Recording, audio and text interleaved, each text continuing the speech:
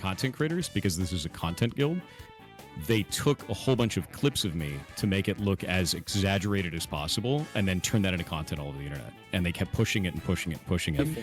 This You is could the have at least said like the post. You're just gonna talk over me? Is that what we're doing now? Oh shit! We just gonna talk over me? Is that all? Is that all Oh we're doing? shit! He's egoing out Okay. now. You done giving your He's egoing out, bro. He's egoing out, bro, isn't he? point? You good? Yes. Okay. Oh cool. shit! You go roll a mage then. See you around. That is outrageous, dude. But you are not can't blame me for blameless that here. shit. You make a bad pull, you make a bad call. That's on you, not on anybody else. No, it's multifaceted, bro. It's what? Oh man. But if somebody like bumps into you in a Walmart and you fall down, and then you look at them and they're laughing and being a smug douchebag about it, well, at that point, yeah, it's fighting time, buddy. So far, at no point during this conversation has he taken any personal responsibility. Like that is yet to happen. And I'm wondering if at any point that he will, because it sounds like it's just been victim card, victim card, victim card. Oh, I'm such a victim that I'm even banning for the amount of harassment that I'm getting. Jokes aren't harassment. Sorry, I won't agree with that. I am all for roasting people and roasting them back. If you can't take a joke, maybe don't be an influencer. Like, Please, if y'all are disseminating information about this conversation, please include this part, which is that we're all human beings who do the best, generally speaking, that we can. Do people make mistakes? Absolutely. Are you allowed to get mad at them? Absolutely. Should you do death threats? No. But also, I want everyone who is a hater on the internet to really stop for a second and think about what the hate does to you. So I explained it at the beginning, but the quick nutshell version of it is this is him talking to a psychiatrist because he had they had a hardcore character in a guild on World of Warcraft that they had spent years working on, him and a bunch of other streamers. They were doing a boss raid with those characters. It's hardcore, so one death equals deletion of character, years of time lost. So they tend to play super casually. During this boss, they were going to try to avoid certain enemies and go, try to only aggro the boss. And at some point, somebody during that raid aggroed one of the enemies that spawns a bunch of ads, and like basically it's like game over if you aggro this thing. It makes the fight like 10 times harder. So as soon as they saw that that was aggroed, the order was issued to retreat. And everybody started to retreat. Now, in an MMO like that, with a huge raid, with a big guild, in a hardcore server, retreat doesn't mean every man for himself and you all run out of there like cockroaches with the lights coming on. It means tactical retreat. Our mages cover our ass. They cast, crowd control spells that will slow the enemies to give us more room. Our tanks will be in the back trying to tank the damage. Like you make a formation and you get the fuck out of there. Get out as best you help everybody get out. Yeah, you try to get everybody out. You're not guarantee get everybody, but you get as many as you can. Right, you maximize women and your children chance. last. Yeah, you maximize your chance of the most people getting out. Yeah, especially because it's hardcore.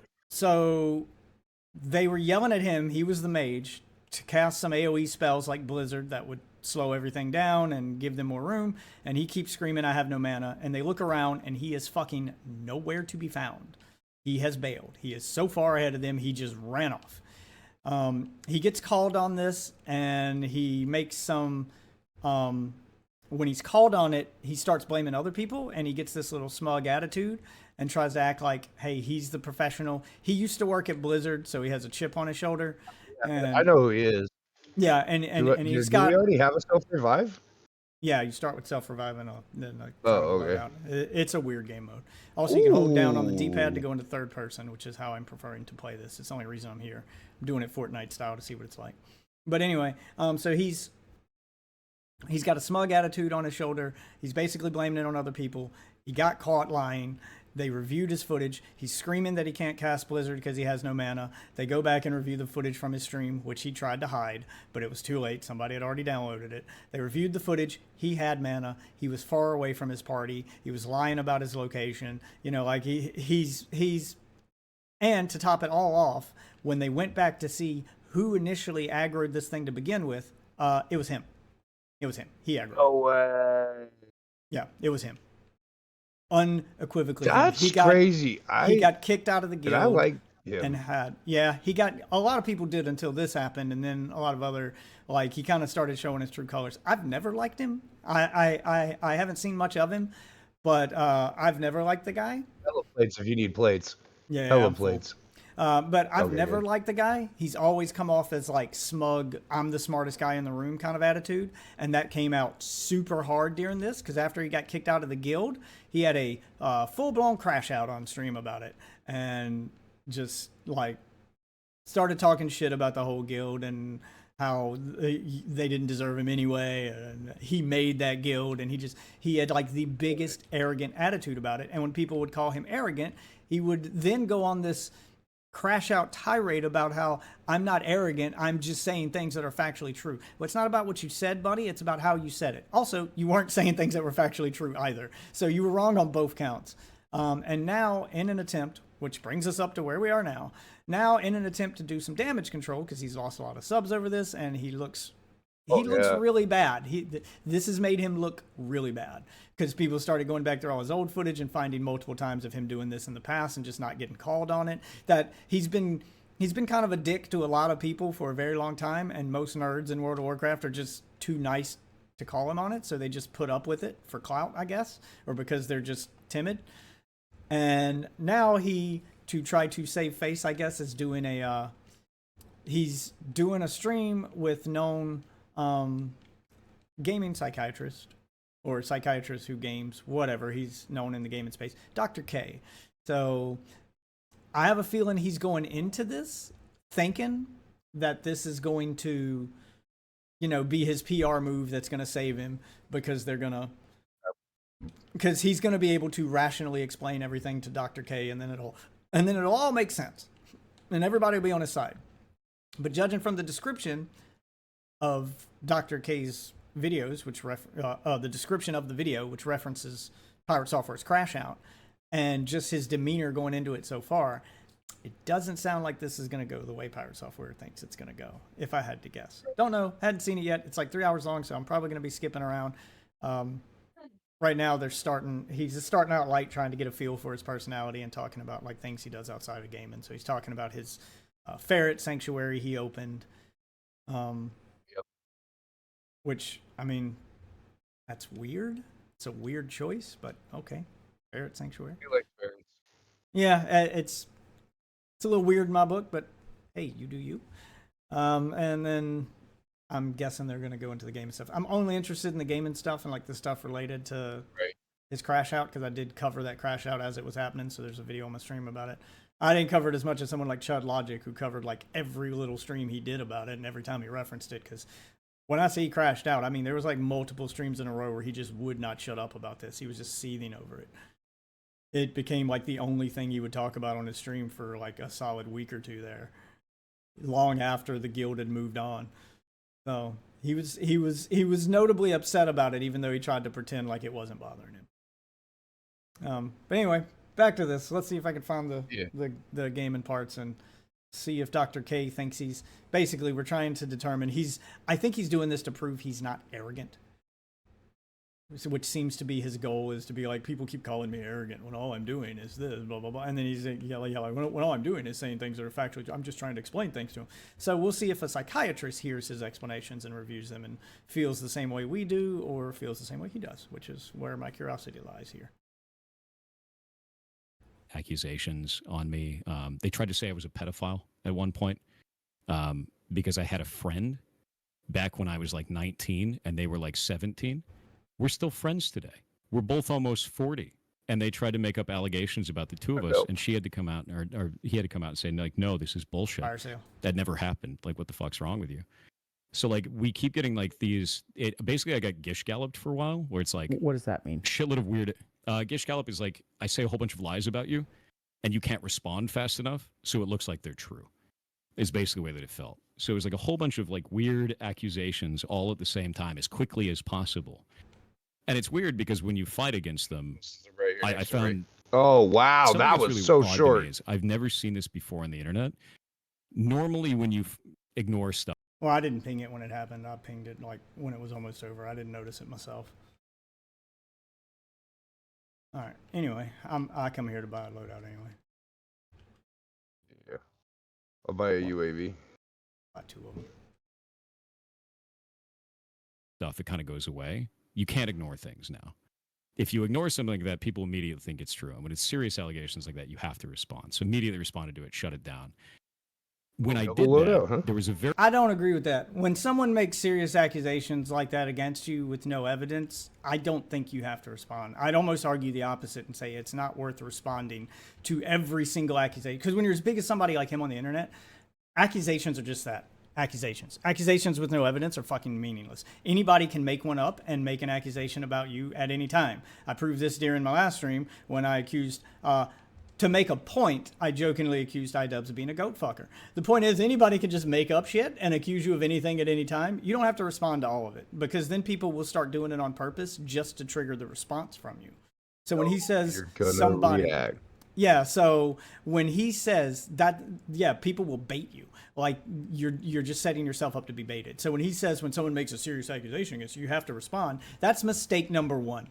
No, you absolutely do not have to respond. In fact, I'd say don't. Like, if someone makes an accusation with you and they're showing screenshots of DMs and they're showing some evidence, now by all means, you can debunk the evidence. Now you might have to respond.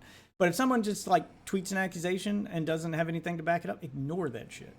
You ignore it until an accusation without evidence isn't real. Ignore it until it becomes real. So... that's my advice to anybody on the internet, is to not put yourself in a position to get baited here. Very large number of people who go, no one thought that was real anyway. And then there was a whole nother group of people that go, oh, you're fighting it, which means it's true. It's like, where is this coming from? It's like the most whiplash, strange behavior How could that I've you? seen on that stuff pretty much ever. You animal. It kind of freaked me out, man. But yeah, it's invested internet trolling. If it makes you feel any better, I took no pleasure in that. I want the Seth Rogen premium shit. Yeah, I'm like 300 COD points away from getting it. Well, let's keep grinding, baby. Yeah, I think it's no, I'm not gonna have enough. You don't earn enough. Or where I'm at in the battle pass, I'm not gonna earn enough to get it. But I am like so close to getting a free $10 out of Microsoft rewards. Oh, yeah. Then just start grinding that Bing stuff, man, every day. Every day. For those of you here, quick gaming tip to interrupt our pirate software drama. You can get enough Microsoft points in a month to get either a free month of Game Pass or at least a $10 or $20 gift card every single month if you do everything. So Bing stuff, you can earn up to 150 points a day Binging stuff on your PC. Then you can earn another 100 points a day Binging stuff on your phone. So use Bing on your PC. Use the Bing app. You also get another 50 points for reading articles on Bing and another 50 points for reading like quotes of the day and recommended searches on Bing. And when you're done with your Bing stuff, playing 4 Game Pass games in a month will get you an extra 50 points. Playing 8 different Game Pass games in a month will get you another 350 points. And you can do those at any time. So when you need that 350, just fire up 8 games for 15 minutes apiece, really quick, back to back, boom, instant 350 points. Microsoft gives these points out like candy. All you have to do is use their services. I have not paid for Game Pass in a year. I literally just use mine for Game Pass every month, and I usually have some left over. I've got 50 in my Microsoft wallet right now for free on top of my free Game Pass, just because I Bing stuff every day. I pull out Bing on my phone. Playing a game on console for 15 minutes will activate the console streak. Playing a game on PC for 15 minutes will activate the PC streak. And if you have a shit PC and think you can't play games, just download something pixelated and super simple that's not a big download. Vampire Survivors is a popular one, as well as like Enter the Gungeon. One of those pixelated games that can run on a fucking toaster. Fire it up, play it for 15 minutes, sit on the menu for 15 minutes. It doesn't matter. Just long enough to get your streak. And then at the end of the week, you've got another free 100 points. So just a little advice for those. Just a little advice for those looking to make some free Microsoft. They're up there. Bucks. They're up there. I've seen How many are up stuff. here? It reminds me a lot I don't know. 2012. They just kept dying. Which is just like, they've absorbed into their personality that they... I got him. They need to kill me by whatever means, right? And when I say kill, I mean it. Like, I've gotten swatted over this. I've had weird phone calls. Okay, so we're going immediately into like all the bad stuff that's happened to him. So he's kind of painting himself as the victim before going into the actual like mean of the internet drama. So we're kind of going out of chronological order unless he's been swatted and stuff in the past. I don't know about his like dramas before this. And what's going on, Brandon? I don't know what his dramas are before this, but he's talking about getting swatted. He's talking about pretty much the same thing like every big streamer goes through. It doesn't make him a victim or make him super special. Like, I hate to say it that way, but that's the truth. Is these are things that every big streamer goes through. To my phone where they're It's Down just one, the cost of broken being an second. influencer. I hate to say it like that. It shouldn't be, but let's be honest, it fucking is. Every big streamer's been swatted and goes through this. Yeah, I got one too. Trying to limit the calls to just pings, but Yeah. oh, it's resurgence too, so we can just keep going. trying to like set me up to try to get me arrested and all kinds of shit. I've had death threats, thousands of death threats over this, which is just insane. It's weird, man. Like I've never seen this kind of vitriol over something that's just so not a big deal.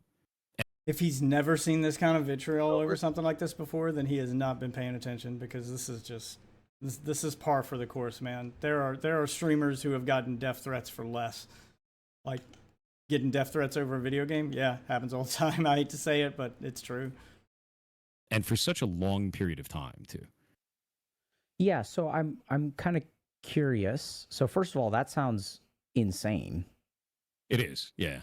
Like, I've certainly seen that there are people who I don't think people on the internet realize how much power they have to really like mess up someone. So there's this perception that, okay, if you're like successful or famous, that I don't know if this makes sense. It's like almost like the things that you have going well in life are in the same HP pool as the psychological attacks. But that's not how it works, right? So like I can have a really, really, really strong biceps, but that doesn't protect me from like Hodgkin's lymphoma. Like it just, like the dimensions of a human being, and maybe people understand this, right? So like you can have some dimension of your life going well, and if some other dimension of your life like goes really, really bad, there's a certain amount of resilience that carries through with like the human body. But generally speaking,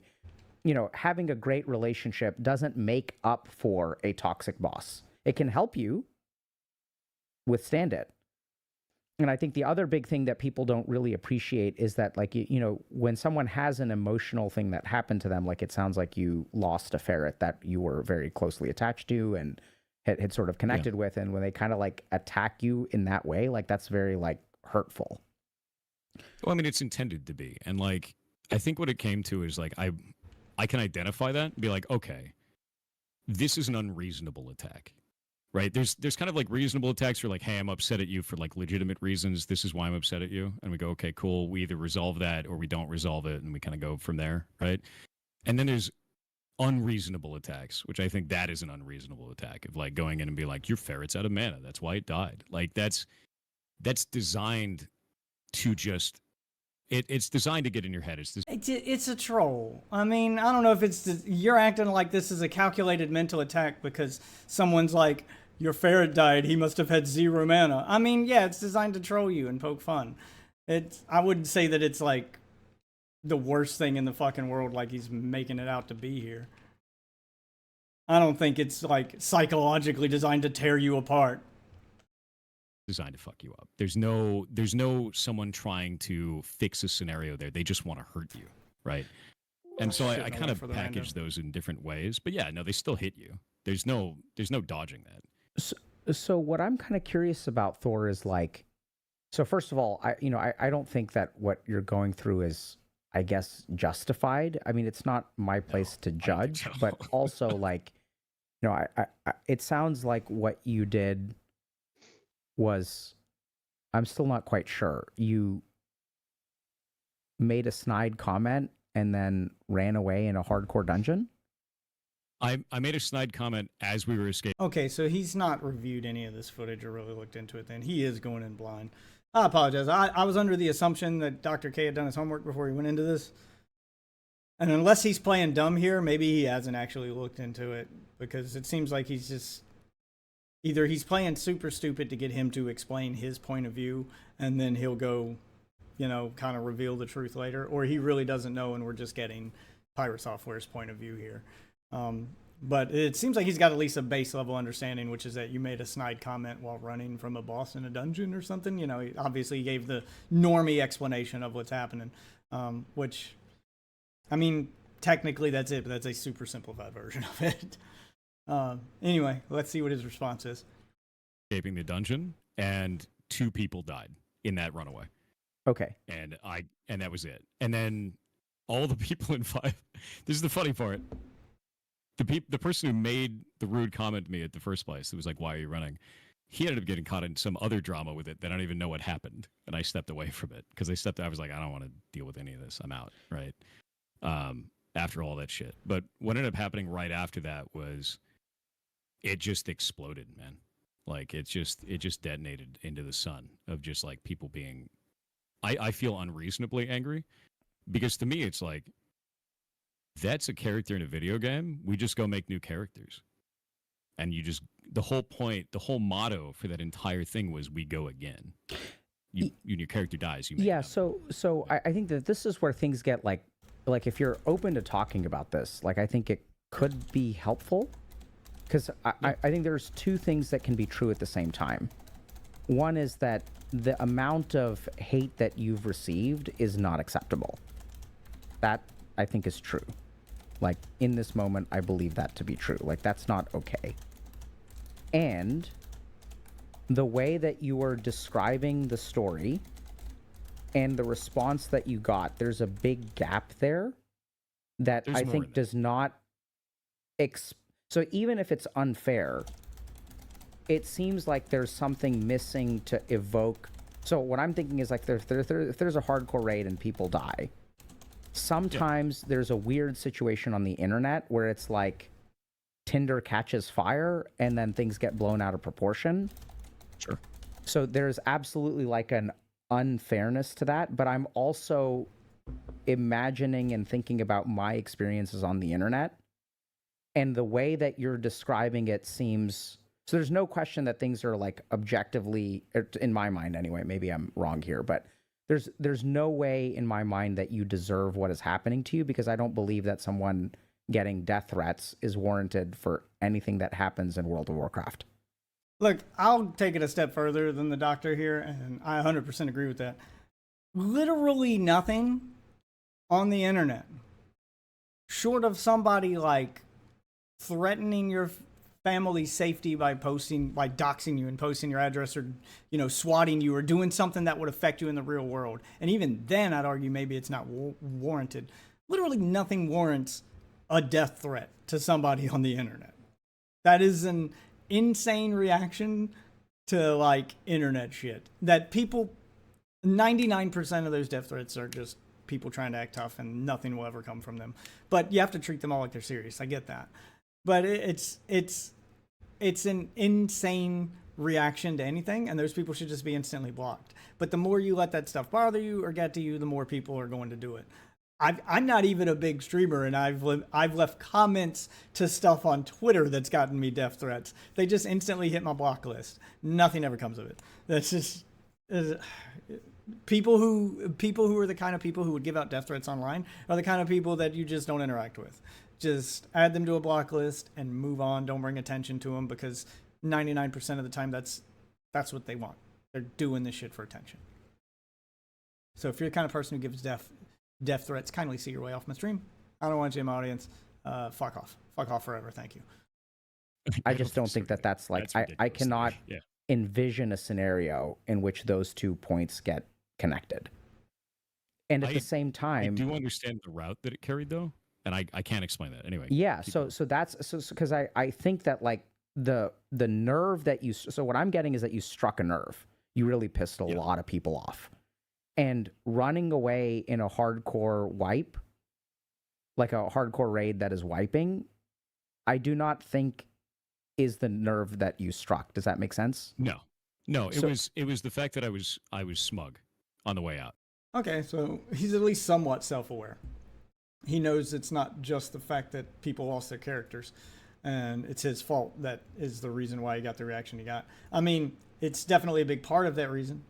Don't get me wrong, but it's your attitude and the way you treated it, which he acknowledges here, which is good. Like that's a good thing. Because I made the comment that I made was made with a smug face, right? Because like at that point it was like the group had already wiped once. We were in the process of wiping again, and I'm like, dude, like everybody who's involved in this is screwing up. Why are you calling out just me specifically? I'm gonna make a smug comment in response, and then it turned into this is just this guy's fault. This is just my fault. Shouldn't have made a smug comment for it. Know that, obvious. Yeah, but they proved it was your fault. I get it. Maybe in the heat of the moment you didn't realize that you had aggroed the thing, and a lot of mistakes were made along the way. But it's a domino effect kind of thing. The mistakes that were made along the way would have never been made had you not made the first mistake that led to them having to do what they did and led to everybody having to do the retreat. All the mistakes made during the retreat are then also your fault, because it's your fault we had to retreat. If you hadn't done this, if you hadn't tipped the first domino, then all of this other shit wouldn't have happened. That's basically what they're saying, which makes sense. I'd say it's true. So that seems to be the point that he was missing. It was more or less just him doing his best to avoid accountability. I'm sorry, I'm sticking with that. That's still what this feels like to me. Obviously. But the response for this to be 100 days of this and all these crazy allegations being made against me, doesn't make sense. So you made you made the smug comment on stream? Oh yeah, no, all this was live. Okay, so this was live. And then was there some kind of aftermath? So usually when this stuff happens, it's like if things go to Twitter, that's when people, I think, really dig themselves into a hole.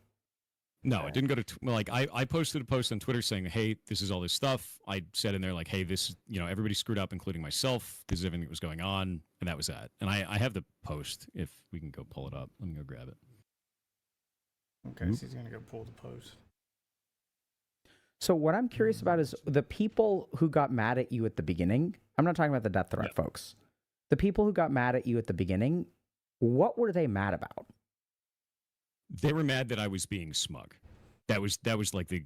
Okay, well, that's downplaying the fuck out of it. The people who were mad in the beginning were mad for multiple reasons. Your being smug was like the icing on the cake. I think they were already mad because your actions led to their characters getting wiped on a hardcore server. They're already mad that they've lost hours of their life and hours of their time, and they're going to have to start over. And then to top it all off, when they're already upset and everybody's trying to calm down and get over it, the guy who caused it is making is being a smug asshole.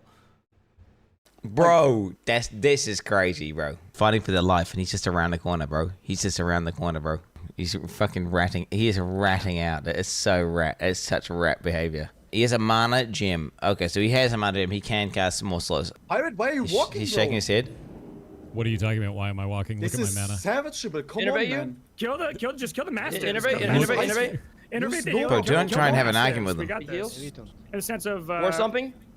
Do you see my mana? What am I supposed to do? But why are you arguing about your mana while they're trying to fucking communicate? Clear comms, bro.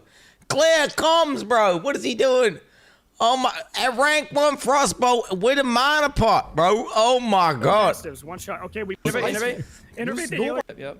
Pirate, why are you walking, bro?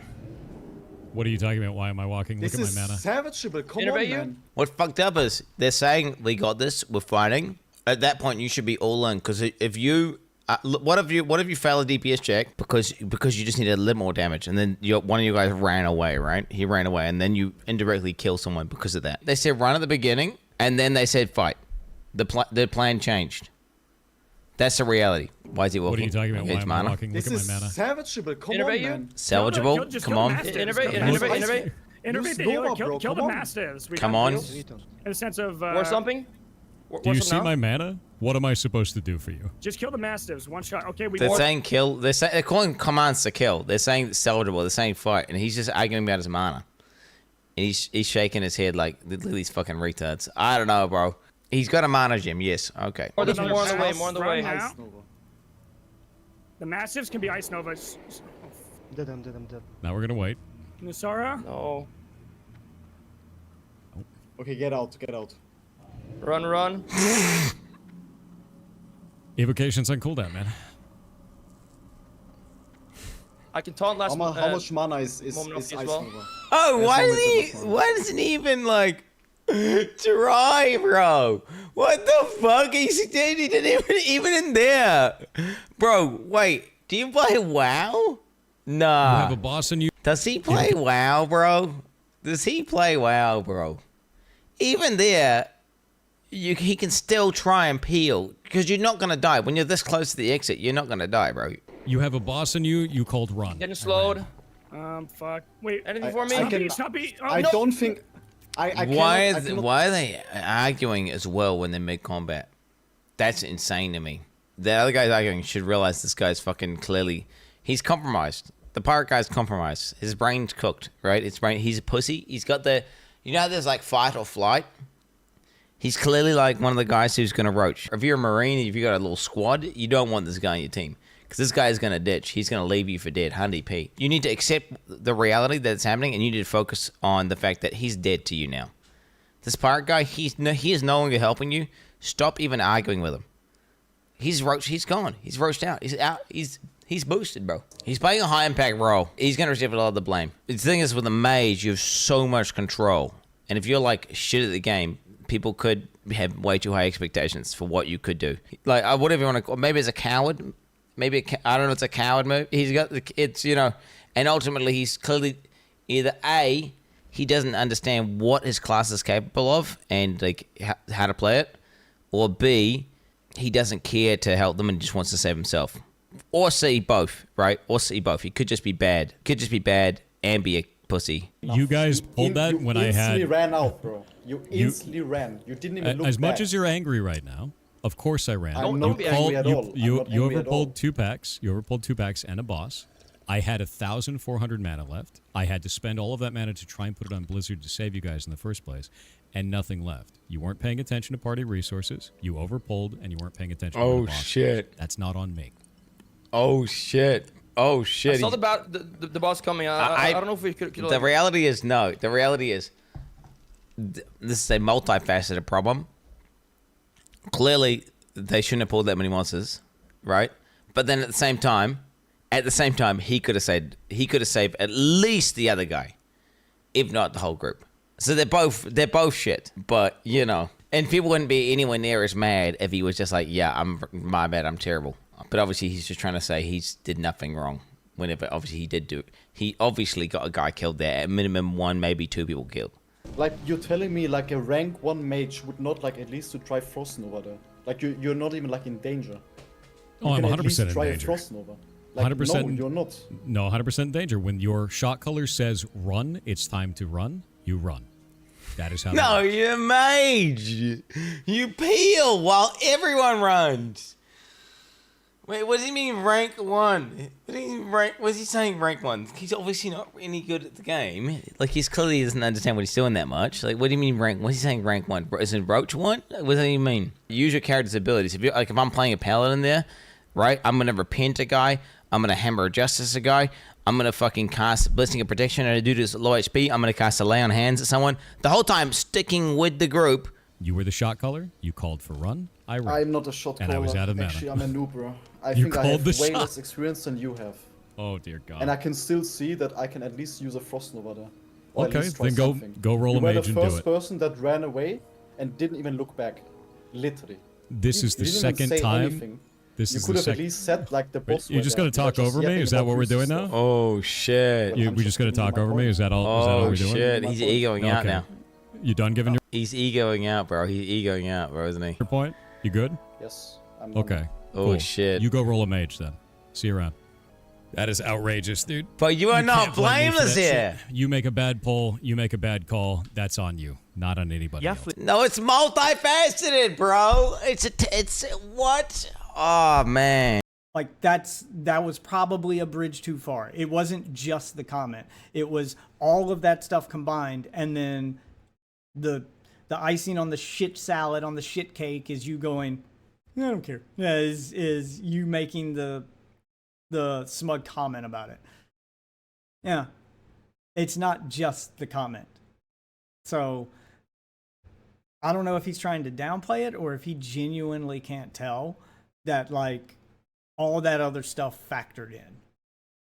The general initial catalyst for it. The problem was what I ended up seeing is a whole bunch of It's the equivalent of like you falling down and getting hurt because somebody stopped in front of you on a staircase or something, or on an escalator, or somebody did something to cause you to get hurt.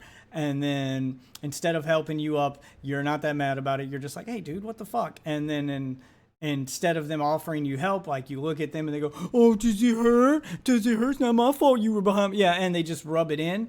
Now you're going to be mad. You otherwise might not have been mad at the fact that you were hurt by this person. If they just apologized, you'd probably be fine. You fell down, no big deal. You can brush it off and keep going. But if somebody like bumps into you in a Walmart and you fall down and then you look at them and they're laughing and being a smug douchebag about it, well, at that point, yeah, it's fighting time, buddy. content creators, because this is a content guild, they took a whole bunch of clips of me to make it look as exaggerated as possible and then turn that into content all over the internet. And they kept pushing it and pushing it and pushing it. Since there's so many content... Yeah, there was probably some of that.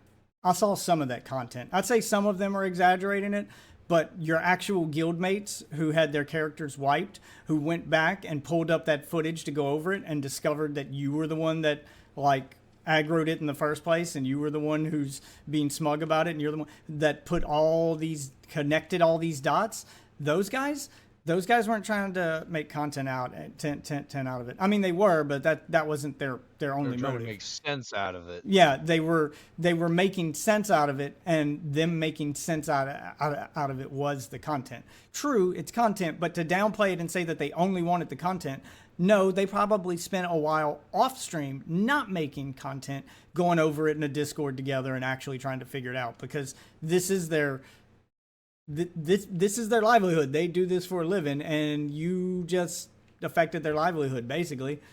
Like, yeah, they were probably justified in doing that. I wouldn't say all of these streamers were looking for content. Granted, there was some of that. There were quite a few people poking fun at you and quite a few people like making light of it. And yeah, you've got a point there. Gas. You've got a point there. That's content. But to act like that's all it was and that no one had a legitimate reason to rehash this and relitigate it and go over it, that's just... I mean, you're stupid. Yeah, well, you're downplaying it. I don't want to call him smug during this interview yet, but we're teetering on that. Like, he's approaching the same comments and the same logic and the same stuff that got him in this hot water in the first place, while in the interview with the psychiatrist, which makes me think he doesn't realize he's doing it. This is honestly who he is. It's not an act. It wasn't just an in-the-moment thing, but this is just part of his personality. We'll see. Content creators pushing it at the same time to try and get as many views as possible, it pushed this narrative, and that spiraled it completely out of control. And when I say making content out of it, one of those creators actually had his child on video with the face blurred out say, "Pirate software is a disgusting roach." Like, this is wild shit. And that's not a small creator. That's like thousands of viewers, right? So you see this kind of shit, and you're just like, what's wrong with you, man? Like, why are you doing this? I get it. That's why I put out the video of like anything for views. And it's like, dude, I get that you're trying to do this for views, but you're doing it to cannibalize people around you in the same space as you. That's not sustainable long term. Oh shit. Maybe they don't care that it's sustainable. All right, I gotta guess. But that's fucked up. I don't think there's any other way I can describe that, is to try to cannibalize some other creator so you can get a quick view, is nuts to me, man. Especially because throughout that event, I was trying to do things like, hey, let's go make content with this other creator.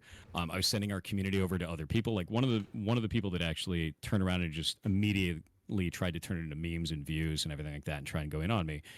We had the whole community go over there and gave him a level 25 hype train. Like, just, hey, you guys should support this dude. He's a smaller stream. He's got like 100 viewers.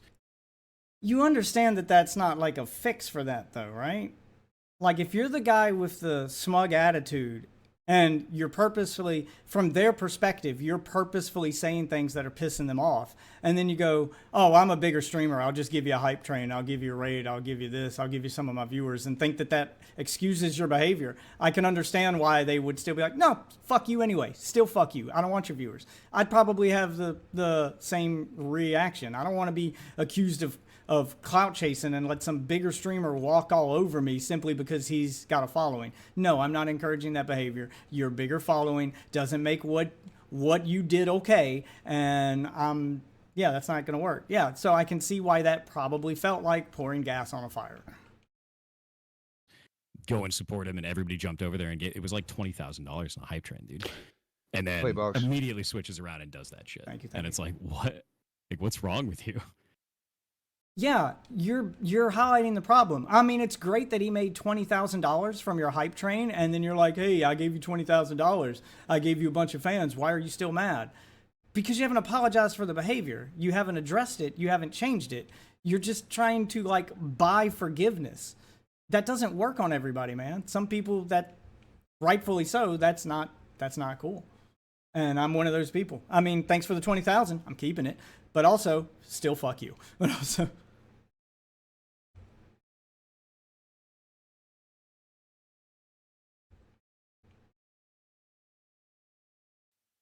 Yeah, so I know this is going to sound weird, Thor, but like I'm getting some missing qualities here. Have you heard that What would you like phrase? So, yeah. do you know what missing means? The missing reasons. So I mean, we can take a look at your Twitter post if like. So I mean, I think we've actually got a couple of options here. So like, I enjoy talking to you. I like you. I respect you. I think that sometimes streamers make mistakes, and at the same time, okay. So he's building a bridge here, extending an olive branch, letting him know that, hey, this isn't a hit piece. I'm here to look at this objectively. And he's saying all of this before he pulls up probably the worst stuff that Pirate Software said. So let's see how Pirate Software takes it. I think that something about what you're describing feels like there's a chunk that's missing. So I think it's because it's all disconnected, timeline wise. Okay. I guess it's hard to describe each individual piece. So the event inside of that dungeon happened. Then afterwards, I got brought into a call with the person who called me out. I left the call because he was shouting over me, and I was like, I don't want to deal with this. I'm not going to have a fight with you. I don't want to deal with it. And I left. So that kind of made that more. And then content creators started to make a big deal about it. I started to receive death threats in the game from other players. And I said on stream, I'm going to start reporting people for doing this shit. I'm going to go after them. That's fair. That got clipped, sent out onto the internet. And then when people sent that out on the internet, they tried to say that I was going after other streamers, when in reality I was going after the people who were sending me death threats, and the only streamers that I reported were ones that had done things like said on stream, I'm going to go to Pirate Software's community and harass him because I think it's good content, saying that live on stream, which is like 2 or 3 Yeah, people. there's definitely some of that. And I don't think that's a wrong thing to report. So they clipped that one, and this all kind of got spread onto Livestream Fail and all these little pieces out of context. I guess the basic way to think about it is, imagine you're driving your car. How long does that reload? And there's a guy sitting in the side seat. And he handcuffs you and takes control of the wheel. And you just get to watch the car drive. And no one will listen to you saying, hey, I'm not driving the car. This isn't accurate. They don't listen to that anymore. They just see your car driving in that direction. That's not an apt analogy, though. It's not like you had zero control. Like, you're not 100% the victim here. Like, there's still a lot you could have done. I mean, you could have turned your stream off. Like, you could have apologized, ate a bit of humble pie. Like, you could have had conversations with these people. There's a lot that you could have done other than just sit back and act like, well, it happened and there's nothing I can do about it. All this fallout isn't my fault. Like, you're not handcuffed watching a car drive. That's not what's happened to you here. So they've taken full control of the narrative at that point, and I can't do a damn thing about it. And that's what happened on Livestream Phil. And we get that all the time now, too. So, like, anything that I do on stream, this will probably be clipped out of context and put up on Livestream Phil as well. I'm not really surprised if something like that is. And they'll bring it up and go and do that kind of stuff. Yeah. Yeah, but there was a point during that where you had the ability to control the narrative. When it first happened, you didn't have to double down. You didn't have to have your crash out streams. Like, the more you fed into this, the worse it got.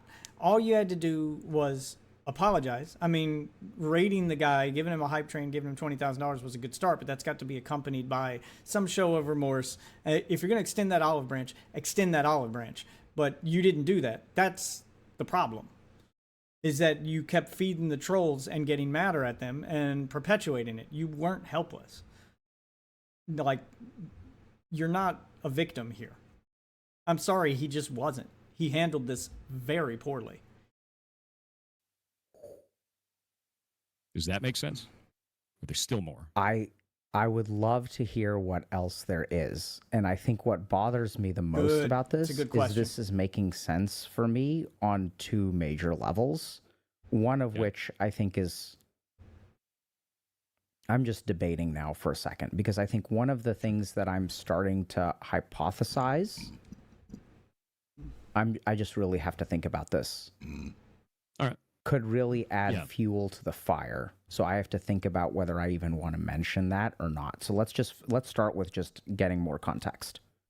Sure. So after all that live Yeah, so after you tell the doctor it's been clipped out of context and you play the victim card, he didn't like roll with it, which is good. Dr. K immediately goes, okay, well, give me the context. Let me be the judge, which is the right answer. Let's see what he thinks.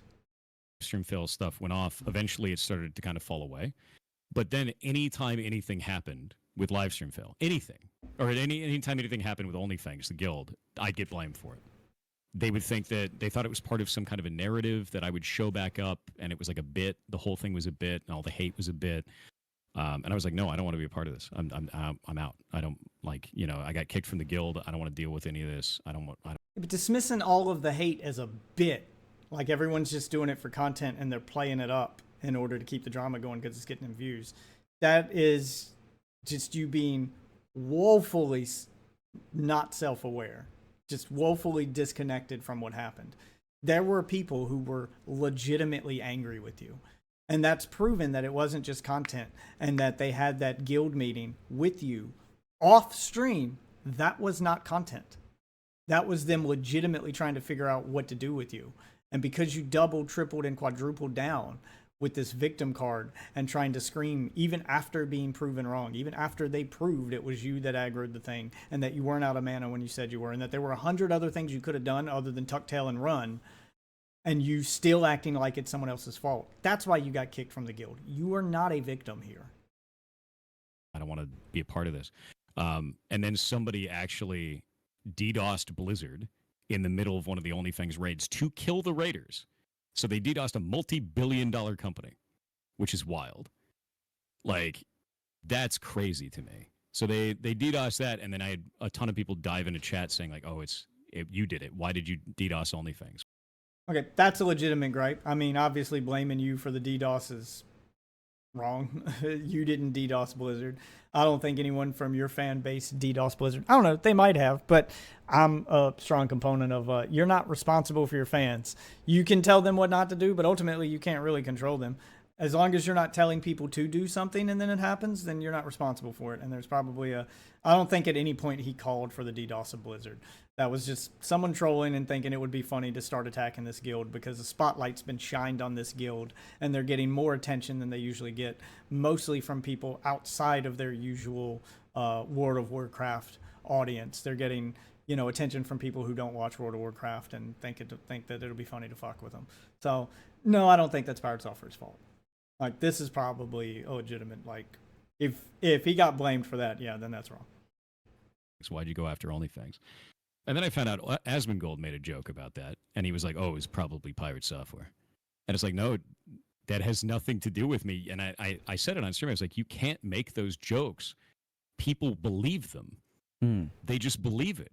And it's not everybody. Most people realize that a joke, but some people just believe that shit, and then they run with it. And that's kind of where that's gone. Yeah. It's yeah, but you can't be captive to your audience though. Like, you can't tell Asmongold that he has to be a slave to his audience or be audience captured because he's in fear of what his audience might do. He can make a joke. Like, your anger needs to be pointed at the people who would do that. Because even without the joke, people would have probably still done it. Like, you can't blame that on Asmongold either. I mean, it was a funny joke, and he wasn't the only one that made them. He was probably just the biggest streamer to make them. But it's low-hanging fruit. It's the easy joke to make. But, like, you can't blame people making jokes for that. People are going to make jokes. Jokes are fine. You blame the audiences, and you let Blizzard handle their shit. And hopefully they're able to track down the IP of the person who DDoSed them, and they're able to trace it back to whatever individual did it and take some actual legal action, because it is against the law to do that. One of the most disturbing things that I've seen, and in my chat right now, we're actually banning constant. So this is definitely already up somewhere. What are you banning people for? People that come in and question. say, like, calling me a roach, because the act of running out of a dungeon is called roaching in the game. Oh, that's a bad thing to, like, I thought he was going to be banning for legitimate reasons, but if you're banning for people coming in and making jokes on you, then yeah, that just makes you easier to fuck with for people. Like, you got to be able to roll with the punches, man. The fact that you're taking this so poorly and you're banning anyone who mentions it, and we're trying to, and you're so butthurt about it, is the reason why people keep fucking with you. Still 100 days. It's been 100. So far, at no point during this conversation has he taken any personal responsibility. Like, that is yet to happen. And I'm wondering if at any point that he will, because it sounds like it's just been victim card, victim card, victim card. Oh, I'm such a victim that I'm even banning for the amount of harassment that I'm getting.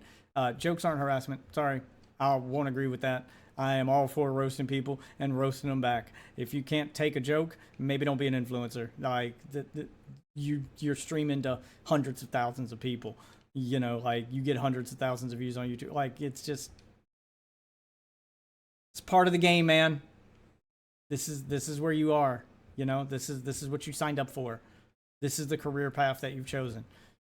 I'm sorry you don't like jokes, but it's gonna happen.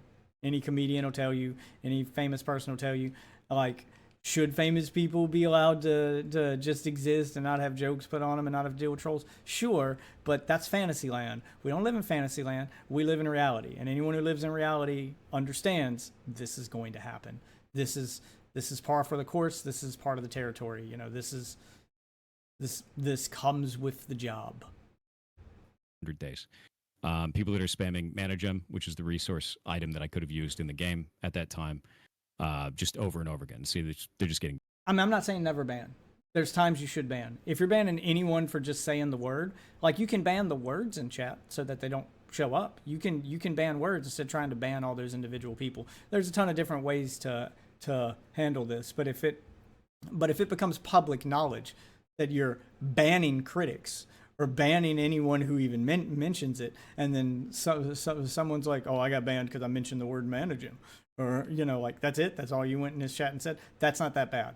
That makes you look bad from an optic standpoint. Even if you're technically in the right for banning that person and they're annoying and they are trolling you, they typed one individual word.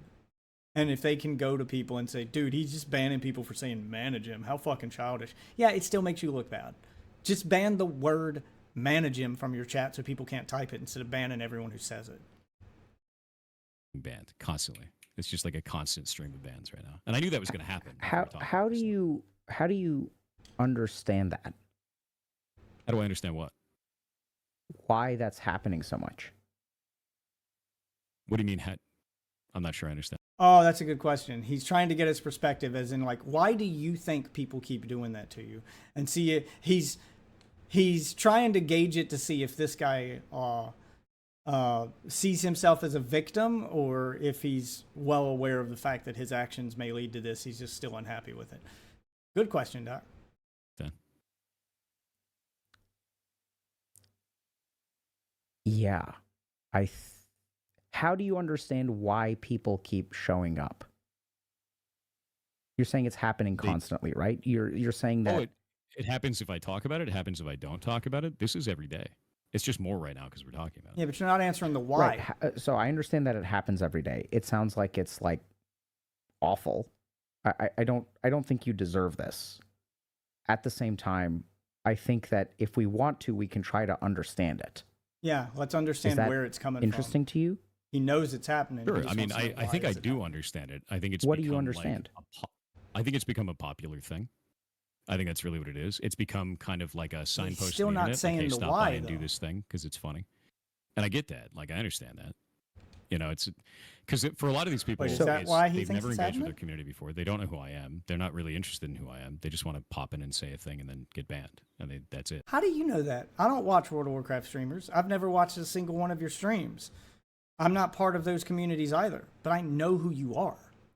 Just because someone's not part of those communities and maybe has never watched your stream or isn't a member of a community adjacent to it doesn't mean that they don't still know who you are.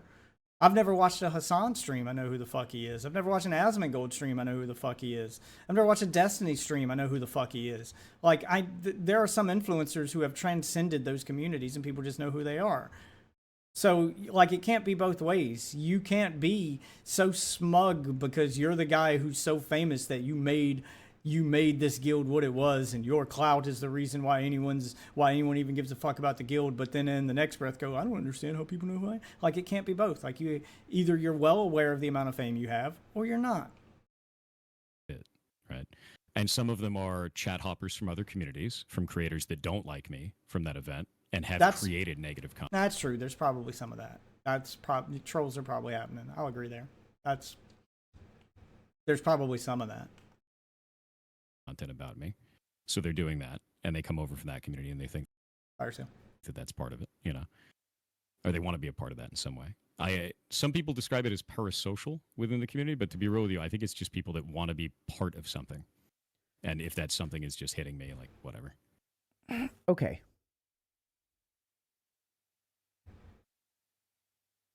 Can you show me that? Do you feel okay? So, like, is this what we're talking about today? Like, I mean, I guess. I mean, so he's showing this stuff now. Okay, so I think this has the potential to be great, and the reason for that is, like, I think that there's a lot that everyone who is watching right now can relate to and understand. The thing that I'm concerned about is that I'm going to challenge you in some ways. And the main thing that I'm concerned about is how the way that I challenge you could be clipped out of context, misconstrued, used as evidence that Thor is the worst human being on the planet. Does that make sense? Like, I'm actually, like, genuinely concerned about that. That, like, I almost guarantee that it will. Right. So then I think we have to make a decision about. So I think that there is a way. I'm hopeful, but I don't know. I think there is a way that if we have this conversation, it can actually decompress a lot of the emotional energy that's on the internet. But I think I'd a lot of talk about it because like it's. I'd be down to talk about it because, to be real with you, it's not really changing anything at this point. Like, the route of trying to ignore it, the route of trying to talk about it, the route of trying to reason about it.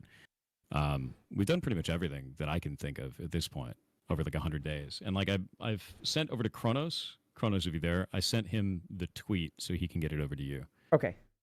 Let me take a quick look at this. So, because I think this is, like, I'm really sorry you're going through this. And I think that there's a lot that we have to be careful about. And also, I think the reason that we're here is to try to have some challenging conversations. So can I actually, while I'm waiting for that tweet from Kronos, I'm going to go grab an iPad because I think drawing here could be helpful. Sure. Okay. Yeah, do it up. Actually, I need to find out if Kronos is here. All right, I'm going to skip forward because it looks like he's... the doc has gone AFK to go grab an iPad or something. Before you start. All right, so I'm gonna skip forward to the next time I see him on camera. There we go. All right, and I'll continue watching this. Just let me know when you're ready. Great. So let me see if I can pull this tweet up, and then I'm gonna just switch. I'm gonna switch overlays for a hot second. Okay. And Thor, let me know, the second that this feels like not a good use of our time, please let me know. Yeah, no, Okay. So totally makes sense. this OnlyFans stuff actually sucks. Lots of weird attack posts. There's a couple of links in there as well. Yeah. That go to the original like posts about this stuff. I think you need those for context. Okay, so let's take a look at that.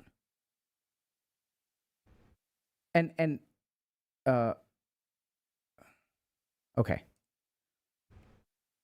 So to start with, here's my response to the Dire Maul. From my perspective, I didn't feel I could save anyone else with the resources I had left, even with the mana gem and robe cooldowns. Since the call was to run, was made, I followed the call and got out as quickly as possible. In every other instance where stuff has hit the fan, a shot caller has called a specific target and nobody died, you call run, run, run. Okay, Yamato pinned the entire thing on me. Yep. Okay. That's how I felt at the time, and I still feel that way. Okay.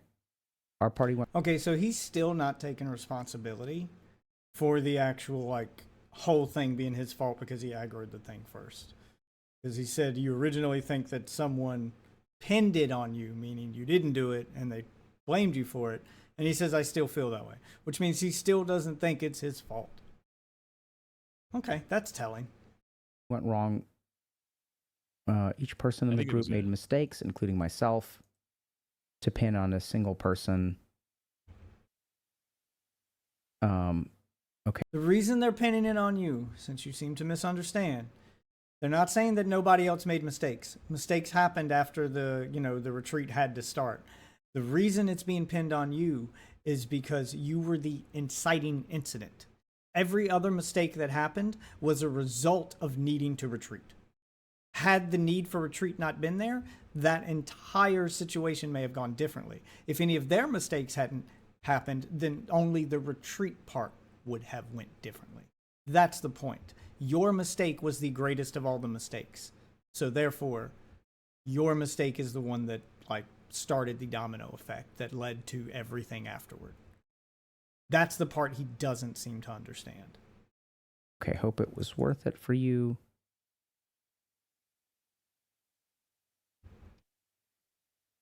Okay. So this was live on stream, right? Yeah, all of it was live. Absolutely. And so it was also live who made the call to run? Yes. Yeah, he made the call to run. Okay. It's the why did he make the call to run that you're missing, that you're leaving out. Nah, he's being very selective with the information he's given here, or the way it's being presented. I don't like the way it's being presented, and I don't like the fact that the doc didn't do more research before doing this, because this is definitely the doc should know more about this, so that if he does give him some misinformation, you're relying on Pirate Software to give you the information, and you just have to take him at his word, when in reality you should be able to call him if he gives you some misinformation. You should have that background. But all right, I guess he's trying to go in blind, because this is what if I was a therapist who wasn't terminally online and he came to see me in real life? He's trying to treat it like a real therapy session where the only information you have to go on is what the patient tells you. So I can see both perspectives, but everyone online probably wants you to do what I want you to do and have more information, because this isn't a real life therapy session. He's not paying you for this. You're not his therapist, etc. All those disclaimers you give in the beginning, so you don't have to treat it like a real therapy session. You can show him the error of his ways by giving him an outside perspective instead of only going with what he says and analyzing that. I'd say you can do both. Maybe that's what he's going to do. Maybe he's going to analyze his perspective first, and then afterwards go, okay, here's how I understand it, and here's some key points that I think you've got wrong. Maybe that's where this is going.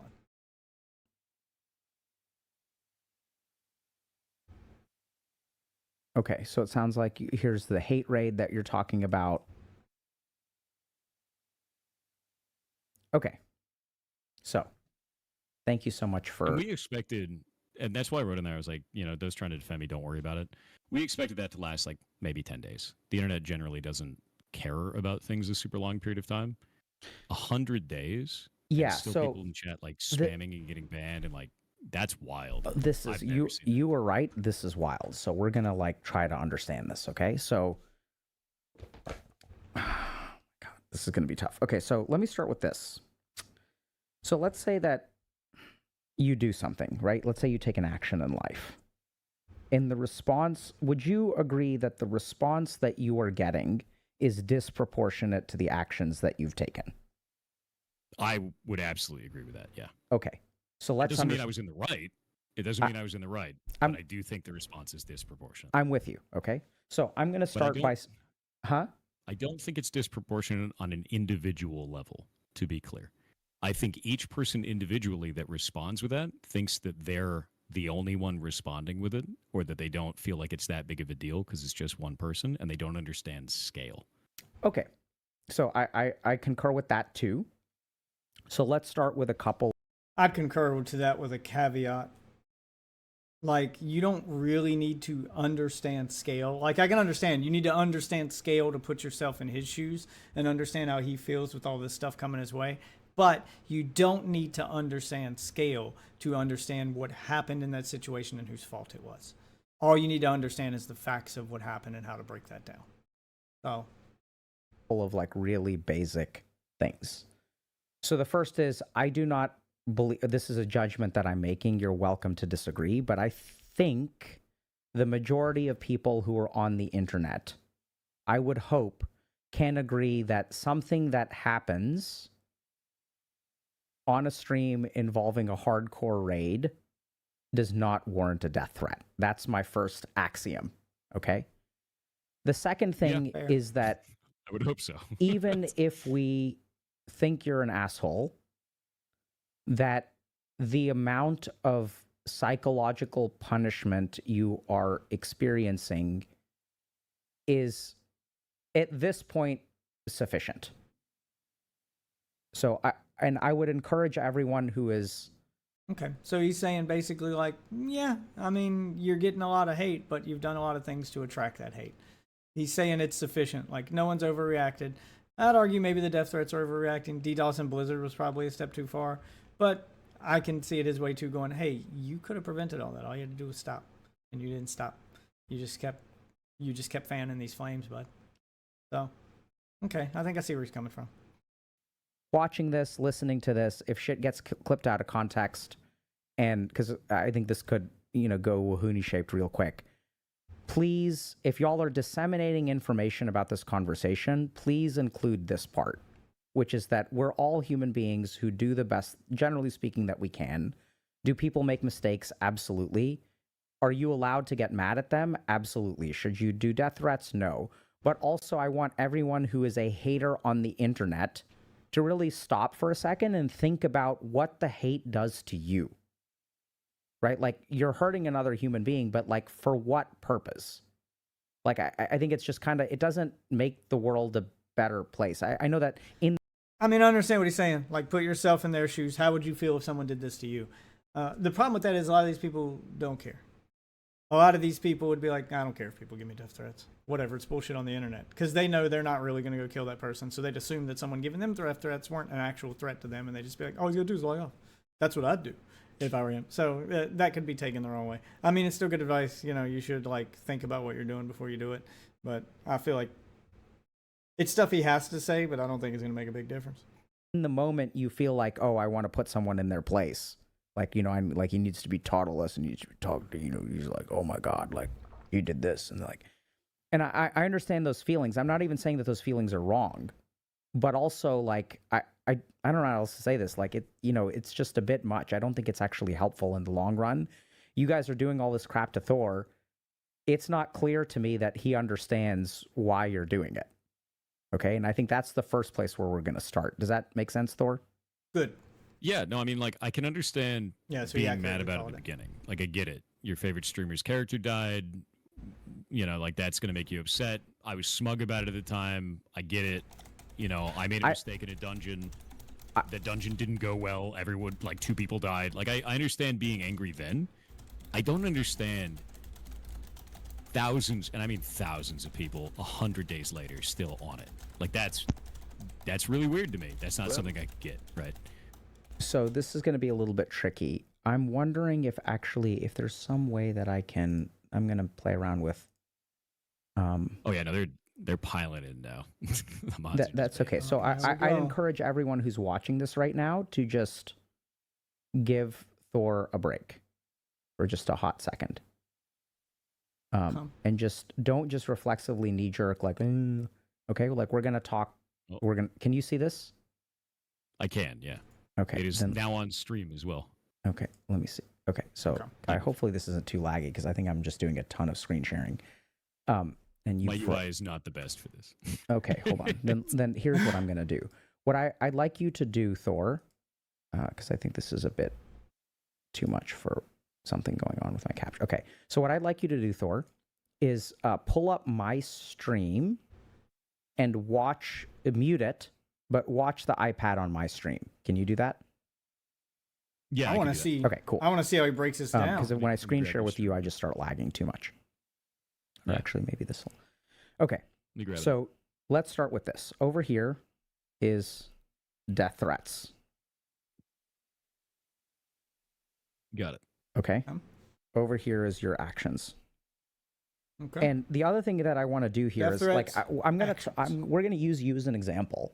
And remember, he's well aware of the death threats. He's well aware of what people have been doing, saying, how they've been messing with pirate software.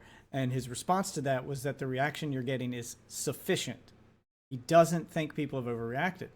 So I want to see like how he adds up his actions to equal death threats. Okay.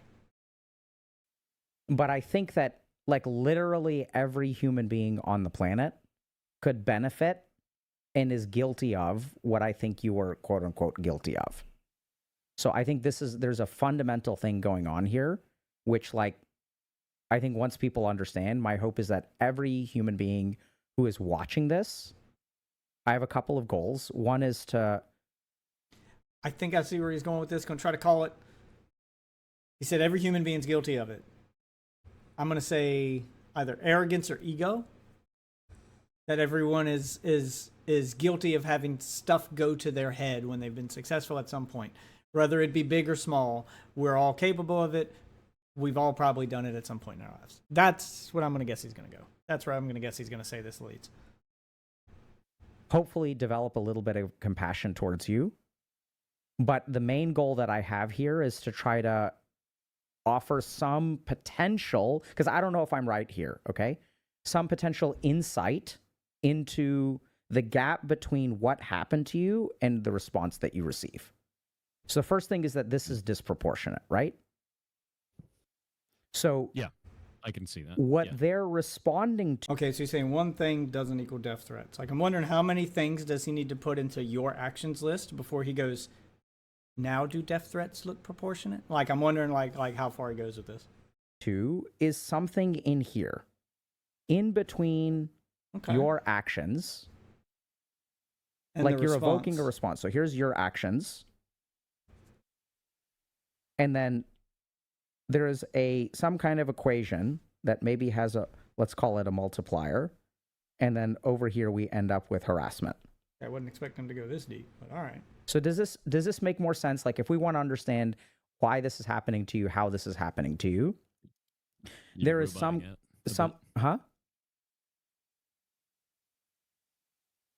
Hello? Is he processing? Is he rebooting? Yeah, no, you're roboting out. Oh, okay. Was his Discord messing up? I was like, is his brain rebooting in real time? Did this just blow his mind? We ain't even got started yet. Really hard. I think that response was like 15 seconds ago. Okay. So let me see. Yeah. Hold on. Oh no. I wonder if let me try. Yeah, his internet is dying. Oh boy. That's terrible. Give me a second. Let me see if I can fix this way. Hold on, chat. Can you hear me now, Thor? Testing? Yeah. Okay. I'll be right back. I'm going to turn on my fan here so it doesn't get too hot in here while he gets that. As soon as I get back, we're going to skip forward to back where we see that chart on the board and see if we can pick up where he left off. Just a sec.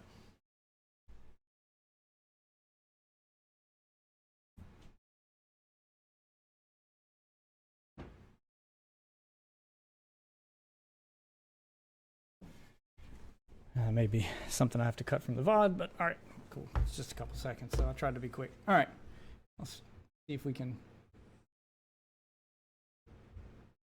Skip forward to where we've got them back at that screen. Okay, here we go. Yeah, it looks like that took a minute or so for him to fix. Let's go from there. Facts that result in the level of harassment that you receive, right? Yeah. Okay. No, I can understand that completely. So, and then let's like toss in like there's another variable here which is like memeing. Try There's to another find AA variable here batteries which is because like my momentum. ported controller died. No rush. Just let me know when you're ready. There's another variable here which is like content creators hopping on, content reactions, right? So each of these things is an amplifying effect. Gonna full screen this. We can take Agreed? a quick look at it. Yeah, absolutely. So let me ask you, in your gut, Okay. do you think that this Okay. plus these things is sufficient to explain, not say that it's justified, but explain what you are going through? I get what he's going at. I get where he's taking this. Oh, let me switch back. I get where he's taking this. He's taking this down the route of, look, if you were a normal person, then that reaction wouldn't warrant this response. But you have extra factors a normal person doesn't have that are compounding the situation, that don't exactly justify what's happening, but they explain why you're getting a response unequal, in your mind at least, to what you think you should be getting. You're right. If Joe Blow, people greeter at Walmart, were to say these things or do these things in his World of Warcraft guild when he gets home from work, this response would be unwarranted. But Joe Blow, people greeter at Walmart, doesn't get off work and have 2 million followers who could be watching him at any given point in time, who doesn't have eyes from multiple streamers all on him. He doesn't have the mob that you have. So he doesn't have all those compounding factors putting all that extra pressure on. That's basically what he's breaking this down to be, which I'll agree with. I don't think so, because I think the internet would have given up about it. I completely agree. So I think there's a big it's variable. too long-lived for that. There's a big variable. You've tapped into something that people. Okay, so he's aware of that if he was just a normal guy on the internet, he's right. The internet would have had a laugh on a Reddit post at most, and then just moved on about it. It would have been like just a regular fail, not a live stream fail. Somebody would have posted the clip with no context. If someone else recording the gameplay, so you don't have a face to put with it and just go, look at this fucking moron. And maybe they hear your voice or something, and then that's it. People have a laugh at you, and the next day they've moved on. But because you're a big streamer, and because your crash out was public, because your responses are public, because there's all these eyes on you that otherwise wouldn't be there, it's amplified it, and this created this snowball effect.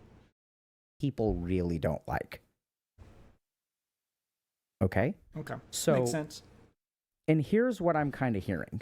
So I'm going to just like write some things out here, okay? So these are just kind of things that you've said. And I wonder if this will like, if something will click. Okay, so first thing is that there's death threats. That's bad. Okay. Yeah. Agreed. There's banning a lot of people. Also bad. I'm wondering if he'll say that's bad. Nope, he didn't comment on it. Ghost dying. Also There bad. is Yeah, people that wasn't even the first time that happened. By the way. trolling Ghost you was just about the most this. recent. Yeah. Trolling's expected. There's people calling you a pedophile. Also bad. Look, I'm not even going to say the trolling part's bad. I enjoy, laughing at or having fun with a trolling chat every now and then. It can spice up the content. It can definitely, they can be fun. If they're not, bad trolls or just the mean and aggressive kind. There's a fun kind of trolling. But him adding that ghost dying and him being like, well, that wasn't the first time this happened. That doesn't make you sound great, bud. That I don't think that's probably compounding and adding to the reaction, is that you have a history. You're establishing that there's a history of this. Maybe Ghost is bad at the game. Maybe it's been your fault again in the past. See, these are questions that your audience is left to answer, and that's not good. People calling you a pedophile with no evidence, also bad. Anyone making any kind of serious accusation like that with no evidence should never be taken seriously, and I really hate that the internet hears an accusation and decides to run with it. The thing you won't hear me cover on my channel are accusations like that. There's some I've overlooked, because until I see like some kind of documentation to go with it to make it feel real, If it's just a somebody he said she said kind of story, I don't really give a fuck about those. But if somebody's got like some actual evidence, some DMs leaked, some audio, some clips or something like that, okay, now we've got something. Now there's something substantial here I can break down and talk about. You would never see me interact with an unsubstantiated allegation and give it any credibility whatsoever, nor should anyone. There's someone's kid calling you whatever. Okay, that's just shit Yeah, talk. the roach thing. Yeah, Okay. who cares? Right, and then the other thing is there's your like making sense of it. So there's like kind of this Gish Gallop. Okay, so that's the important There's, part. Is his interpretation of what's happened and how You he's said something about how he's these pieced it all people- together. like ... Like, you know, these people are like why are they doing this? Like you were talking about like what these people.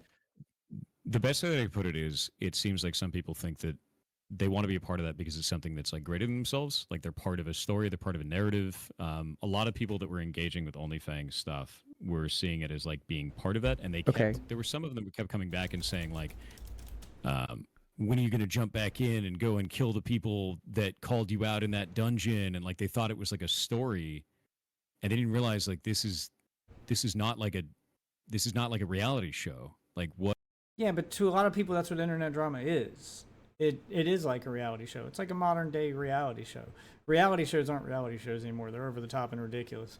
Like, you know, 90 Day Fiance. Like even those are probably scripted. The Bachelor. Like reality shows aren't reality shows anymore. Modern day reality shows are keeping up with internet dramas, keeping up with stuff like this because it is real and it is as close to a reality show as you're going to get with it being actual reality. And when you keep clapping back, when they make a statement, then you make a statement, and then they make it, and there's this constant back and forth, then yeah, people are coming back up to you and say, well, hey, he said this thing. When are you gonna? Yeah, it's a play along kind of reality show where you can actually like interact with the people on the show. I know you hate to think of your live stream or your life as a reality show, but once you get into an internet drama that people are following both sides of the story and they want to see his response, they want to see his response, and they want to see his response, the more you guys respond back and forth, the more it becomes like a reality show and the more of those people you're going to get. That's just how the internet works. If you really want that to stop, don't engage. Like you have to let the other person have the last word then. What are you talking about? Yeah. Right? Got batteries. So I think there was a lot of that, which All right, I'll fire it up. I also didn't expect that. That was really, yeah, they thought it was like WWE. That's a good way of putting it. Yeah. Okay. So Yeah, like 'cause it starts you to feel think that way. they think it's WWE, Kind of. right? Yeah. Okay. Yeah, they think it's like a show, right? They don't think it's real. No, I think they think it's real. Like it is real. The thing really happened. They watched it happen. But there is like a show-like element to it. I think for some of them, they're there for the drama. And you probably saw a boost in viewership. So did the other streamers. They're all there to cover the drama and to watch it unfold. But to accuse like everyone of watching of that, no. Like the people in your community and the people from those other communities of the other streamers, they're genuinely invested in the gameplay. They want to help their streamer get to the bottom of what happened so that it doesn't happen again. They don't want to watch you guys fail and lose your hardcore characters and have to start over and over again. They want to see you succeed. They want to see you set records. They want to see you do the impossible. That's why they're there. Now, the people who are there for the drama, they're going to, obviously only be interested in that drama. They're only going to want to talk about that drama. And as soon as it's over, they're probably going to dip the fuck out. Those are the people you can ignore. But the people asking names you recognize, who've been in your community for years, names you recognize from those other communities, those are people probably genuinely interested in the World of Warcraft clan, and they're invested in that, and they care about those characters. They don't want to see them die, so they're trying to help get to the bottom of it so they can fix it. And then so then you use this car analogy of like someone else has taken control of the car. Yeah. And then I'm not driving. I'm being punished. Someone else is responsible. Does this make sense? I would Right. say someone else is fully responsible, but I think for that level, yeah. Yeah. Yeah. So when I 'Cause you write, can't control it. And when I say like someone else has grabbed the wheel, it's more like that's not what happened. Here's what happened. But like I guess the basic way to put it is like if you're having a conversation with someone, they make an accusation at you. They say, Okay. you're a terrible person because of this thing. And you go, well, I didn't do that thing. And they go, that's just what a person who did this thing would say. Like, where do you... Okay, but that's not what happened, though.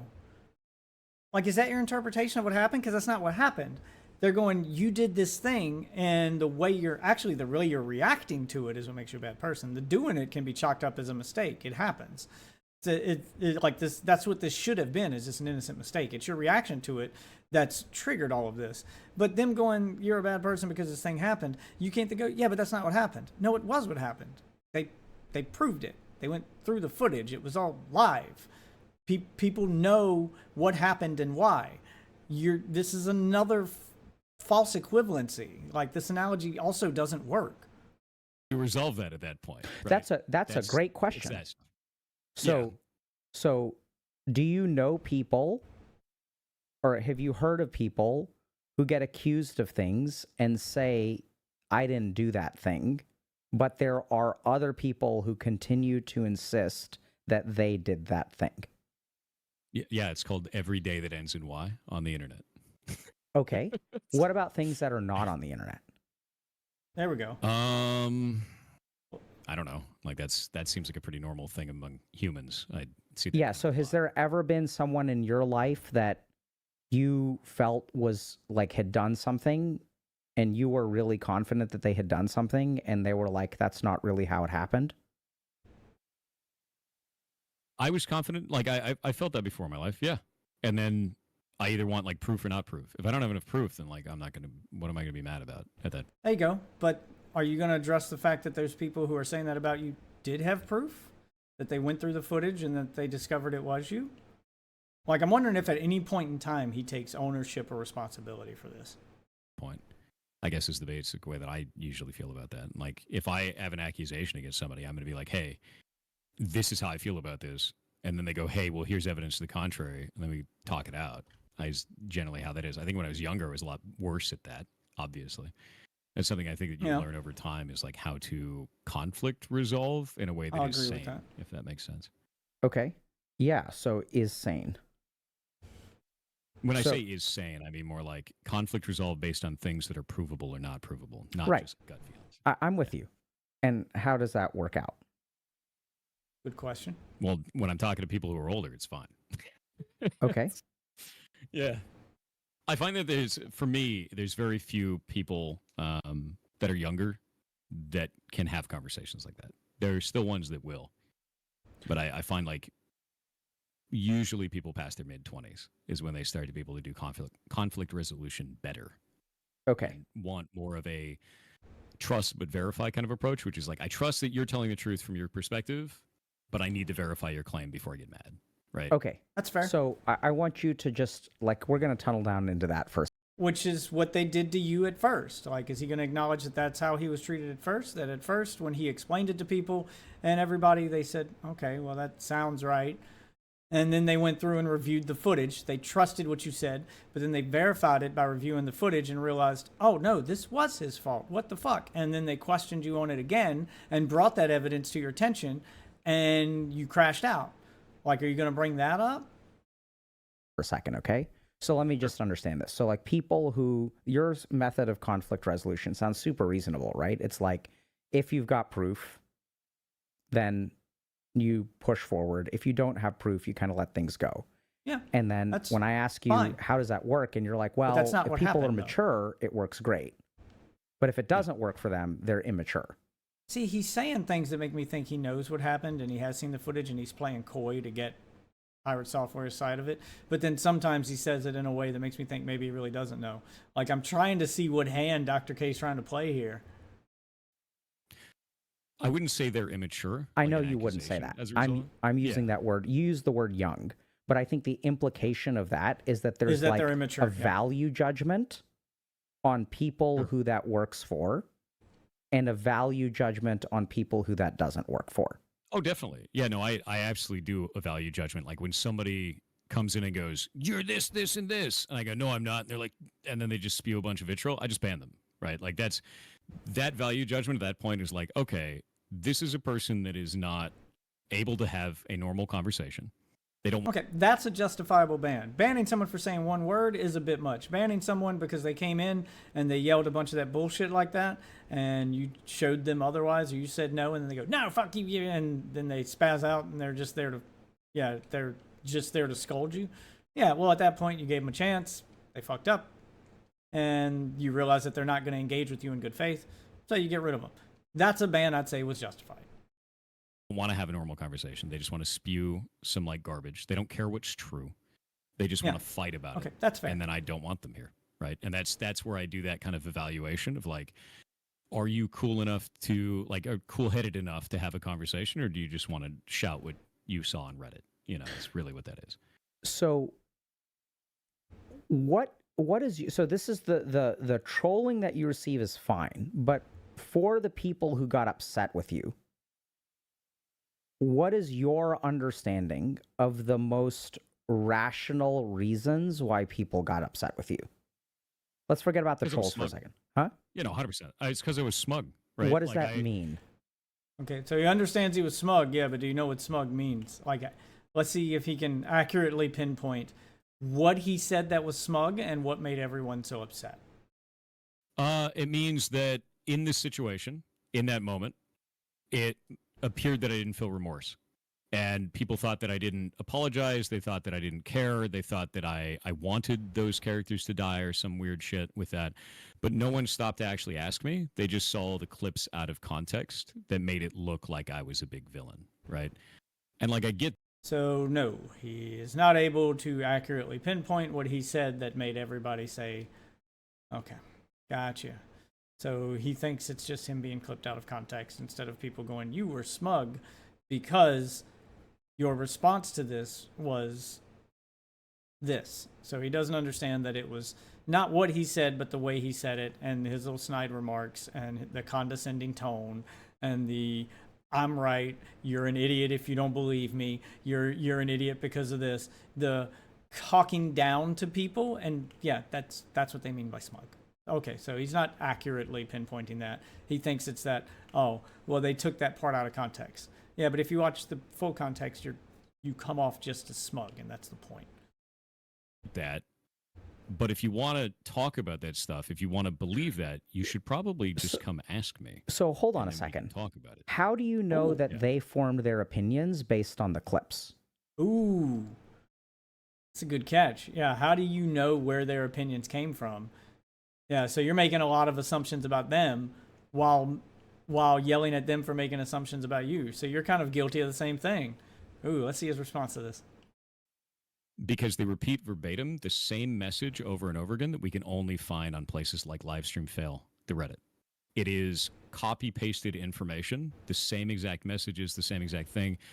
They had like the same phrases over and over again for this kind of stuff. And the only way that you get that is if people are getting it all from the same source. Okay. Not necessarily. I mean, some of them could have got it from that source, but if something's obvious, then it could simply be that a lot of people came to the same conclusion. Now, if it is absolutely copy-pasted, sure, but I would be questioning that.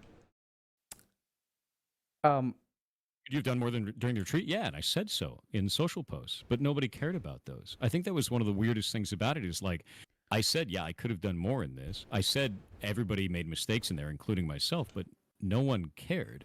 They just wanted to continue the drama. So, right? Thor, when I point this stuff out, do you notice anything with all the stuff that I've written out?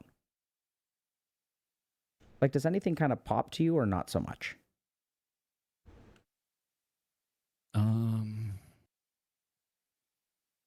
Trying to deflect from like personal ownership over something, but I don't think I'm doing that, so I'm not sure. Why do you say that? Because you put "I'm not" over in the right side. Okay. Yeah. But that'd be the only reason for that. Yeah, so I think I think your assessment is somewhat correct. I think there's like a couple of things that are like blind spots, is what I would call them. So the first is that I've noticed that this is what's so tricky about this. I think that objectively you're correct. I don't think that anyone deserves the degree of harassment that you've received. I hope people stop. I really wish they stop, and I mean that genuinely. And at the same time, I notice just the way that I hear you speak, I notice certain blind spots or narratives that are constructed. So the first thing that I'm nervous about talking about it, to be clear. Like, it's a defense mechanism entirely because of the fact that this has been going on for so long. It involves all of my staff. It involves my family.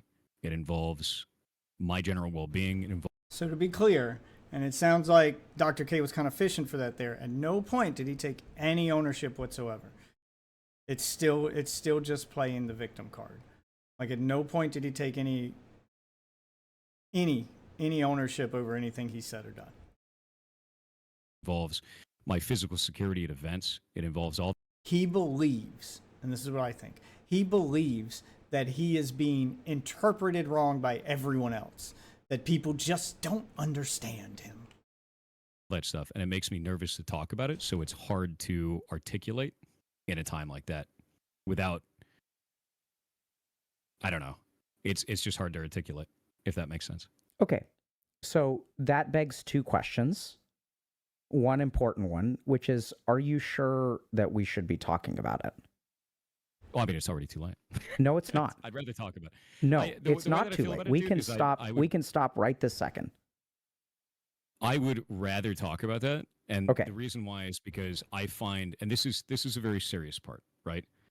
I find that if you don't talk about this, it's not going to help other people, right? Like, I get it. I'm going through it right now, but this is something I think needs to be talked about because the amount of hate and abuse that's going on from this isn't just going to happen to me.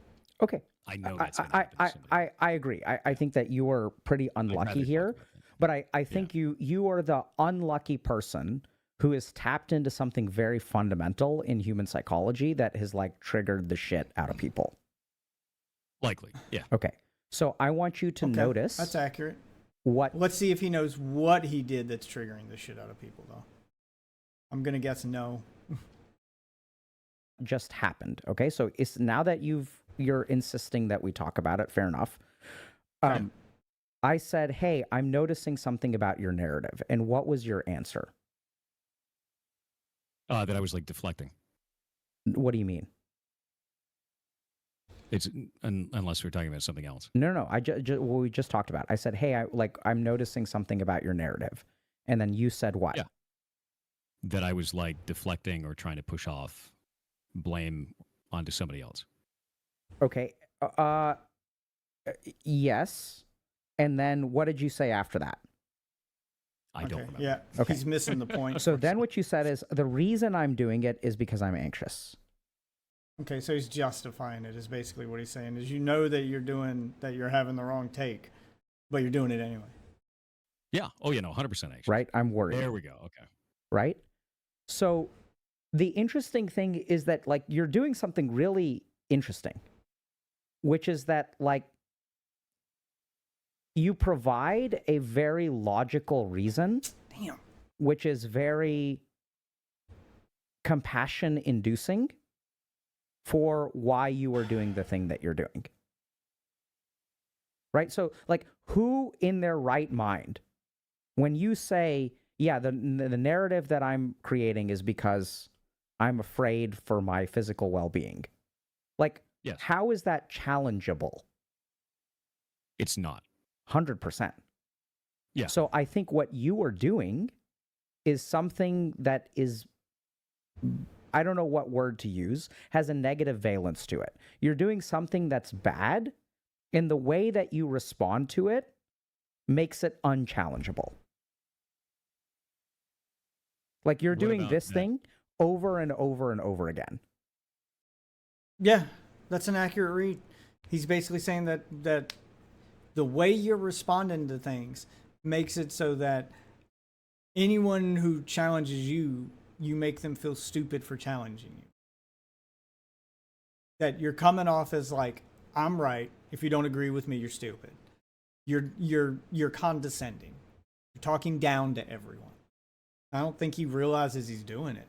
He doesn't seem to be self-aware enough to tell that the way he talks makes people feel small, makes people feel stupid, that he has this like air about him of having to be the smartest guy in the room, even when he's wrong, to his detriment, because he's wrong in this situation, and that's why this is blown up. He's acted like this in the past, plenty of times, but he's been right, so it's been justified. But now that he's wrong, he's still acting like he's the smartest guy in the room, even though he's so confidently wrong that you can prove it wrong, and he still acts like this. And that's what's triggering people, is that this time it's not earned, and you're doing it anyway. Okay. Right? So the way that you're... That would be negative about that, though. What? That's what I'm trying to understand. He doesn't even understand it's what negative. about that is negative? That's a very excellent question. So now we get to something really interesting about human psychology. So if I'm pissed at you and you take away my reason to be pissed at you, what do? You get pissed, more pissed. Absolutely. So how... Okay. So you're it's saying reasonable, that yeah. basically it's created a bunch of anger, and then by having a situation... Yeah, that you're dismissing other people's anger as if their feelings don't matter. I'm so right that your feelings don't matter. And that makes other people angry. It makes them feel small, insignificant. That's the problem. You're making them angrier with your response instead of talking to them like human fucking beings. You're talking to them like they're children, not adults. Which is funny because he brought up oh, that's the way young people think. I act like an adult. You're basically acting like everybody you play with is a child and that you're the adult in the room. And people hate that shit. Yeah, that's what happened.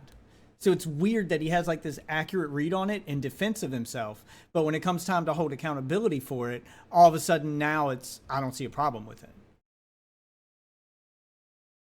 Yeah, that's very strange.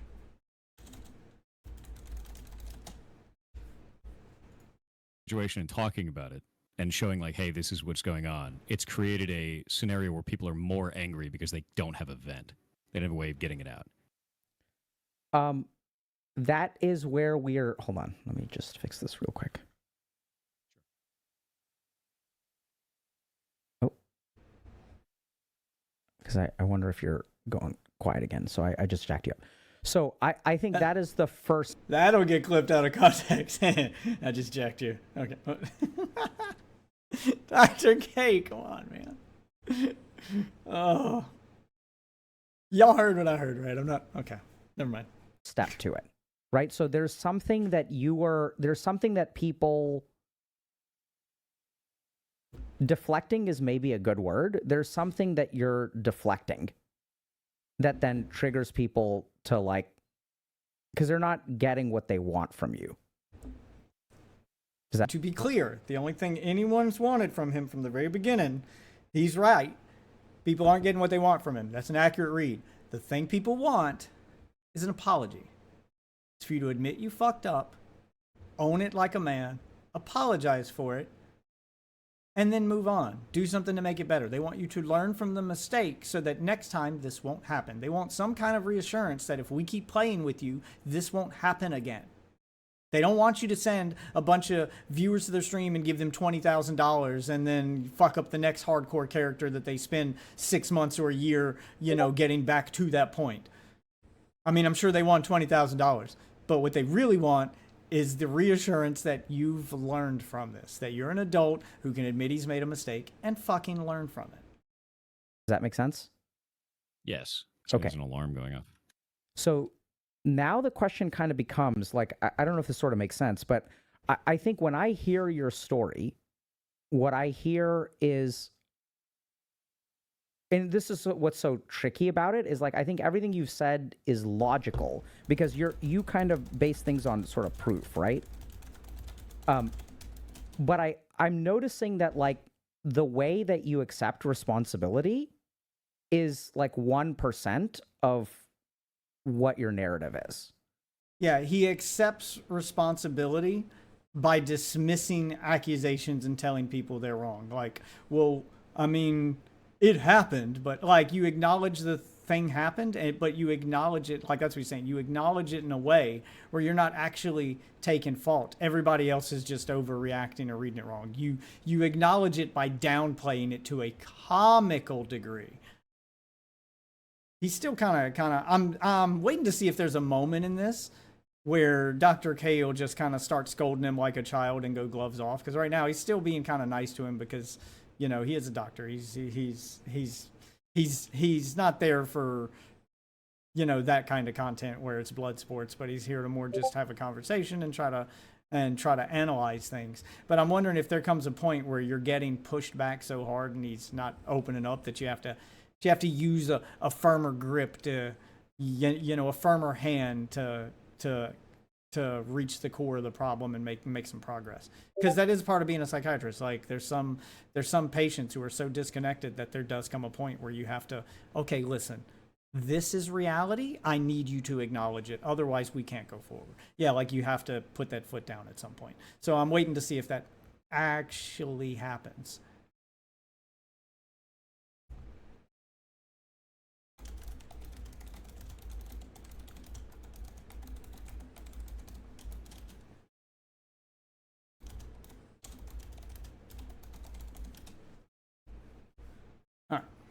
So you say that you were smug.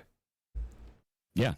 Right? I was super smug about it. And yeah. I think right. So he gives a little olive branch, or he tries to give them a little win by admitting that he's this thing, but not admitting to the problem itself that caused that thing. Like, yeah, I was a little smug in the way I handled it, but they're like, yeah, we don't care if you acknowledge that you're an asshole. We care if you acknowledge the mistake that you made so we know it doesn't happen again. That's what they're really after. So let's see if he can accurately describe that. Where's my gun? There it is. I think that feels like a tiny, tiny, tiny part of your narrative. I think it's only a tiny part of the narrative because it's the flashpoint. It's the moment that started. No, right? No, it's not. Sure. So it's hard to make that larger in the story. But yeah, I was no. smug. I mean, I think it sounds to me like, and like now I'm going to say something that's like, this isn't. I don't know what better word to say. This is manipulative as fuck. I admit to the smaller thing, and then when anyone gives you any pushback or something, you can go, no, I mean, I admitted I wasn't. Like, I admitted I did wrong. Like, yeah, but you admitted you did the wrong thing. Like you didn't admit to the actual thing that was wrong. You admitted to the wrong behavior. Like, you only admitted to part of it. But he does it in a way so that if people question him, he can be like, no, I know what happened. I know what I did wrong, and I said I'm sorry. Yeah, like, it's manipulative because you can make it sound like you apologized for the actual thing and kind of gaslight and make anyone who questions you sound crazy. If they go, hey, how come you want to... No, I admitted to the thing. Like, we already talked about this. Like, I admitted I did wrong. Yeah, but that's not telling the full story. You admitted you did this part wrong, but you didn't admit to the bigger part. Yeah, it's a manipulation tactic. I don't like this. And I'm wondering if the doctor will call it out. I think it's not the flashpoint. I think it's the fuel. Okay. So you think that was a catalyst for something else? I think this sounds judgmental, but I think the way that you responded in that moment, so you said early on, you made some kind of like joke, right? Where you, like someone said run, and then you said, I don't want to piss them off. Yeah. So I'm going to make a joke instead of saying, bro, I ran because you told me to run. You remember when you said that? Yeah. So I think that there's like little things that you're doing that, so if I made the call to run and then you ran and then I was like, bro, why are you running? And then you say you made the call to run. How is that? Why would you not say that? True. right? Like the reason I'm doing this is Yeah, like if that was the problem from the beginning, because that wasn't something he said at first. That came kind of after the fact once they started to analyze it, and then he had to justify why he ran. At first, it was somebody. At first, he called fault at the thing being aggroed. Then, when they proved he was the one that aggroed it, and then he ran, they were like, "Well, you aggroed it. Why didn't you protect your party? Why did you run? Oh, somebody made the call to run." See, yeah, like it's moving the goalpost and constantly blaming somebody else. That's what happened, and the doctor's kind of addressing that, which is good. He's still being kind of soft-handed with him, though. is because I was listening to you. Yeah, no, legitimately, that's the one thing, and I've talked about this before, is like if I would have just turned around and be like, you told us to. If I would have just said that, I feel like this whole thing would not have been like this. I agree. Yeah. So I think that the interest. And there comes the manipulation part where he goes, "I've addressed that before." Yeah, but you didn't really. You addressed something adjacent to it. Interesting thing here is that I suspect that there are a dozen other things like that. So just the way that your narrative sounds to me, and let me know if like this is rubbing you the wrong way, or like you think I'm an asshole, or if this is like, please let me know.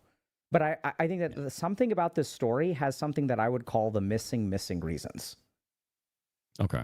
I'm not think saying... for me, whatever it is, it's a blind spot. Yeah. Because like for me, I'm just like, this was me being smug, and it exploded out of control. And for me on this side, it just feels like a lot of content creators leaped onto it because it got popular to talk about. It became kind of like an issue, and it generated a lot of views. Yeah, there was some of that.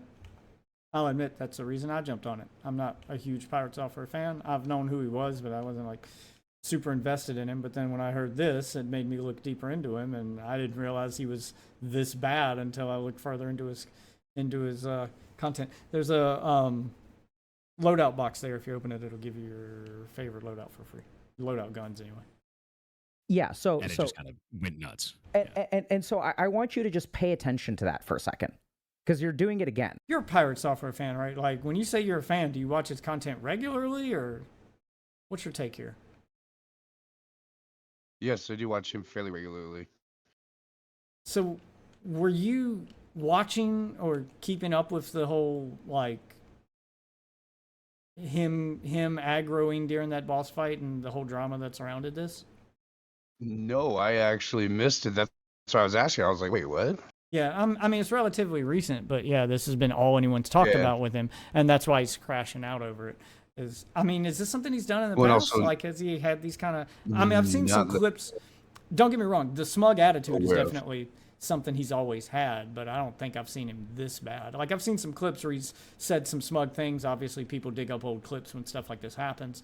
And I've seen some old clips where, yeah, that was kind of a dick move. You didn't have to say that, where he kind of...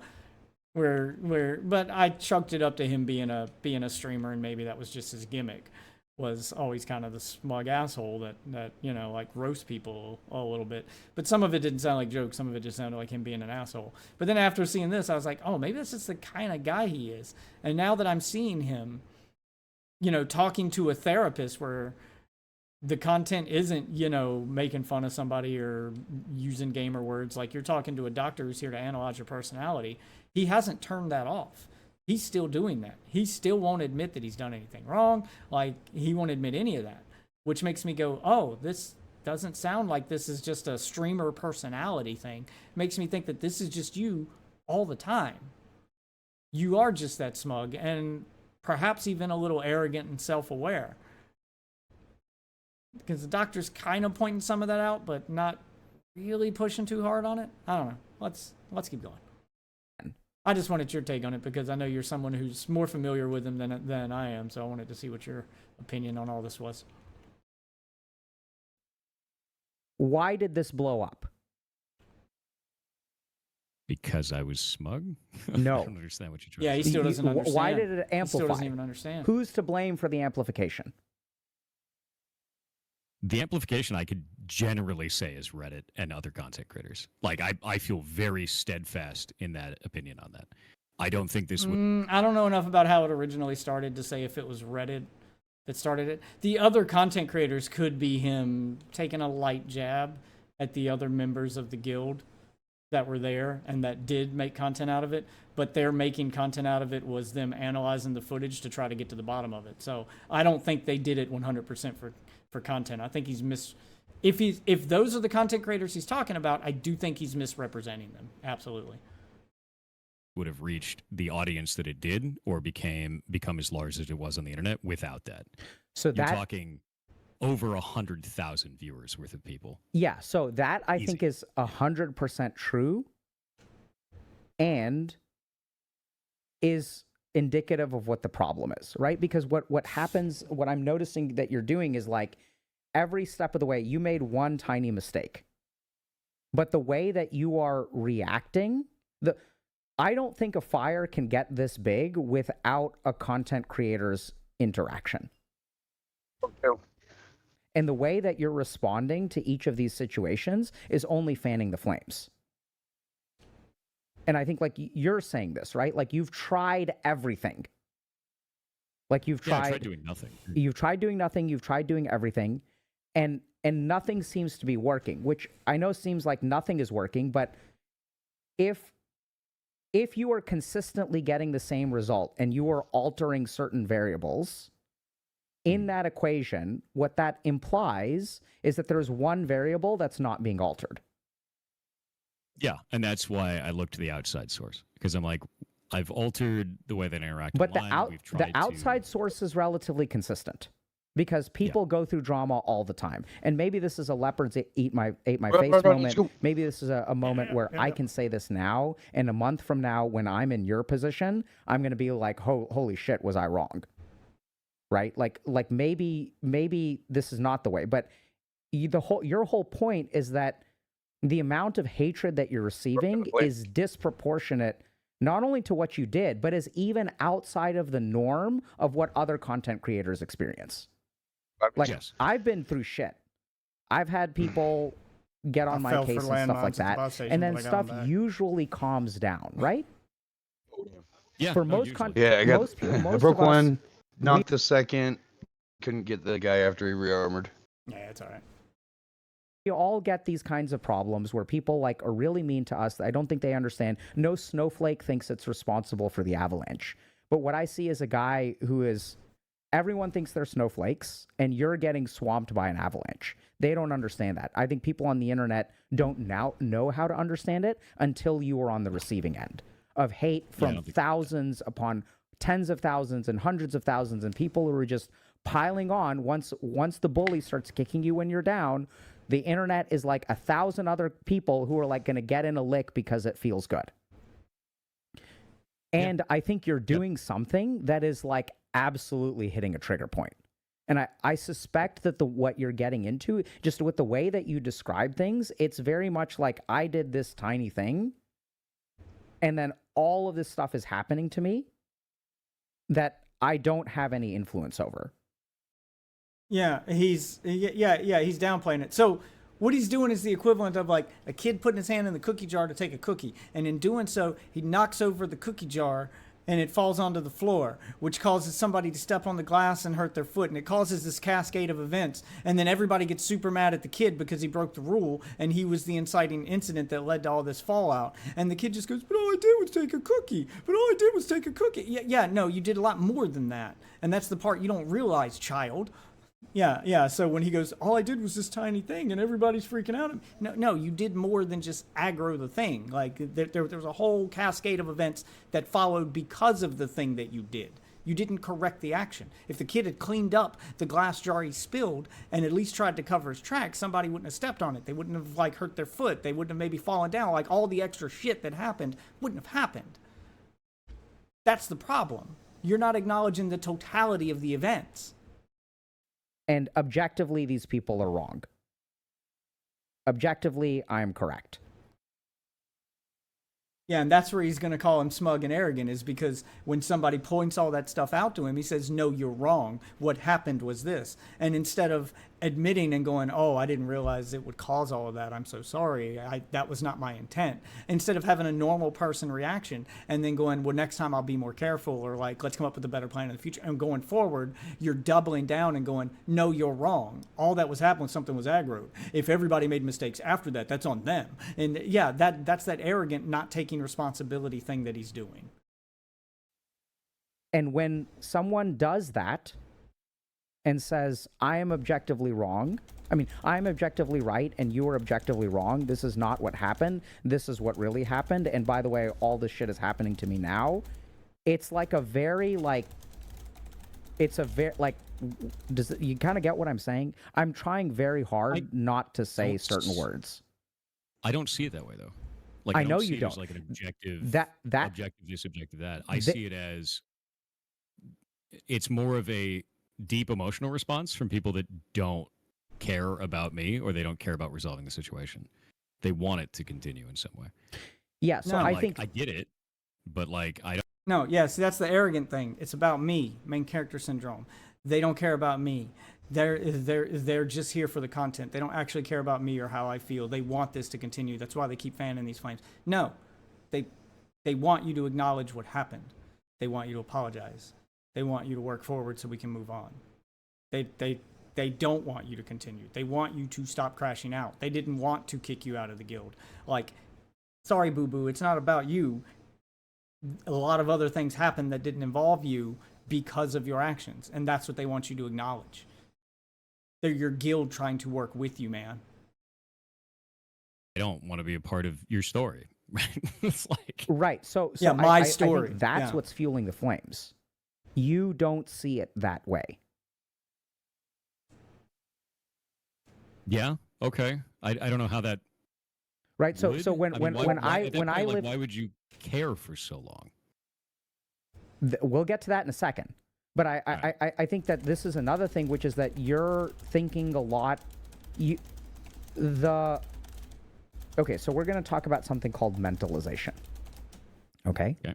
So when you imagine what is going on in someone else's head, I don't think you are doing nothing you're saying is incorrect, but I think everything you're saying is pretty incomplete.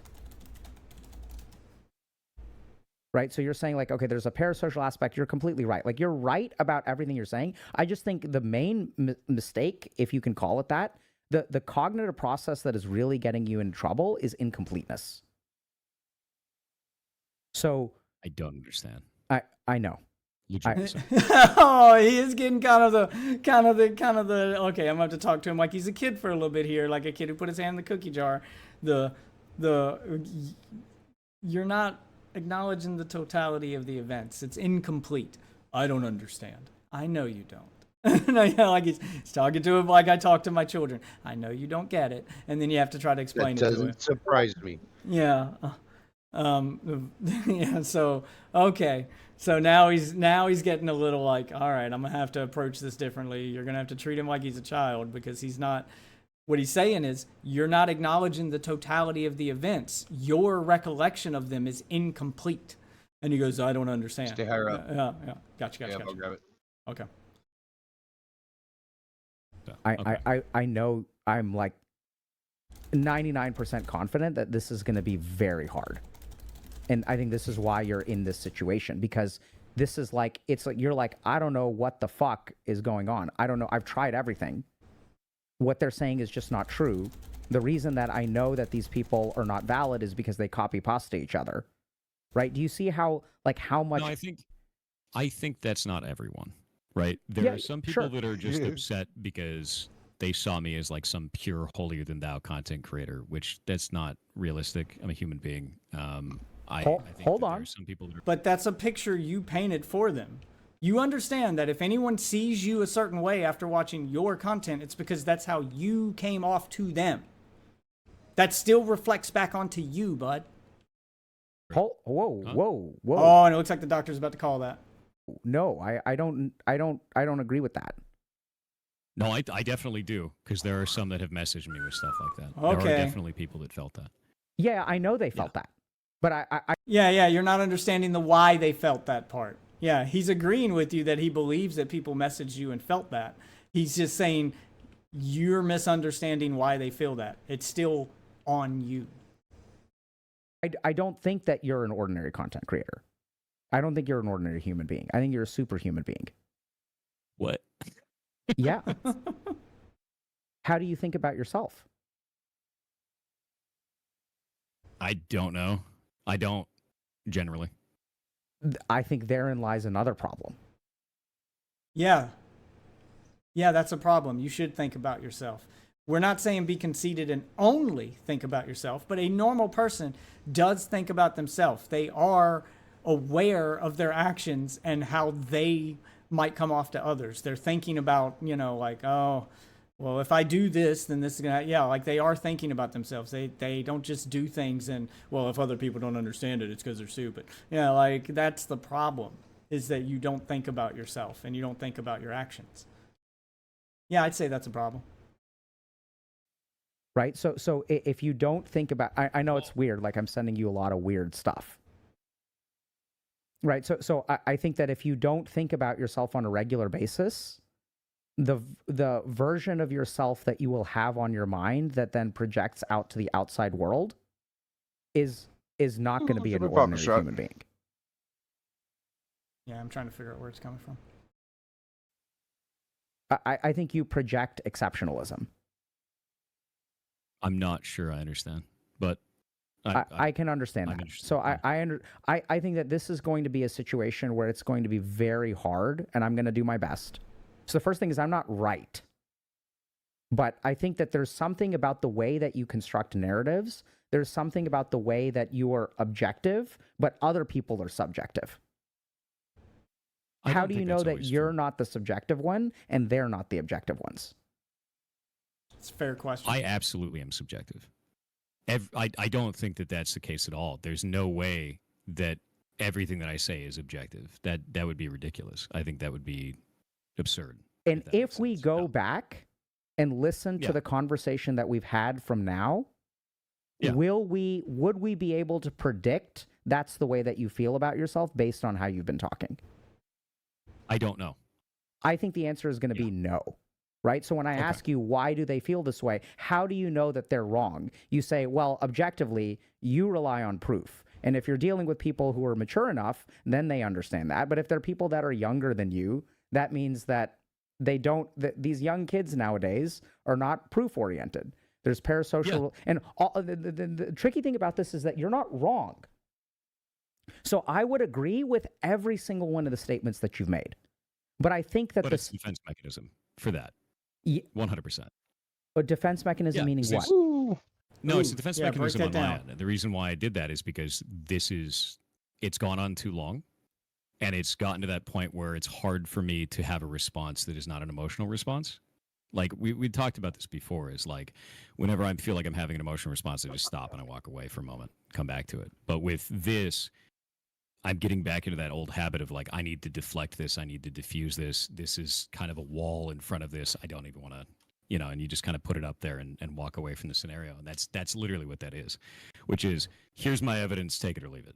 And the reason why it ends up being, here's my evidence, here's how I feel people are, this is the objective fact of this, is because we've had tens of thousands of people bringing that up. And it's just turned into like a callus, if that makes sense. I think it makes a lot of sense. How are you feeling about this call, by the way? Like, is this okay? This is fine. Okay. Yeah, no, this is fine. So I think this is what you're. So here is what has contributed to this situation, which doesn't mean that you did something wrong. I don't think you're bad or anything like that. But I think that this tendency to walk away from your emotions and lean into logic, I don't think works very well.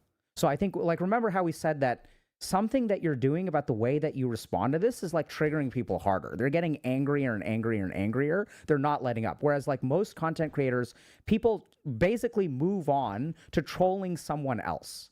So anytime a content creator, like reaches out to me and they're like, hey, I'm really struggling, I'm like, the best thing that you can do is wait till they move on, because the internet is an ugly mob, and this is the other thing that you're running into, which we haven't talked about. I do think that what you project is exceptional, and one of the things that the internet absolutely loves is to take an exceptional person and make them bad. So we love tearing down people who are good, and we love redemption arcs as human beings.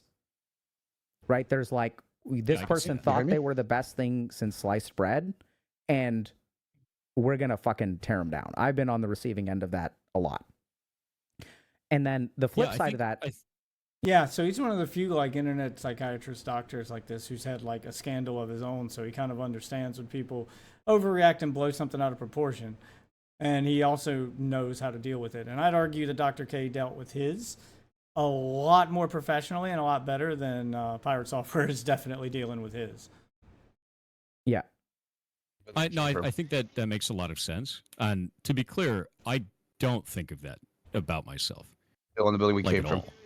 Like he's jumping to my building. Constantly going over Careful, anything there's a PA that I on can do him. right, anything that I can do wrong. I remember all of my own mistakes and beat the shit out of myself for them whenever I do that. Just like I feel like a lot of people do. I believe think that's I believe you do that for the stuff that you are aware of. Shit, yes, down below for the- you. I Like, mean, you You can't do it otherwise, right? Like yeah, how for the how things can that I'm aware of, for sure. 100%. So I think that there's I don't think I'm better than other people. I do think that it's funny because you key on that. There's a lot of people that brought that up, I'm gonna and it's get like my I never shit. said that I was. But you'll see there's a number of people that are in there that are getting like banned for this shit right now. It's like they come in and they're like, "Did you know that he worked at Blizzard for 7 years?" Like, yeah, that was my career, and I'm proud of that.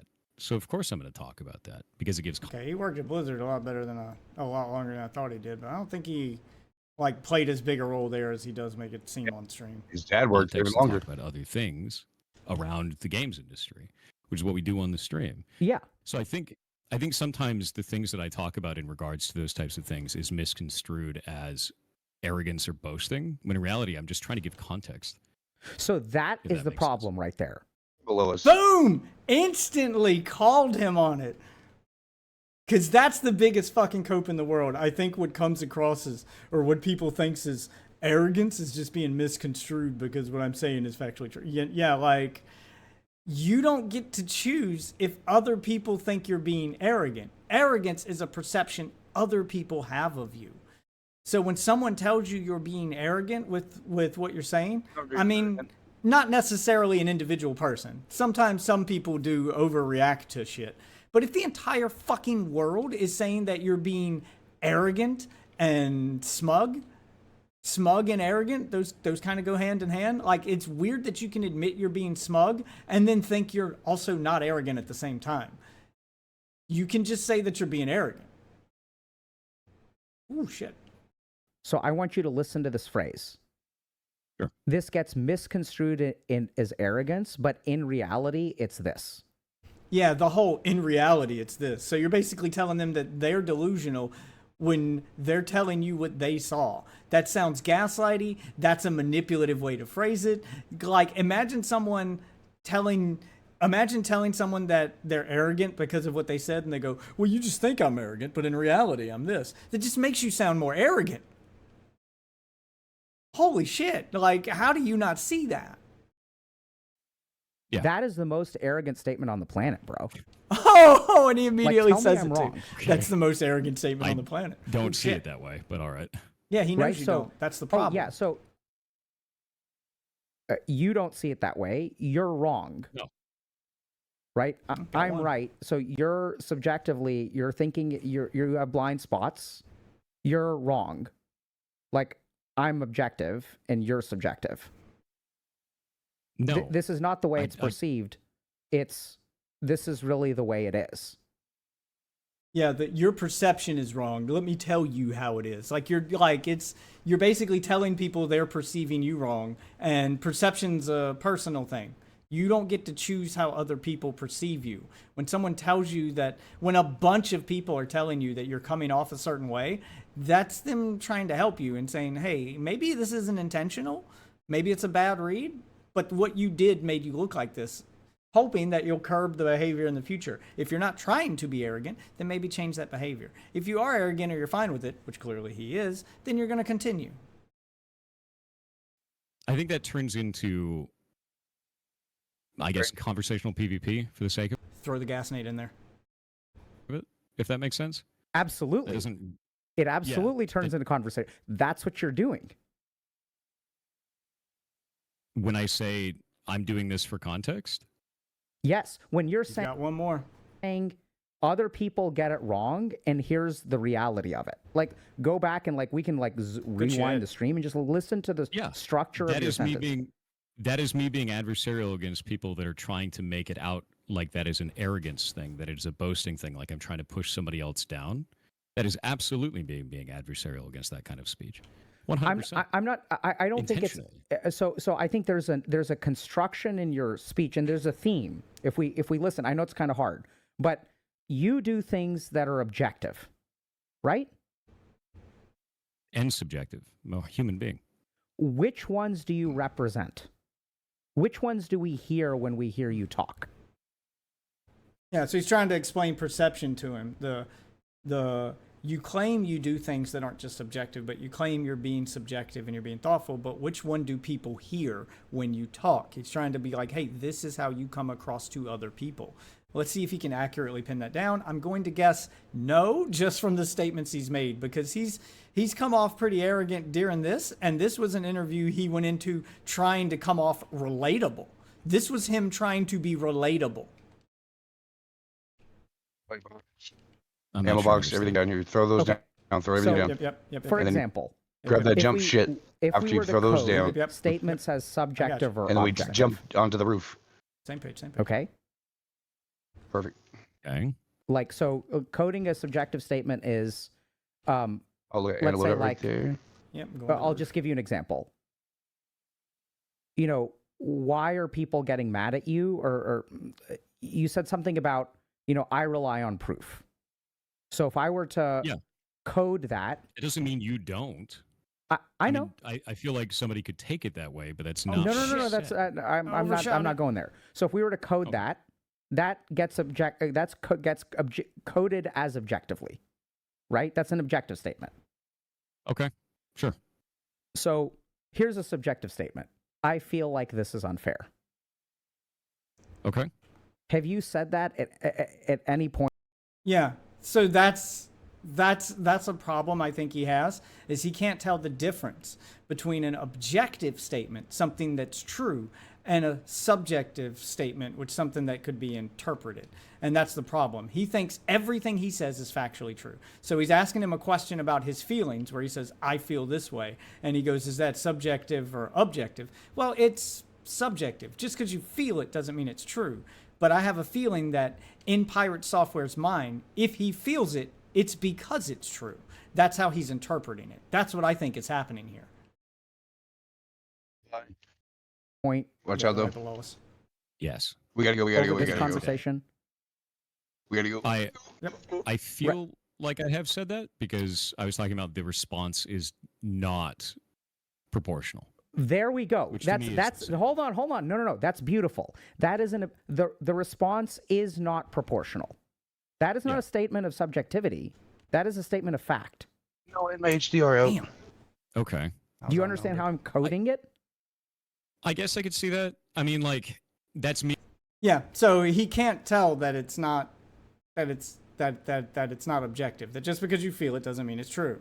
Making an objective statement when I guess somebody else could say, no, it is proportional, you deserve this, sort of a thing. I guess the thing is I just don't agree with. Because remember, the doctor asked you a feelings statement. I feel. That's how he started this. He said, so when I hear you say I feel this way, is that a subjective or an objective statement? And he thinks because he feels that it's true, but I can see how other people can misinterpret. No, it's not true just because you feel it. You can feel a certain way and also be wrong. With that stance, so I state it in the way that I do, right? With that, and I don't know if that's wrong though, because I feel like there's a. It's not about right or wrong. Yeah, someone who functions the way that he does, it's not about being factually right or wrong. It's about perception. It's like once you start doing those feelings things, it's about perception. You can be right and still be an asshole, just like you can be wrong and still be sympathetic and have people understand and work with you. Like two things can be true at the same time. And that's the part I think he doesn't get.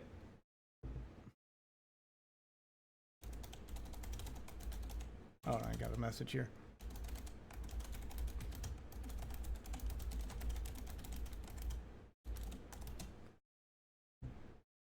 limit that seems sane. And so by sane, I mean correct and like not absolutely, man. way There's over. absolutely a limit that seems sane. Yeah, and I think that's going to be different for everybody. Yeah. No, Whatever their version No. is. no, it's No. not. Because you didn't say there's a limit. Because you used the word sane. Sane. Yeah. Yeah, so clearly you have a definition of what sane and insane is. That definition, like, you can't then turn it around when he's using it against you and go, well, that could be different for everybody. No, sane has a definition and insane has a definition. You know that. You know when someone's being insane. Sane, you're grounded for a week because you stole from the cookie jar kid. That's sane. Sane, you stole from the cookie jar, so your sentence is death. That's insane. That's not a subjective thing. No, like, you have to draw a line between sanity and insanity. It's not open to interpretation. Sane is like an objective thing, right? Sane is like crazy, insane versus sane. That's not a subjective thing. That is an objective kind of assessment, right? So, like, if we say that someone is insane, we're not saying that they're subjectively insane. We're saying that they are objective. They've crossed the words line. Are about an objective dimension. But I'm not sure I understand the direction of this. And I think the reason why is because when I'm talking about these things of an objective stance of this is too far, is because the statements that people are making are really fucked up. Like, I do think that it is correct to make an objective statement to be like, you shouldn't be sending me pictures of my house from Google Maps. Right? I agree. I don't think that's wrong. So great. So let's take a step back for a second. Are you sure this is okay? Yeah. Oh, yeah, he's realizing that he's getting emotional now. Yeah. Okay, people sent you pictures of your house from Google Maps. It's because they have your address. I'll agree that could be interpreted as a threat, but that's not what the same as sane or insane. That could be interpreted as a threat, could be interpreted as a troll. That one is kind of open to interpretation. Sanity and insanity are not open to interpretation. They have definitions. No, Okay. That's kind of what he's driving at here, is that you are seeing it one way and the people sending it to you may be seeing it another, where there's not a hard line drawn, but they're sending it to you for a reason. Like, what's happened to you shouldn't be the focus. It's the why that he keeps driving at, and that's the thing that Pirate Software keeps avoiding, is the why.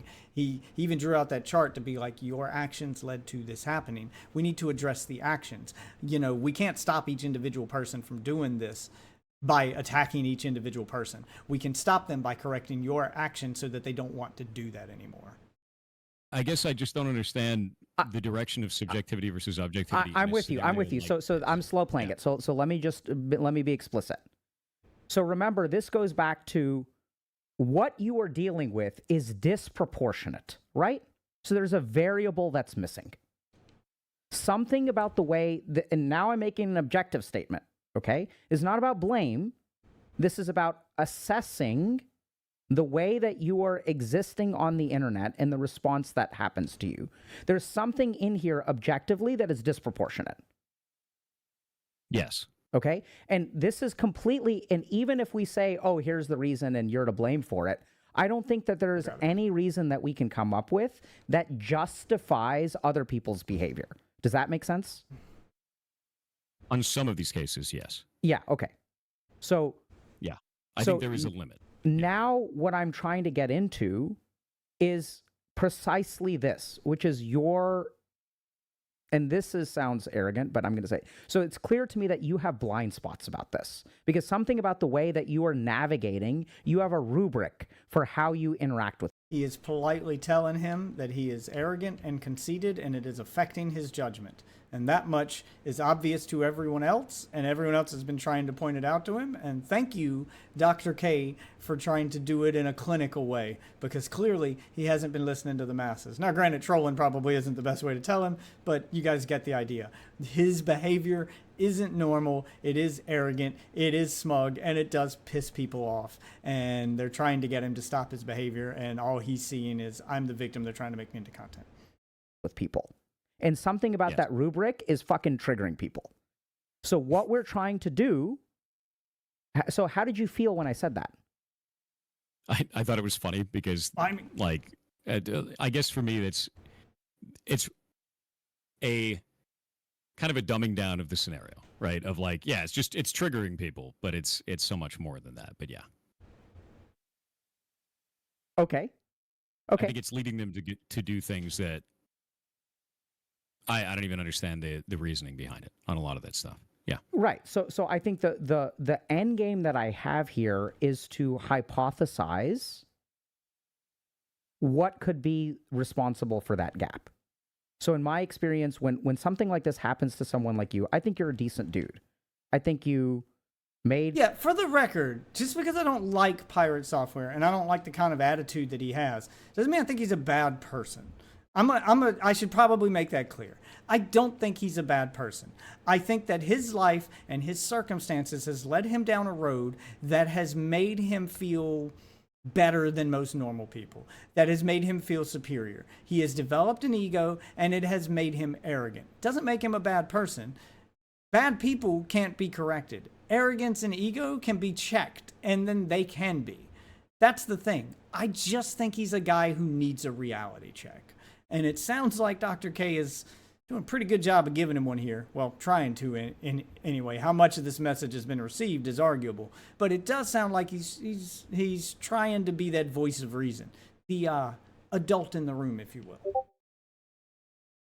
It sounds like you made a smug comment and you ran away from the raid. It's a fucking hardcore raid. So I don't know what people were expecting.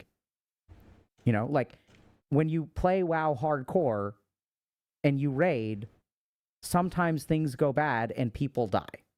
Like that's just what happens in a WoW hardcore raid. Like what were people expecting? But I think what you're tapping into some energy that is like that I think you're blind to. You don't understand. It doesn't make any sense. And my point is that the reason it doesn't make sense to you is because of the way that you are looking at the world. Which is that if you pay attention to your statements are coded very objectively. And so then what happens is once you start looking at the world in terms of proof or not proof, I don't know if you're right, I don't know if you're wrong, but the question then becomes, how do two people that think that they are both operating based on reality, who disagree, how do we patch that up? How do we bridge that gap? I mean, generally what I see with that kind of stuff is you, the way that I like to do it is you kind of present evidence and stuff, you talk about it, you find out if you were right or if they were right. And sometimes you're both wrong, right? Like it just comes out to that. You learn something, you move on. Sometimes when it's like, I find it to be disingenuous, right? And I will use that as an objective term. Yep. I find it to be disingenuous to have a person come in that is not interested in a resolution, that just wants to cause a hateful situation. Absolutely. Right. And that's most of what I'm getting with this. And when they can't get me, it makes them angrier. When they can't hurt me, it makes them angrier. When they can't do anything about it, they can't shut down the stream, it makes them angrier. We get tons of people that'll come in and say things like, people still watch this guy. It's like, yeah, we still have a massive community. People love, hanging out here and doing stuff.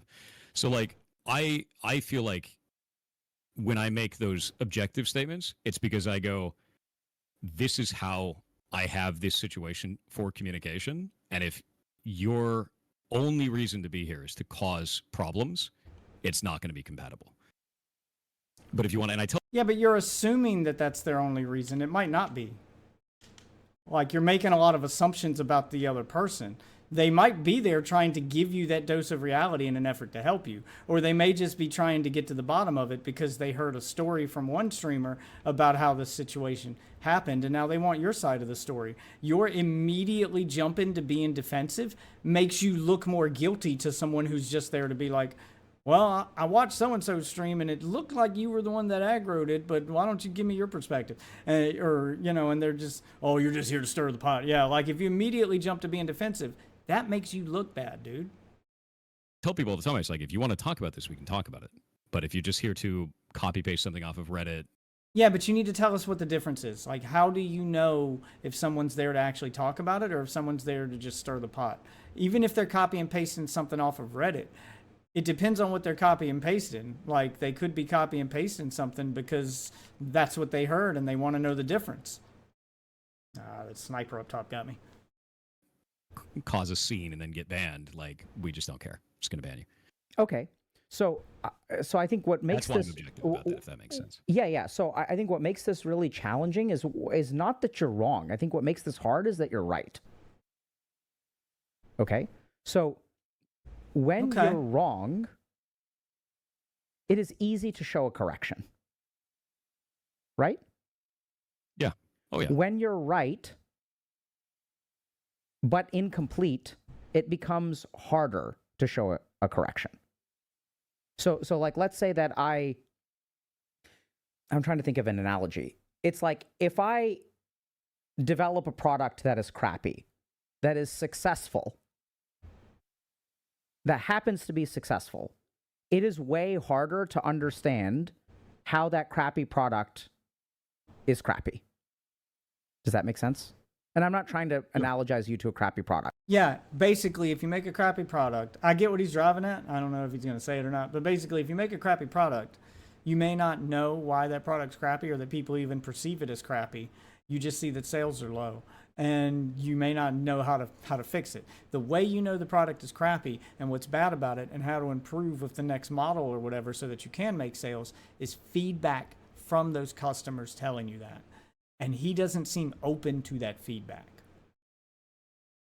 I'm really just using this as an example I mean, I love your content. Like, I really do. I think you're a great guy. Like, I don't think you deserve this. I'm in your corner. Okay. But you see what I mean? I'm just using that as an example of, like, if you make a crappy video game, right? And then, like, people play it, that doesn't make the video game good. And trying to explain to someone. That's a good one. That I want to see what Pirate Software says about that, because that is a common misconception. I cannot count the number of times that someone has said video game is bad. It is objectively bad, and they have gone to point out why it's bad. Like, a prime example of this is Dragon Age Veilguard was not well received. People thought it was bad. A lot of people said it was bad. And when everyone's only argument to say it's good or to counter those people is to post its sales numbers, and they manipulate those sales numbers by only showing Steam charts or by only showing one platform instead of the totality, that doesn't tell me anything about the game. A bunch of those people that bought it might not have liked it. They may have just been willing to give it a try. That doesn't mean the game is good because a bunch of people buy it. A lot of people buy a lot of dumb shit all the time. A lot of dumb shit sells a lot. It doesn't make it good.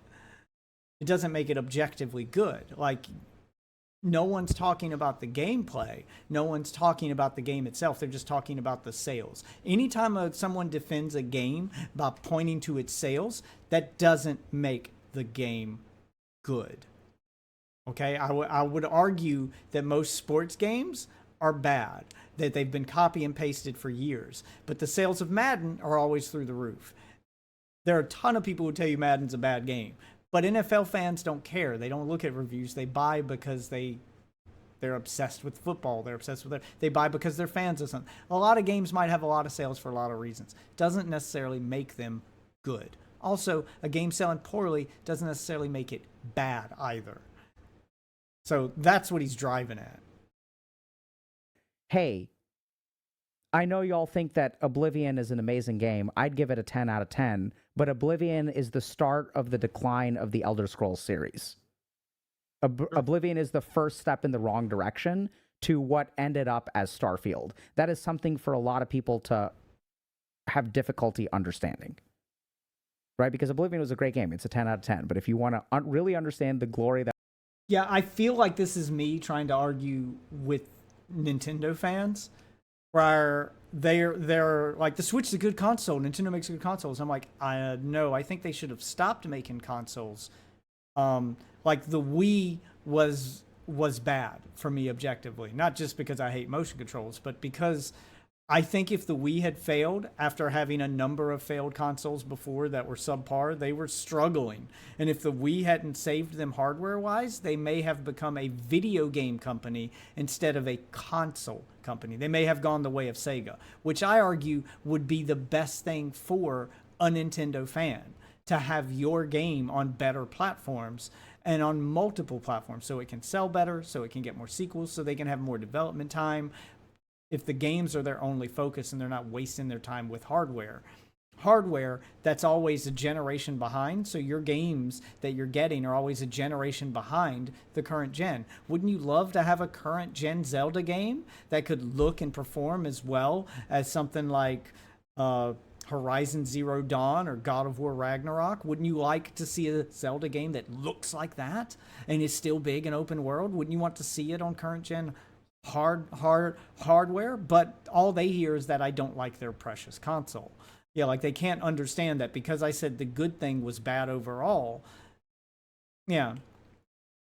People have trouble, specifically Nintendo fans, but a lot of people in general, like they get tunnel visioned on the thing they like, or they go into cope mode to justify, all of the bad stuff because the good thing happened with their company. They can't look at the bigger picture and say, you're right, if the company had taken this turn here instead of doing this, then we may have ended up in a better place. Like people can't, a lot of people, specifically younger people, but video game fans in general, they get locked in and they can't seem to tell the difference. They can't see the bigger picture. And I think that's the point he's trying to highlight for Pirate Software here, is that he can't take himself out of the situation and see the bigger picture. He can't see the totality of all of his actions. He can just see the one thing. That was Elder Scrolls. You have to play Morrowind. And Chat is very divided on this topic. the chat is wrong. Chat is wrong. Like, yes. they're wrong. Lock in. It's okay. Sometimes I get to be right and they get to be wrong. It's a very objective statement. Absolutely, right? So, and how do people respond to that? I mean, it depends on the context, right? I think that there are moments where you can make statements like that and it's funny. It's yeah, seen as so jest. so I think what makes this hard in your situation is that everything that you say is correct. I just think it's incomplete. So what I'm basically getting a sense of is that you tend to, since you move away from some... Took us a while to get back to that incomplete statement, but yeah, he's right.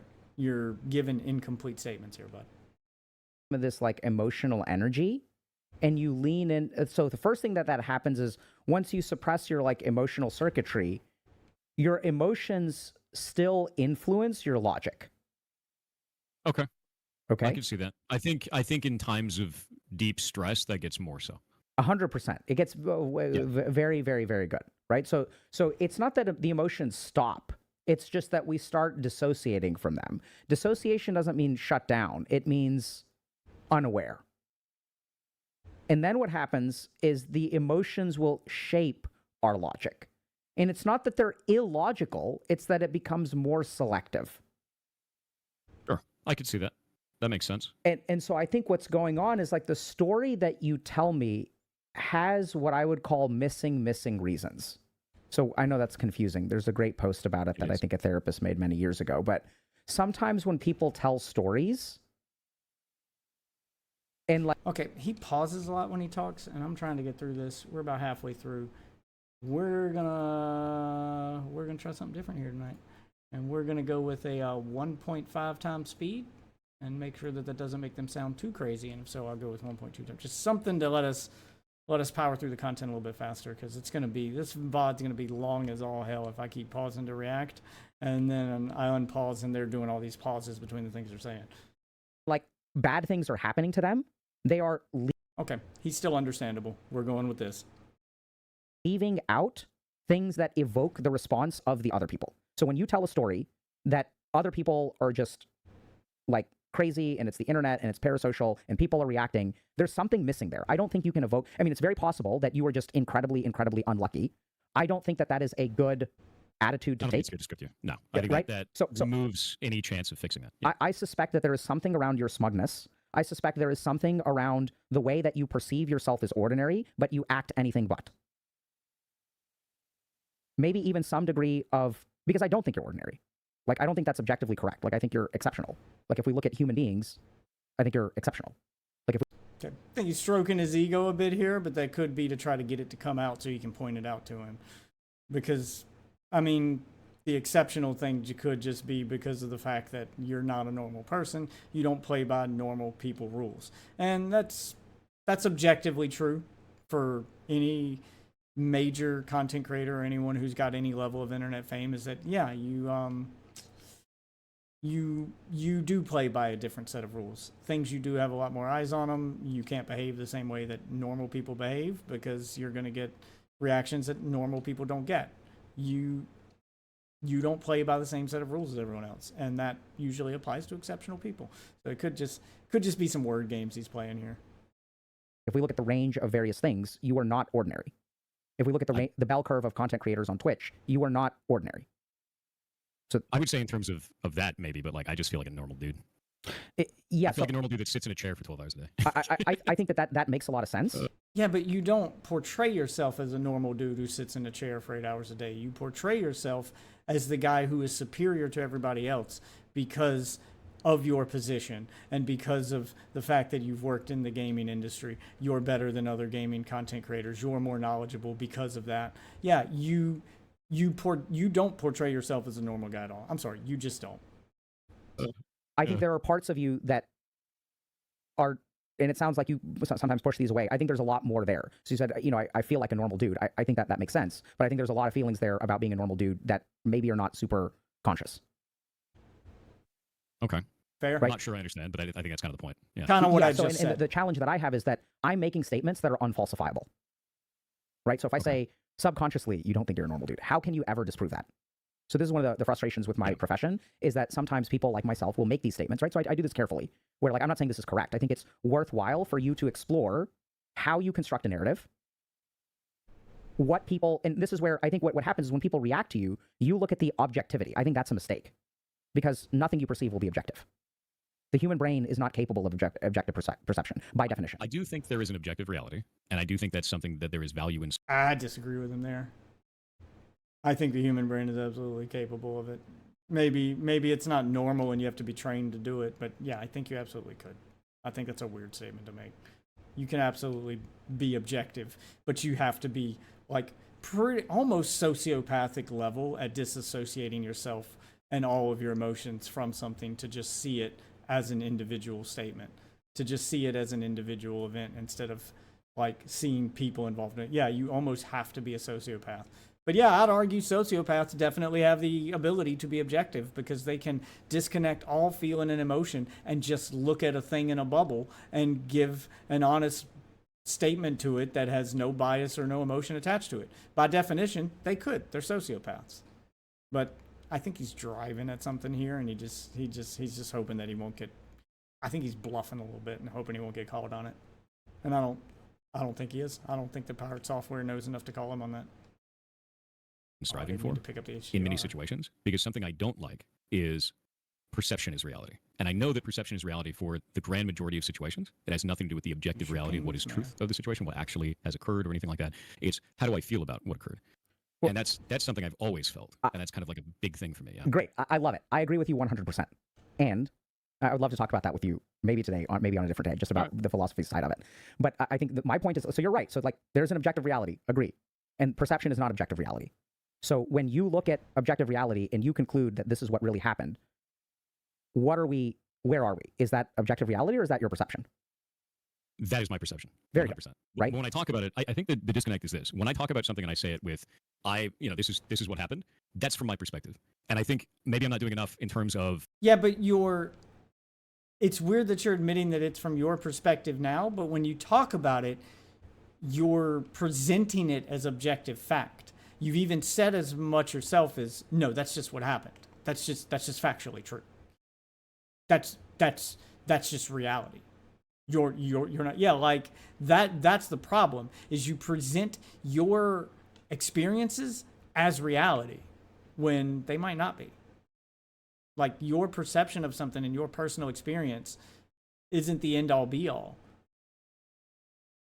Explaining this is from my perspective, this is how I feel about it, because I don't talk that way generally. Yeah, that's not what you should be doing. So I think this is key point. This is exactly it. So I think this solution space seems hard for you to grasp.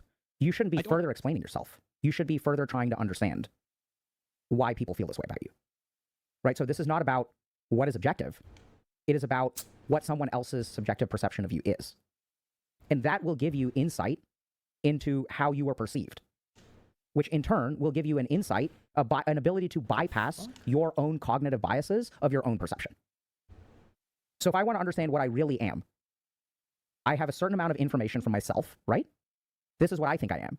But then I have another very valuable piece of information, which is other people's perceptions of me.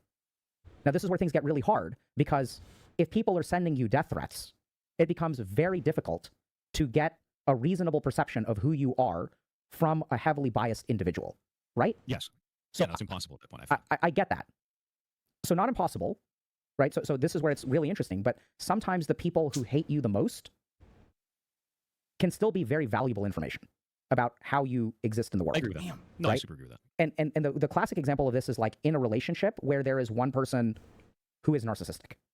So anytime we're dealing with narcissism, it becomes really hard for that person, like, this person will perceive other people as hating them. I think this is, I'm not saying. I think he's low-key calling him narcissistic, but doesn't want to, like, press that button yet. He's you know, dipping a toe in, testing the waters, and seeing what his reaction to the idea of being narcissistic would be. You're narcissistic or anything like that. And I think that there's a difference between a narcissistic family member who believes that I lost weight to make them look bad. There's a huge objective gap. What? Yeah, so I lost weight. So I feel insecure about, person A feels insecure about their weight. Person B loses weight. Person A gets mad at person B for losing weight so that it makes them look bad. That shit happens. I think that's weird as shit. It's a wide gap between. Yeah, that does happen. I have family members who've done that, who I'm going to make myself look another way to make ex-family member jealous or whatever. Yeah, that happens. They will change themselves just to spite the other person. Yeah, that absolutely happens all the time. Death threats that you're receiving, which I really do hope stop. No. But my point is that I think the mistake you're making is that you say, I'm smug, and then you go into all of these other issues, whereas I think you're really downplaying, whether consciously or unconsciously or whatever. Maybe it's even objectively correct. I don't know. All I know is that when you do that, people are not going to be happy with it. And when they respond to you, we're not talking about right or wrong here. We're talking about efficacy or not efficacy. Trying to understand where they're coming from with their complaints, as opposed to... I hate that it doesn't auto leave the game. I didn't realize I was spectating another team for a minute there. All right, we'll fire up another. Yeah, I've been doing that.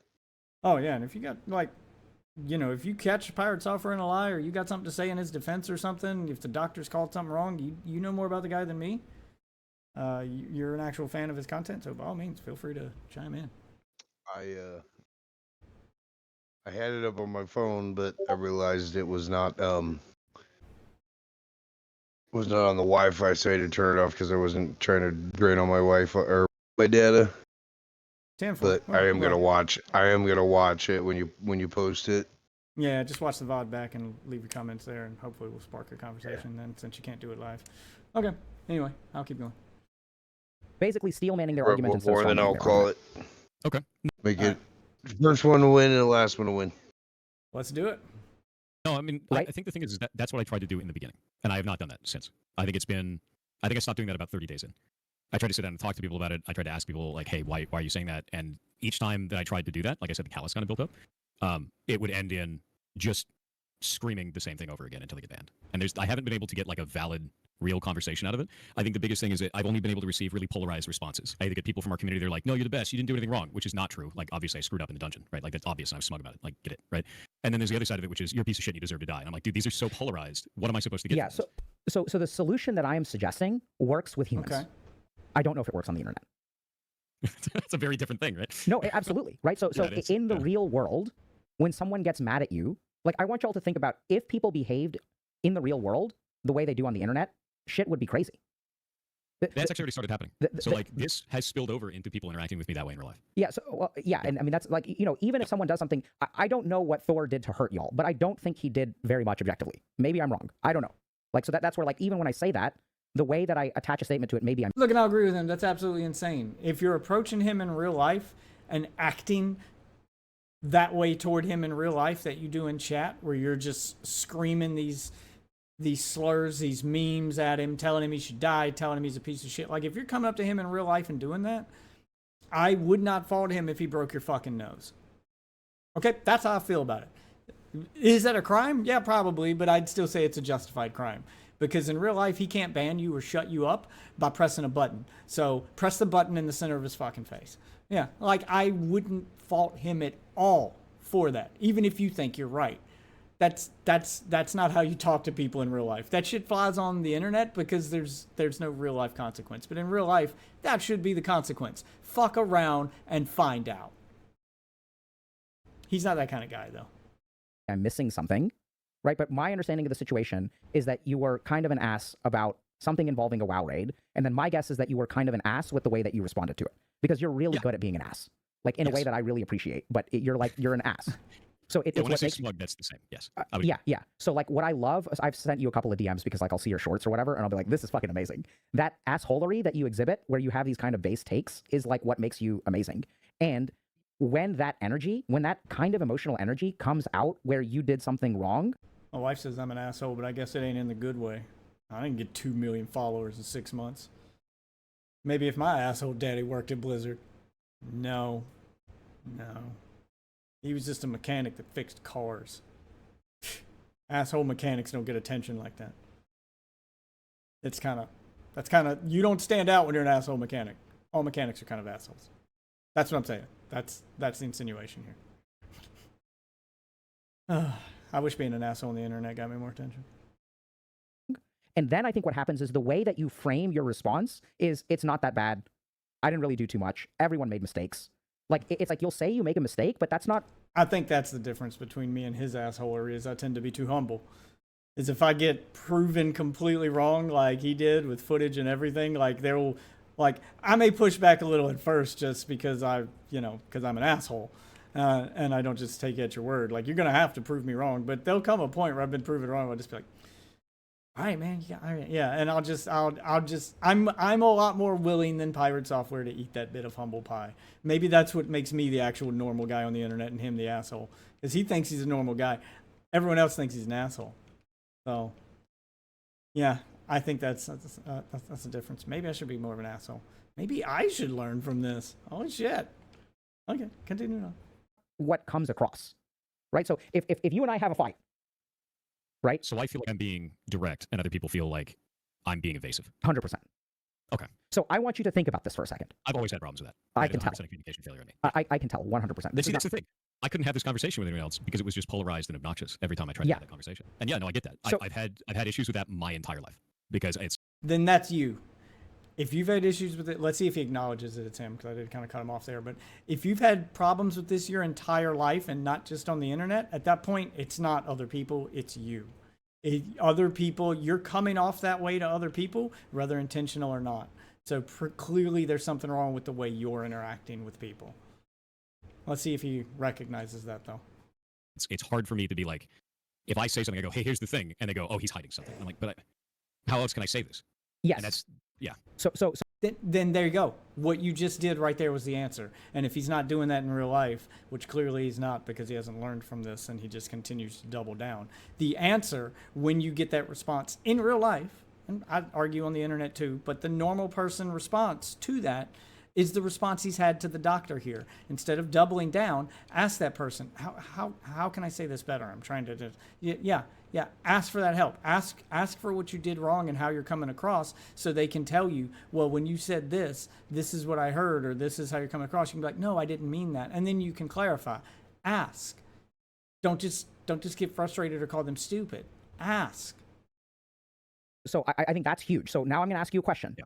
If you believe you are being direct and other people believe you are being evasive, yeah, what kind of model would you develop for, like, shit happens on day one, and what are things going to look like on day 100? It's just going to get worse, right? Because the more that you're pouring a liquid on the fire, you think it's water, they think it's oil, and things are just. That's why I tried. That's why I tried all those different things along the way of like, hey, we'll talk about this, we'll do this kind of a thing. Try to communicate this in some other way, and I feel like I ran out of options. Jesus. Yeah. So I really do, and maybe it's like me giving you the benefit of the doubt, and this will trigger people as well. I think you've done the best that you know how to do. I think you've done a really good job in managing this really shitty situation. I feel like it, but I don't know if it's true, right? Like I don't know. So I think what's true is, I think most human beings do the best that they know how to do, and oftentimes we don't judge people based on what they're capable of. We judge people based on what they do. So like when someone is hurtful to me, like I'll give you, I know it's kind of a weird abstract sentence. So when I'm in the emergency room, someone's high on crystal meth and calling me an ass fucker or whatever. Sorry, maybe that was too much. It's fine. I've heard it. Makes sense. Okay, so right, so when they say things like that, like the objective impact of those words is like that's what they're doing, right? That's hurtful. And at the same time, the most peaceful and harmonious way to go through life is to do our and that's the thing is I think he takes some things that people are saying and genuinely asking us questions as people fucking with him and trying to be hurtful. Someone calling you a cocksucker, that's obviously not a real question. That's obviously just said intended to hurt you. But if someone's asking you a question and be like, why are you a dick or why are you doing that? That's not them trying to be hurtful. That's them trying to figure out why you're acting the way that you're acting. They're mad and frustrated and abrasive with the way they're asking, but it's still a question. That's not the same as someone calling you a cocksucker and then flipping you the bird. Those are two very different things. Yeah. our best to like understand where this person is coming from, right? This person is crashing off of crystal meth.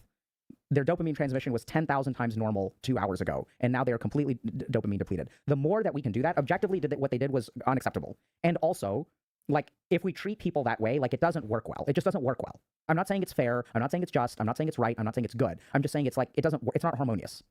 And I think what's been going on with you is first of all, people are not doing that for you. They're doing the opposite, right? People are not saying, hey, this guy is like, so for all the accusations, so like, I remember seeing something on LSF about people accused you of cheating in Outer Wilds or something. Like, this was one of the things. I don't know if that's true or not true. People seem to think that they have very convincing evidence of that. I don't really get into it. I still need to play the game. Please, no spoilers.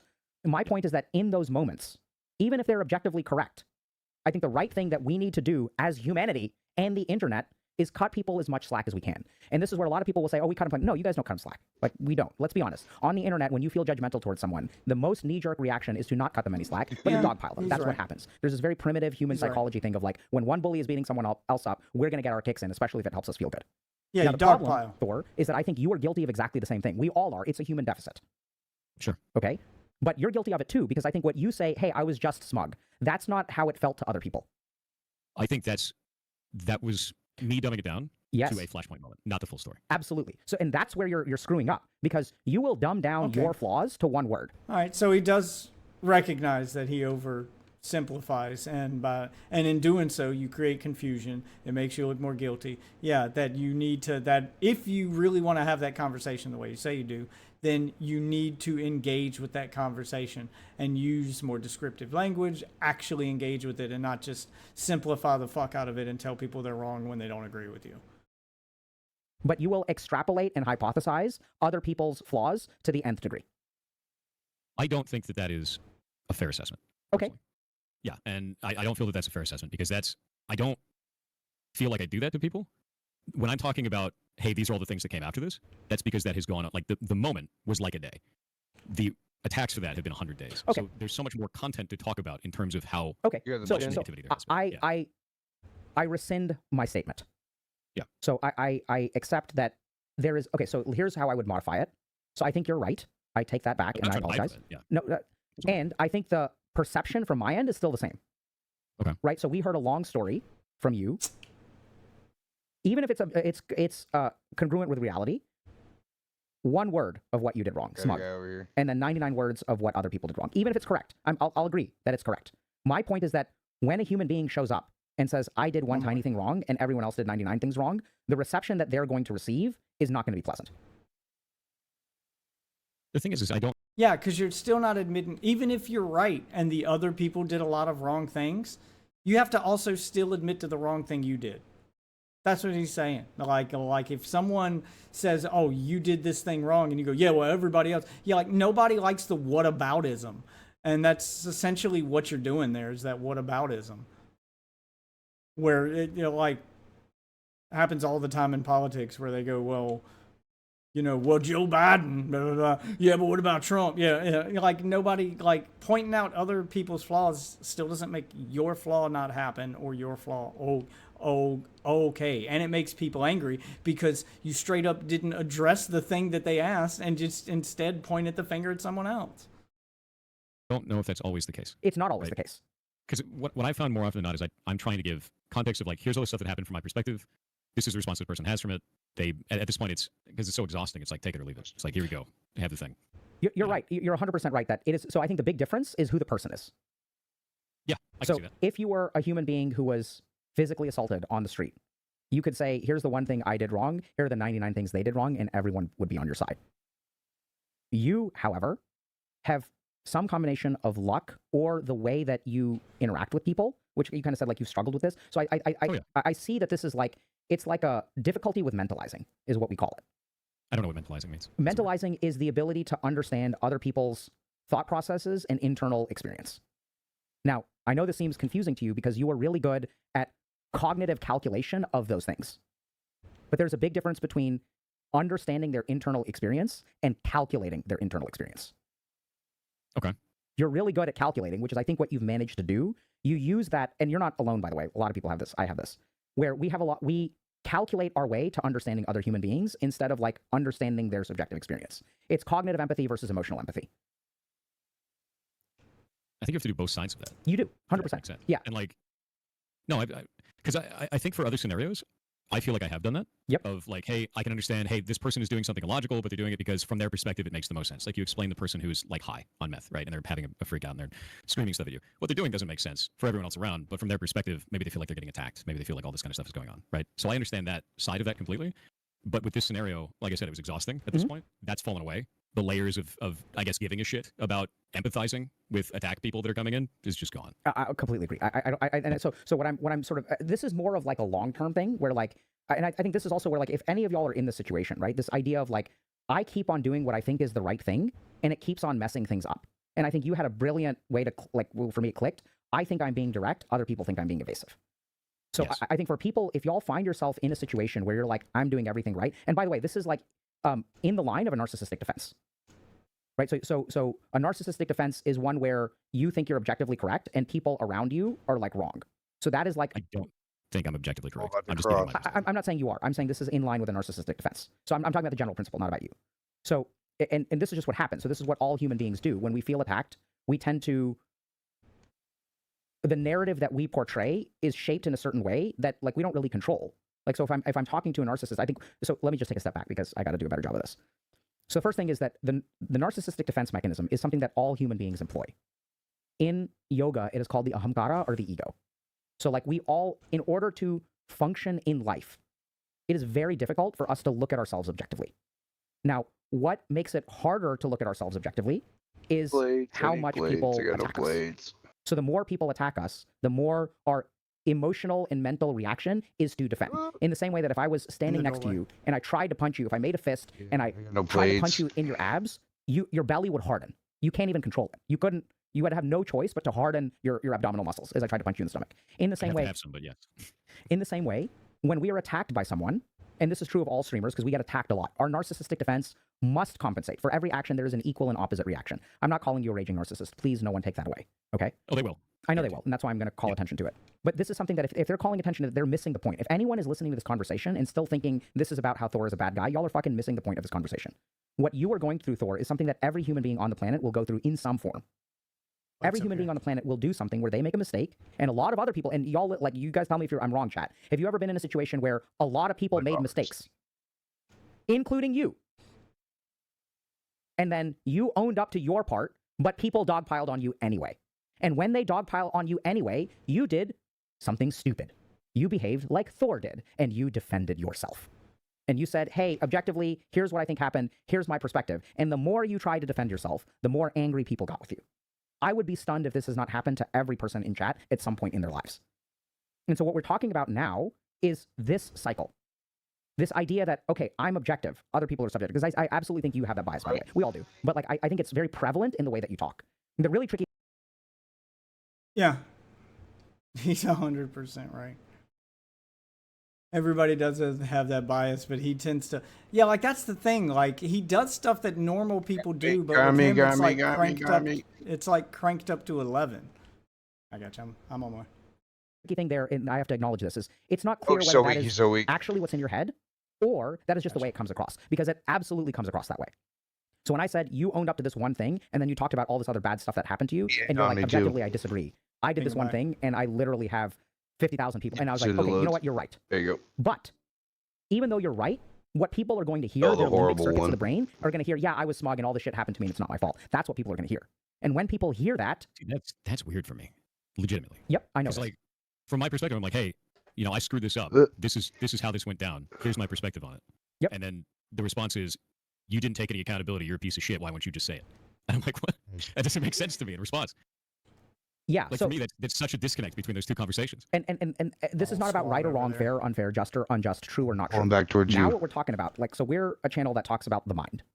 So you're saying, I said this, someone says you don't take any fucking accountability. And you're like, that is a disconnect with me. I completely agree. That is the one thing that I think we can all agree on, is that whether they like you, dislike you, whether they like whatever, the one thing we can all agree on is that there's a disconnect. Other people think that you're disconnected. You think it's not even about you, but or other blame. There's absolutely a disconnect between the kind of response that you're getting and what you're doing. There is a disconnect for other people between what you did and what you're owning up to. That's my point. So like when I started this conversation, the key thing is that there's a circle that's empty. That's the only way this can be explained. And the question is, what's in the circle? And what I found, if you all find yourself in a situation like Thor, I find the hardest thing is oftentimes the best thing to try to do, which is to try to understand when someone says, I don't take accountability, or they say, they accuse me, they say, you don't take accountability, to do your best to try to understand that. And I think you've done that, because it sounded like for the first 30 days, you engaged with people in conversation. Yes. And when you engage I found that the reactions started to get more and more, I could use the word unhinged, but it really just comes down to more and more unbending of, I just want to make an attack. I just want to go in the chat and make an attack. I just want to go on your YouTube and make an attack. It wasn't in good faith to have, like, I want to have a conversation about this. It was, I just want to be here to throw a punch and then leave. And so I think that there's two things that I hear there. One is, once again, this pattern of the more I do something right, the more wrong someone appears to be. Right? So I tried to listen to them. They became more unhinged. They became more unbending. So that can absolutely be the case. But do you see how this is another scenario where you behaved correctly and someone else behaved incorrectly? I feel like that is an incorrect response, because the first thing that'll be brought up is they always say, well, you didn't accept any blame. I go, here's in this post. No. What did you hear me say? Oh. Maybe I misunderstood. Yeah. So I'm just pointing. Your statement was, I tried to listen to people and they became more unhinged. Yeah. So I want you to I think that code the people that are still. No, don't worry about the people. Hold on. Okay. Code that sentence. Look at the grammar of that sentence. Because it's objective. I did something right and they did something wrong. Yeah, it's never just like, you have to like, it feels like he's got this counterbalance thing going on in his mind where he can't admit fault without also pointing out someone else's fault. Like, I can't be the one in the wrong. There has to be someone with me all the time. And I feel like that's what he's doing. And the doctor's right to point that out. Like, did you see that? Did you see that? You said I'm wrong, but he did this too. Like, there's always a but after it anytime he admits he's wrong. That's the way. That's what I hear when you say those words. And this could be where your disconnect is. I'm not saying you're wrong, by the way. I'm just saying, here's another statement that you made. I tried to talk to people. They're crazy. I don't think. I think there's an objective reality there, though. When someone comes in and says, you didn't take any accountability for this, and I go, here in this post, I said I did this wrong. Here on this video, I said I did this wrong. And they go, that never happened. Like, okay. What am I supposed to do with that? Very good. Now we're getting somewhere. Okay. So I know it's crazy. I know it's crazy. Okay. So bear with me, Thor. Try. Don't. Yeah, I want him to point out, but it's the how you said it. Like, you're right. You did make all these posts saying, you're right, I did do this wrong, and I admitted to it. Damn, 11 kills. Is I did this wrong, and I admitted to it. Yeah, but it's the way you admitted to it. Like, you admitted to it, but then you immediately downplayed it by pointing at everybody else. And that's why people didn't perceive it as an admission of guilt. They perceived it as you pointing the finger or hand waving it away. It all comes down to that perception thing that he doesn't seem to understand. When you're making an apology or when you're admitting fault, it needs to just be about you. You can point out all that other stuff that those other people did later, but those two statements can't be at the same time, because otherwise it looks like you're using one to shield yourself from the other. And that's the problem. Don't read chat. Focus. Ignore chat. Okay. So here's the problem. You're not wrong. That's what's so wrong. That's what's so hard about this. So when you engage with people for the first 30 days, I think there's let's think about it, okay? There's a selection bias. Who's going to come talk to you? The raving people. I think it was the initial wave, and then it calmed down to people that were kind of willing to talk, and now it's just the raving. Whatever. Yeah. So like when you open yourself to conversation on the internet, let's be honest, the likelihood that you get a balanced person who really is willing to take a step back and admit their flaws and understand how they're wrong and is not projecting something on you is low. That's not what the intention of me talking about it was. when I was engaging in those conversations. The way that I feel about that a lot of the times, you're not going to get through to the person who's angry on the internet. Okay. You generally won't. They're not going to sit down and have a valid conversation with you. They're not interested in resolving that. Most of the time, that person doesn't care, I find. With that in mind, if you don't... Yeah, later, man. Yeah, I should have the VOD up at some point tomorrow. It's going to take me a while to edit it, and I got in-laws here, so it could be later. I will definitely check it out. Yeah, just keep your notifications on. Oh, yeah. All right, later, man. Don't say anything, I feel that on the internet today, if you do not say a thing in defense of yourself at all, everyone believes the only voice in the room, which is the one that's negative. Okay. And that's exactly what happened. So I put out a video about all this kind of stuff, released that, and immediately everyone was like, oh shit, maybe this is too far. And I got a whole bunch of people actually sending me positive posts for the first time since all that happened. Cool. So the stance that I've taken on all this is I go, here's what I saw from my perspective. This is what's been going on. I didn't see the video, but I'd want to see the video to see if that's what the difference is it's him just focusing on himself because he's not arguing with chat. He's not being emotional. It's a video he's put out. So he's had time to edit it. He's probably had time to rewatch it and proofread it and go, oh, I didn't come off the way. Yeah, he's got time to perfect how he presents himself. It's much different than when you do something live. To me. And then there's kind of a camp of people that say, fuck you, I hate you. And then there's a camp of people that go, that seems reasonable. And I've just kind of hung out with people that think that it's reasonable because I don't know if there's another solution to that scenario. Yeah, so I think that there is another solution to that scenario. And the thing, so that's what I'm trying to point out to you is there's a certain way in which you communicate, which I don't think is wrong, but gets consistently perceived, like we mentioned earlier, direct into evasive.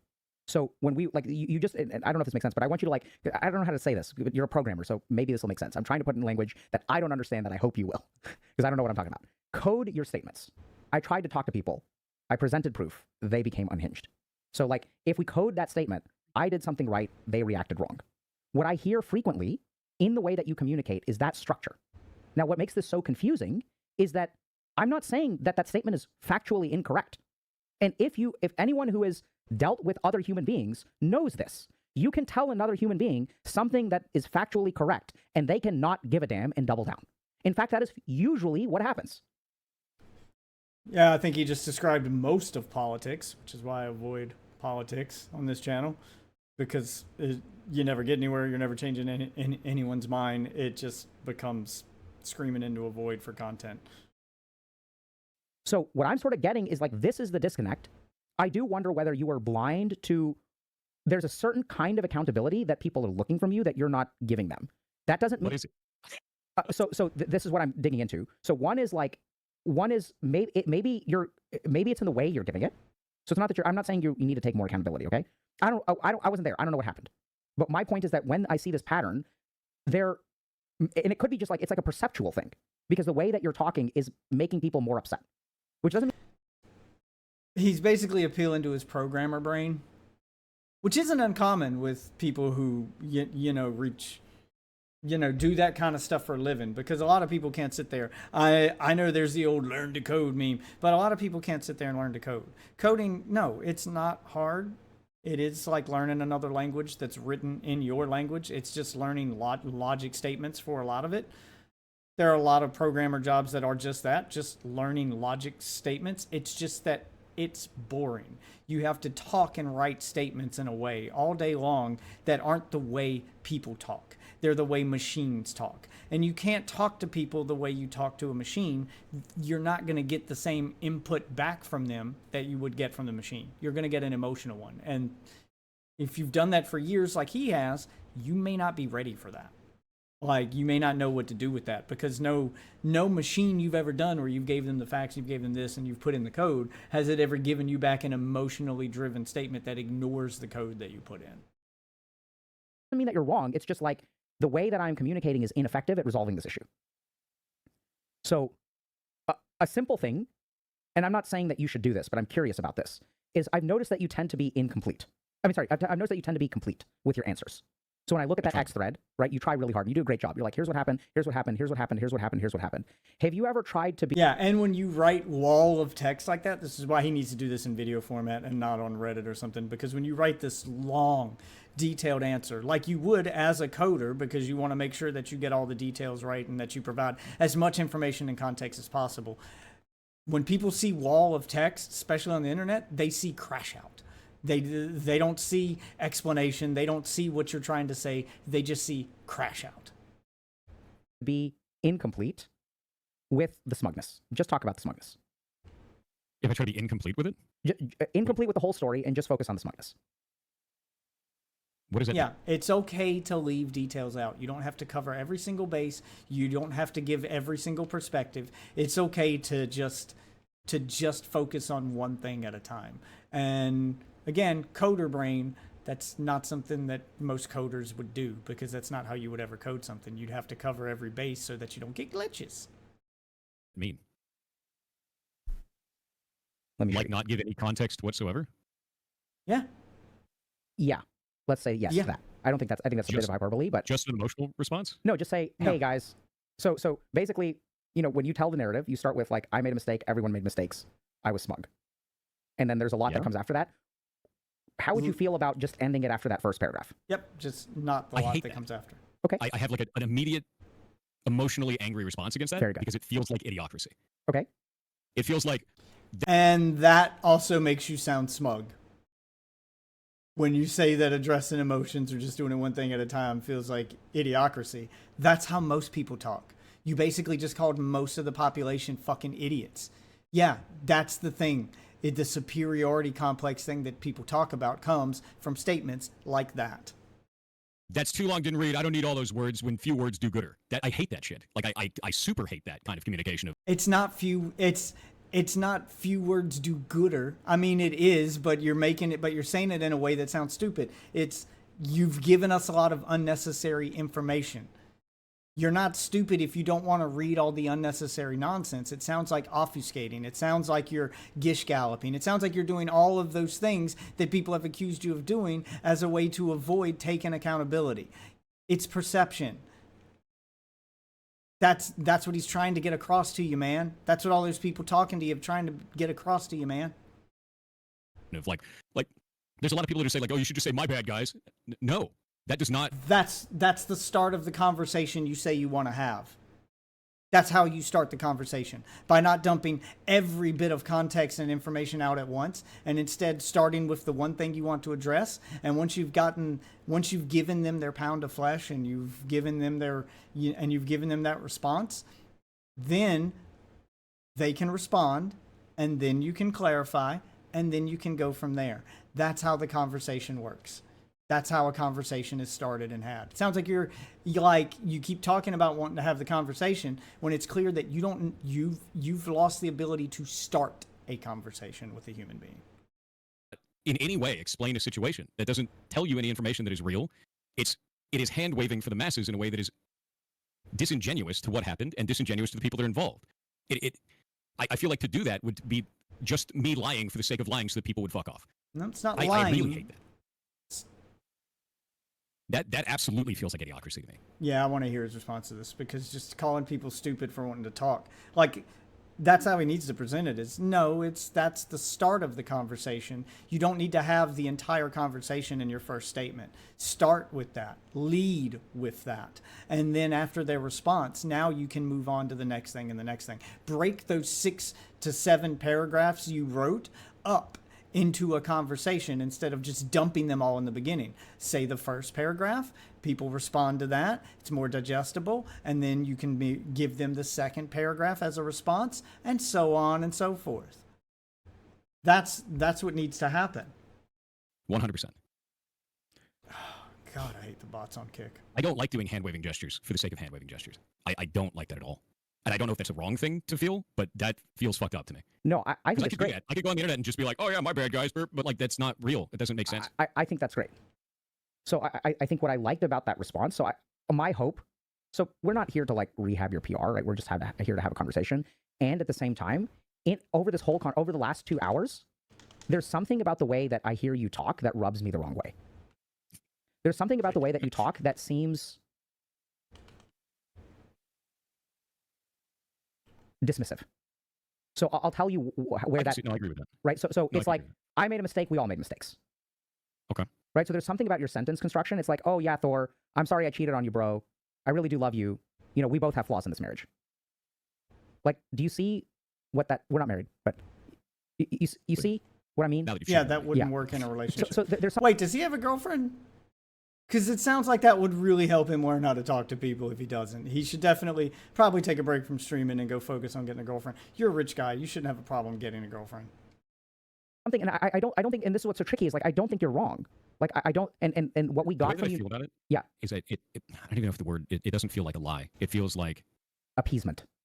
It feels like appeasement for the sake of appeasement. Yeah, It feels like they're asking for something that they know is not real, and I'd be giving them something that we both know is not real for the sake of giving something that's not real, so that they stop being mad about something that doesn't make sense to me. Yeah, so I think and I think the key thing there is I was trying to figure out what won me over when you said that, and I'd be super curious if like how chat reacts to that as well. I'm not looking. I don't think you should, but because I think that that's what people are missing from you is like when you, and this is what I think makes you great, is when you actually, your best content is not when you're logical. Your best content is when you're emotional, and the logic supports it. Like there's logic there, but you're like, look, I'm not willing to do that. Could I do that? Absolutely. I just don't think that's right. Yeah. I think that this is like a stupid fucking appeasement world. I'm not going to be like all of the other streamers who post bullshit apology videos for the sake of appeasement and virtue signaling. I think that I kind of fucked up. I'm not done. This is a fucking hardcore WoW. People die in hardcore WoW. Like, I think you've been accused of making fun of another mage or something like that too. Like, I saw some post about that. I don't know if that's true or not true. But look, it's Twitch. We can talk about that if you want. That was my bad. Yeah, and like, but like, that's fine, right? Like, I mean, I play Dota, like, not as much as I would like to anymore. And I got to play Expedition 33. But when I play an online video game, especially an MMORPG where tensions are high, I'm going to blame my teammates. I'm going to blame my teammates. I do it all. Gonna derail for a moment here. Yeah, everybody does it. I have had some of the most toxic conversations in MMOs. Oh my god, dude. Destiny raids, I've gotten into some of the most heated, like would put Call of Duty to shame kind of rage fits with people after we've been raiding for 3 or 4 hours, and then it looks like we're not gonna win and we're gonna wipe. Oh my god, yeah. Yeah, no, I get it. But to derail, Expedition 33 is an amazing game.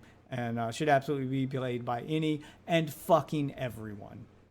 All the time, right? And if I there's a video on my channel about it, and it's right when I beat the game, but it's not like spoiler. It's just the only thing you see in the background is the credits, so you can, you know, you can safely watch the video. But I have a conversation about how that video breaks the AAA gaming industry. It's definitely worth a watch.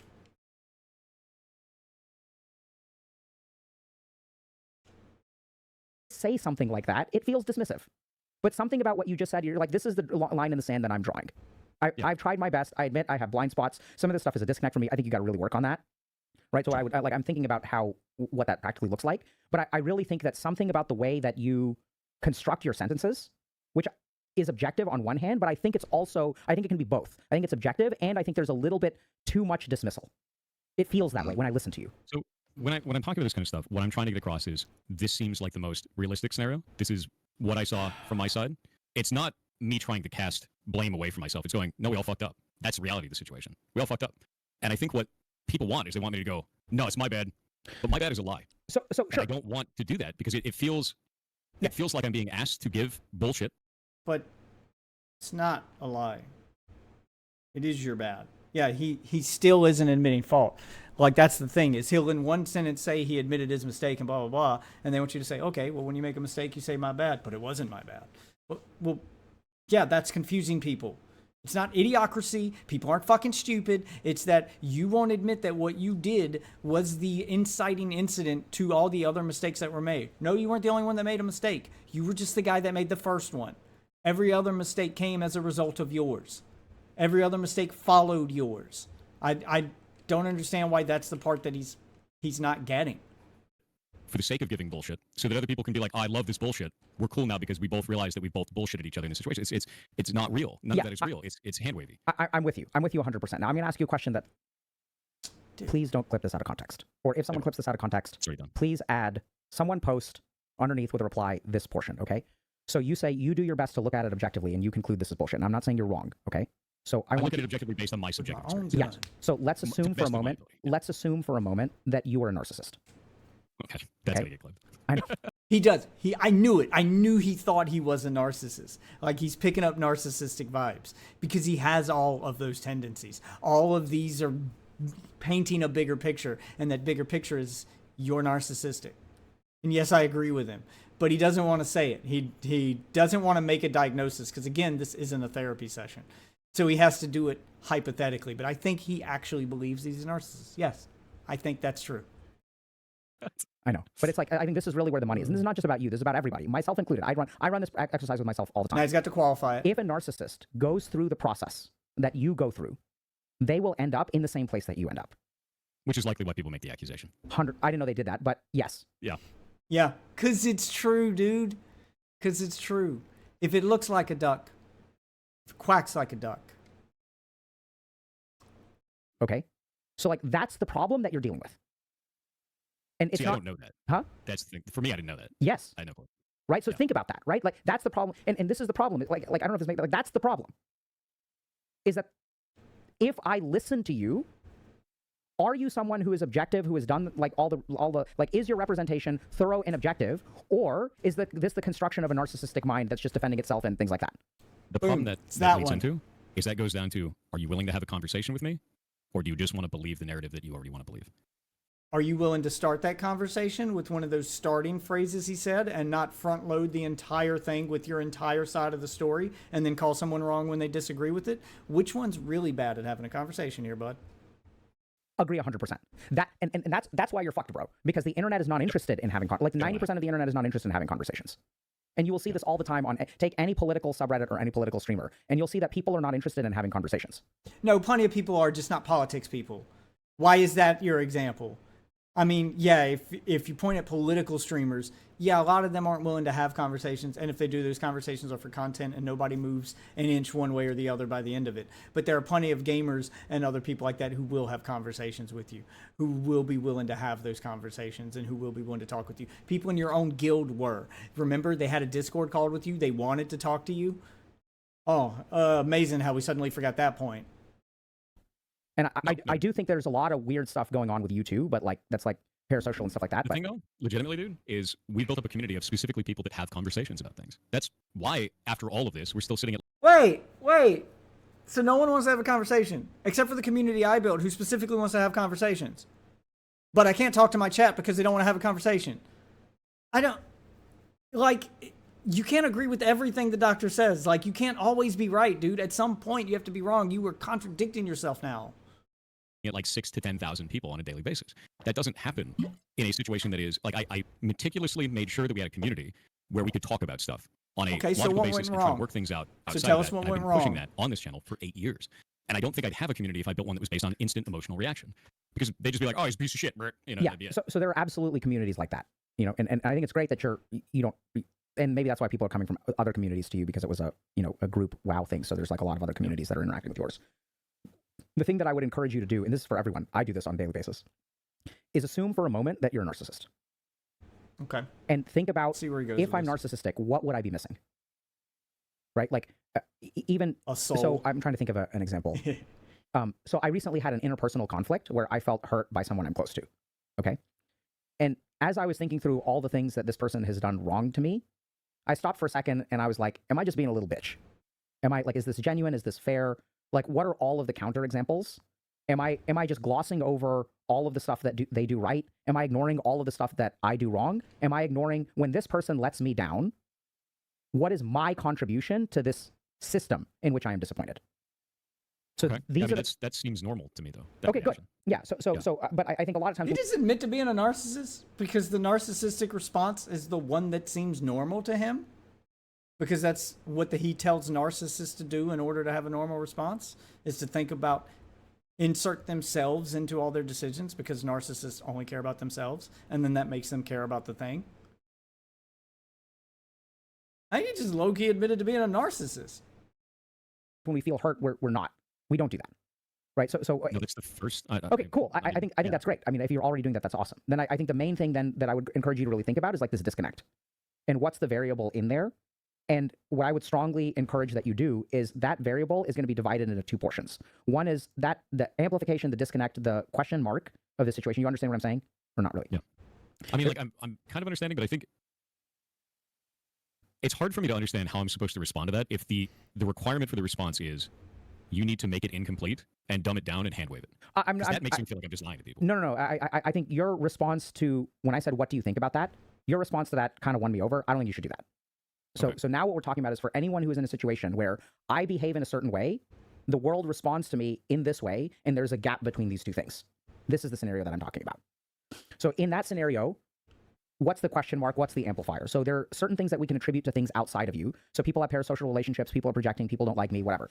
Like people are upset, whatever. There's all the stuff that they do. And then there's all the stuff that you do.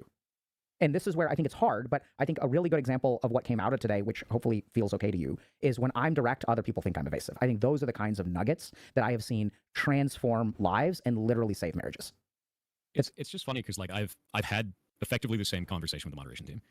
Was like I use the same terminologies, like that feels like idiocracy. I don't feel like dumbing down my language and just being dishonest about it to hand wave it makes sense. And I feel greasy doing that. I don't know how else to describe that. Are you hearing me talk about dumbing things down at this point? When I say dumbing things down, I mean like the idea of like, oh, my bad, bro. Okay, he finally called it out. Yeah, talking like normal people. When normal people say, my bad. That's not dumbing it down. That's just acknowledging it. Huh.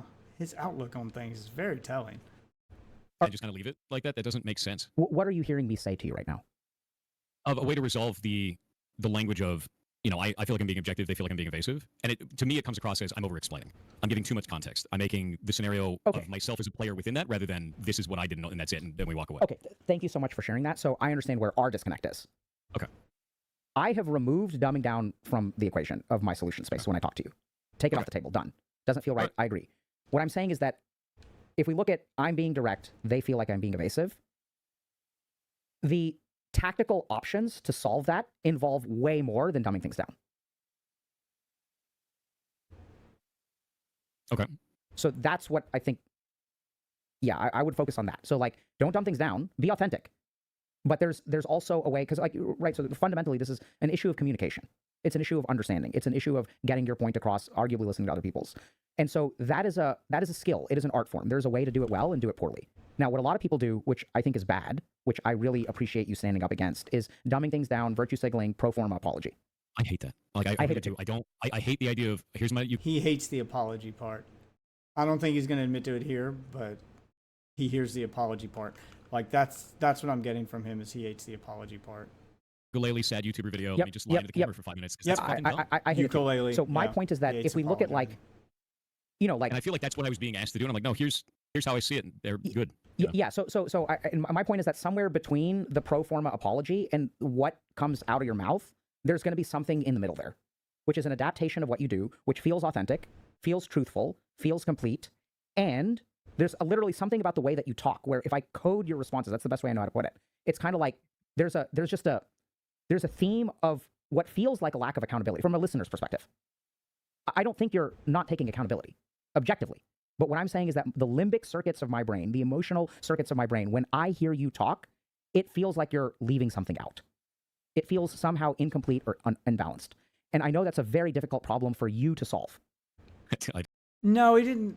No, he didn't touch a kid. I mean, there were some people saying that, but there was no proof of that. The problem is that he made a mistake that led to a cascade of events in a hardcore WoW raid where members of the guild's characters died and they lost, years worth of gameplay. And it was all because he aggroed an enemy that they were purposefully trying to avoid. And then he didn't admit that he was the one that aggroed it. He immediately blamed another person and gave them this holier-than-thou speech about it and basically scolded them for it. And then that dude went through the footage and reviewed it and slowed it down and played it frame by frame and saw the name that popped up above when, and he's reviewing the fucking footage from the perspective of Pirate Software. So he can see Pirate Software target the enemy, hit it, and then immediately tab target to another enemy because they're playing WoW. So you can see the moment it was aggroed on Pirate Software's own stream. And then when he points that out to him, instead of apologizing for it and just, saying I'm sorry and, trying to come up with a new game plan so that it doesn't happen again and offering some kind of help, he doubles down, basically calls this guy an idiot and say, well, no, you did this and you did this. It's always, every time that they point out one of his mistakes, his answer is always to point at somebody else and go, and he's like, well, I admit I made a mistake. Yeah, but you admitted it by saying, well, yeah, I did that, but you did this. And it's very fucking childish. And the doctor keeps trying to point that out to him. And he's like, yeah, but what I said was factually accurate. It's not about being factually right. Yeah, mistakes were made by multiple people, but their mistakes were made after yours. If you hadn't aggroed that thing, they wouldn't be put in a position to make their mistake. That's the problem. You were the domino you were the first domino to fall. You caused the cascade of events, and they can't get him to fucking just admit that. And the more he tries to double down and point at other people and obfuscate it and gish gallop and act like it's, oh, well, my mistake wasn't that big a deal. It was an honest mistake, but you guys did this, this, and this. So your dying still wasn't my fault. Like, he just won't take responsibility. And that's what everyone's giving him shit for. And the doctor's trying to be like, yeah, but that's all they want you to do. And he's like, oh, no, they just want me to say my bad. And I'm not going to dumb down the situation like that. That's idiocracy. So now you're calling everybody stupid for seeing what they saw and calling it like it is, because you don't want to just say, no, I mean, yeah, I did that, but this is, no, stop. Just say, yeah, I shouldn't have done that. That's it. It's all the fuck you have to do. And just the amount of ego and shit on this guy to just not just do that. It's the easiest shit in the world to do. Oh, shit. Oh, whatever. Like, that doesn't give me a lot of tools, right? It really, it's hard. So that's where, like, I'm going to think a little bit about how to bridge that gap, but, like, something in that is where the money is. I feel really confident about that. It's not a pro forma apology, but it is also... No, he did. How did I die there? Thinking about the way that you make statements that rubs people the wrong way. And then the other interesting thing that I really have to, like, encourage you to think about is it hard for you to see a different way to use your words? Because in your mind, you're only able to see things one way. The way that I put that up, the way that I put out messaging, like that, especially public messaging, the internet will find any chink in the armor to try to unravel it into saying. Yeah, see, it's always somebody else's fault. There's always a reason why he won't just say the thing. Well, if I do that, then the internet will do this, and then the internet will do that. I'm not going to give them the satisfaction. No one, like, he's making this into way bigger deal than it needs to be. You're a liar in some way. Yep. We've both seen this. So what I try to do is I go, okay. No, it should have been a nothing burger. It should have been a nothing burger. He won't let it not be that. And you know what?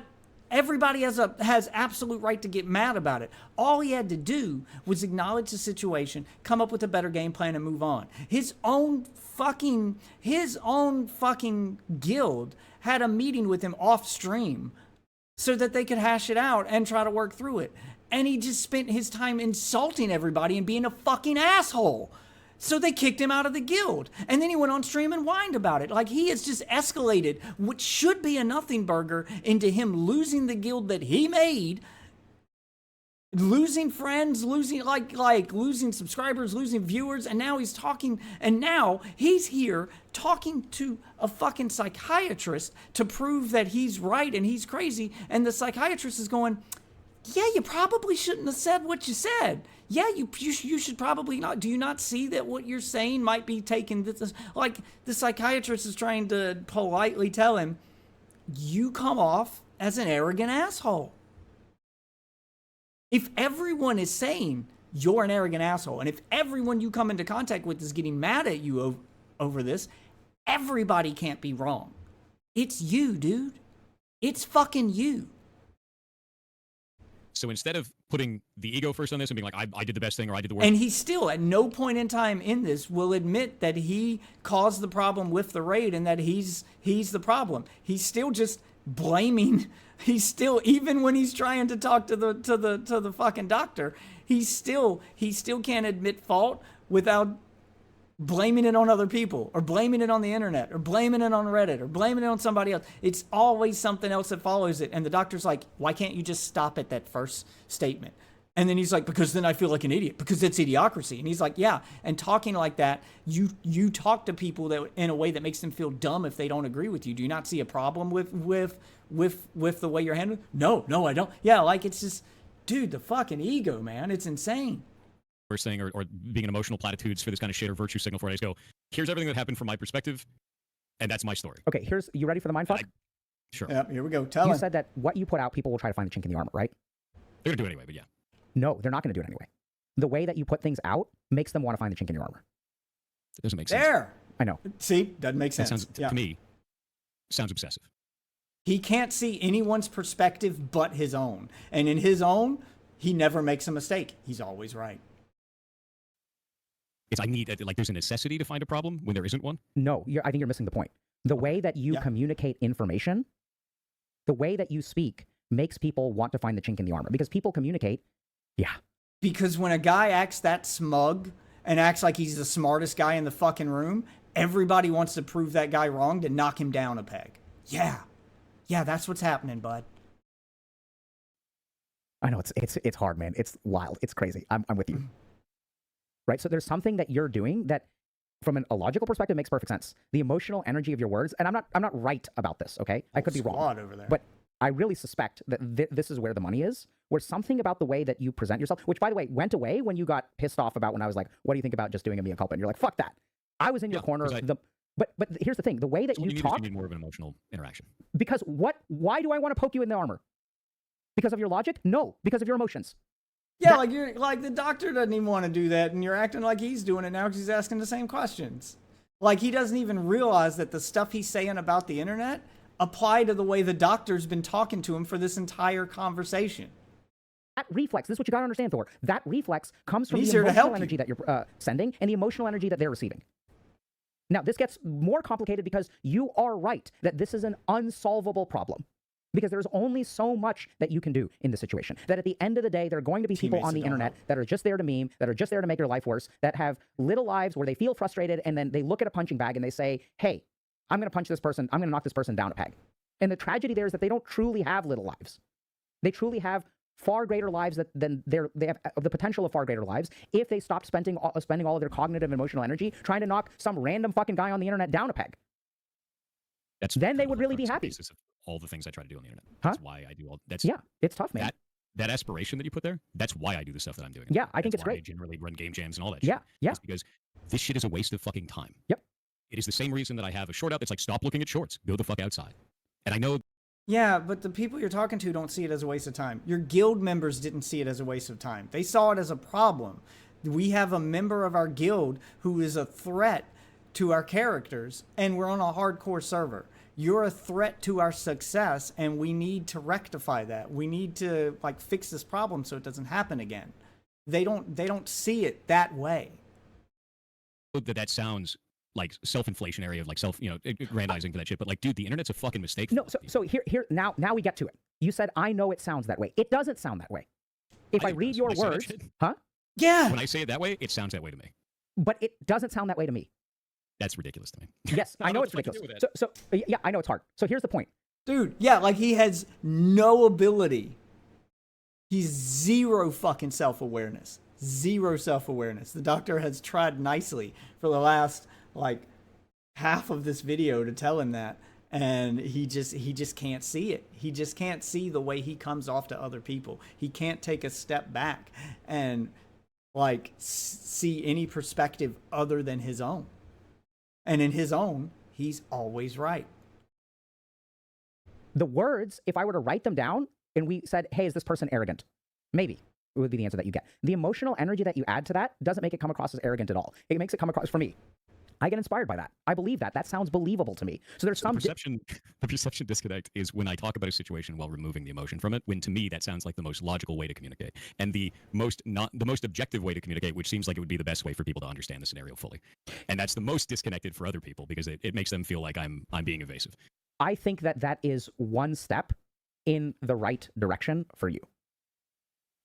Yeah, you can't talk to people. I get you're a programmer, but you can't talk to people the way you talk to machines. Is it the most logical? Sure. But people don't communicate the way machines communicate. You have to add emotion to what you say because people have emotions and people read those emotions when you talk. And when you talk in a very factual, logical way and you just lay things out and say it is what it is and then tell people they're wrong, I'm right, these are the facts, then they apply emotion to it for you. And that emotion is that you're arrogant and that you're an asshole. Also, you're wrong. And in this case, he was wrong. He just won't admit that. And that's because human beings are not logical communicators. We are I'm well aware of that. We're emotional communicators. Right? So I think the energy that you add to the equation like matters a lot. And what you're trying to remove, and it sort of makes sense, right? Because yeah, for instance, here we go. Here's a fine example how you can say the same thing and it can have two different meanings depending on the emotion you put behind it, such as, yeah, I'm coming, Grandma.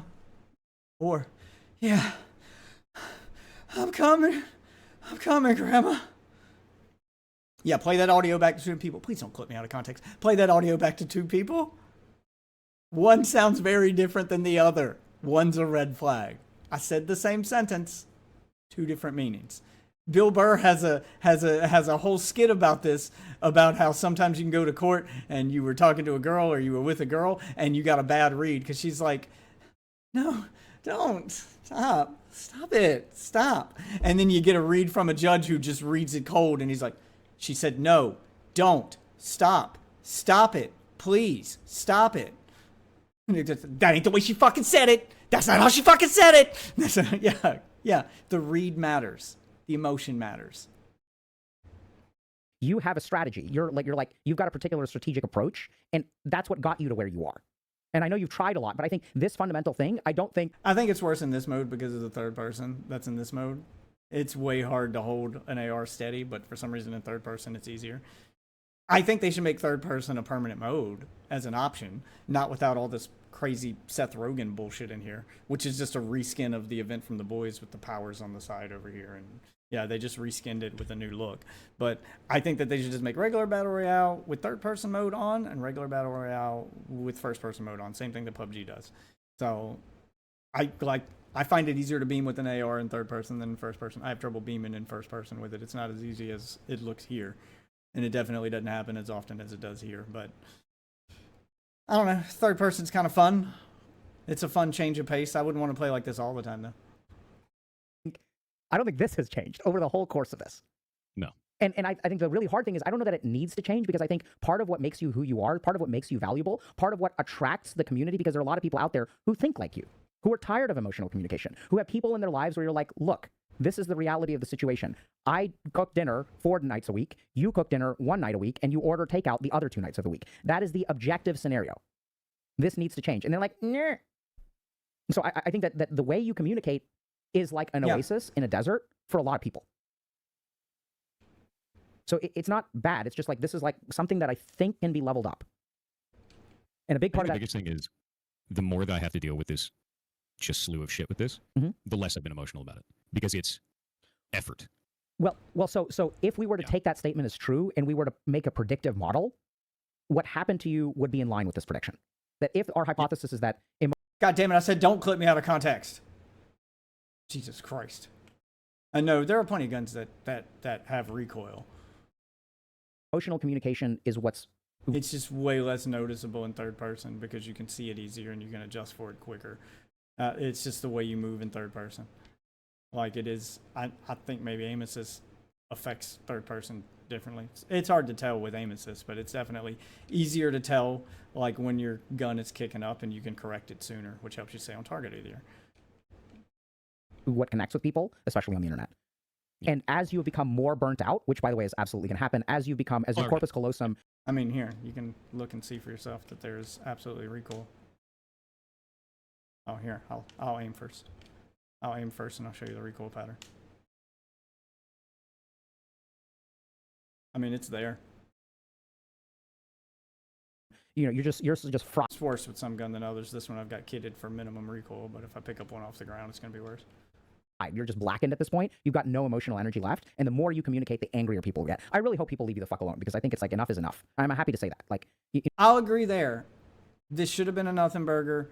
I think that we've reached a point with this where he's shown the kind of person that he is, and either you're on board with it or you're not. And if you think he's an asshole and you don't like him, and he is the kind of person I don't like, I think he's a smug asshole who's never going to learn. It's part of his personality. I think it's how he was raised. I think it's the life he's had, where everything's been handed to him on a silver plate. He is disconnected from the normal person, and he doesn't think like a normal person, and he probably never will. He hasn't had to lead a normal person life. So at this point, you're either on board with him or you're not. And if you're not, then just leave him alone and move on.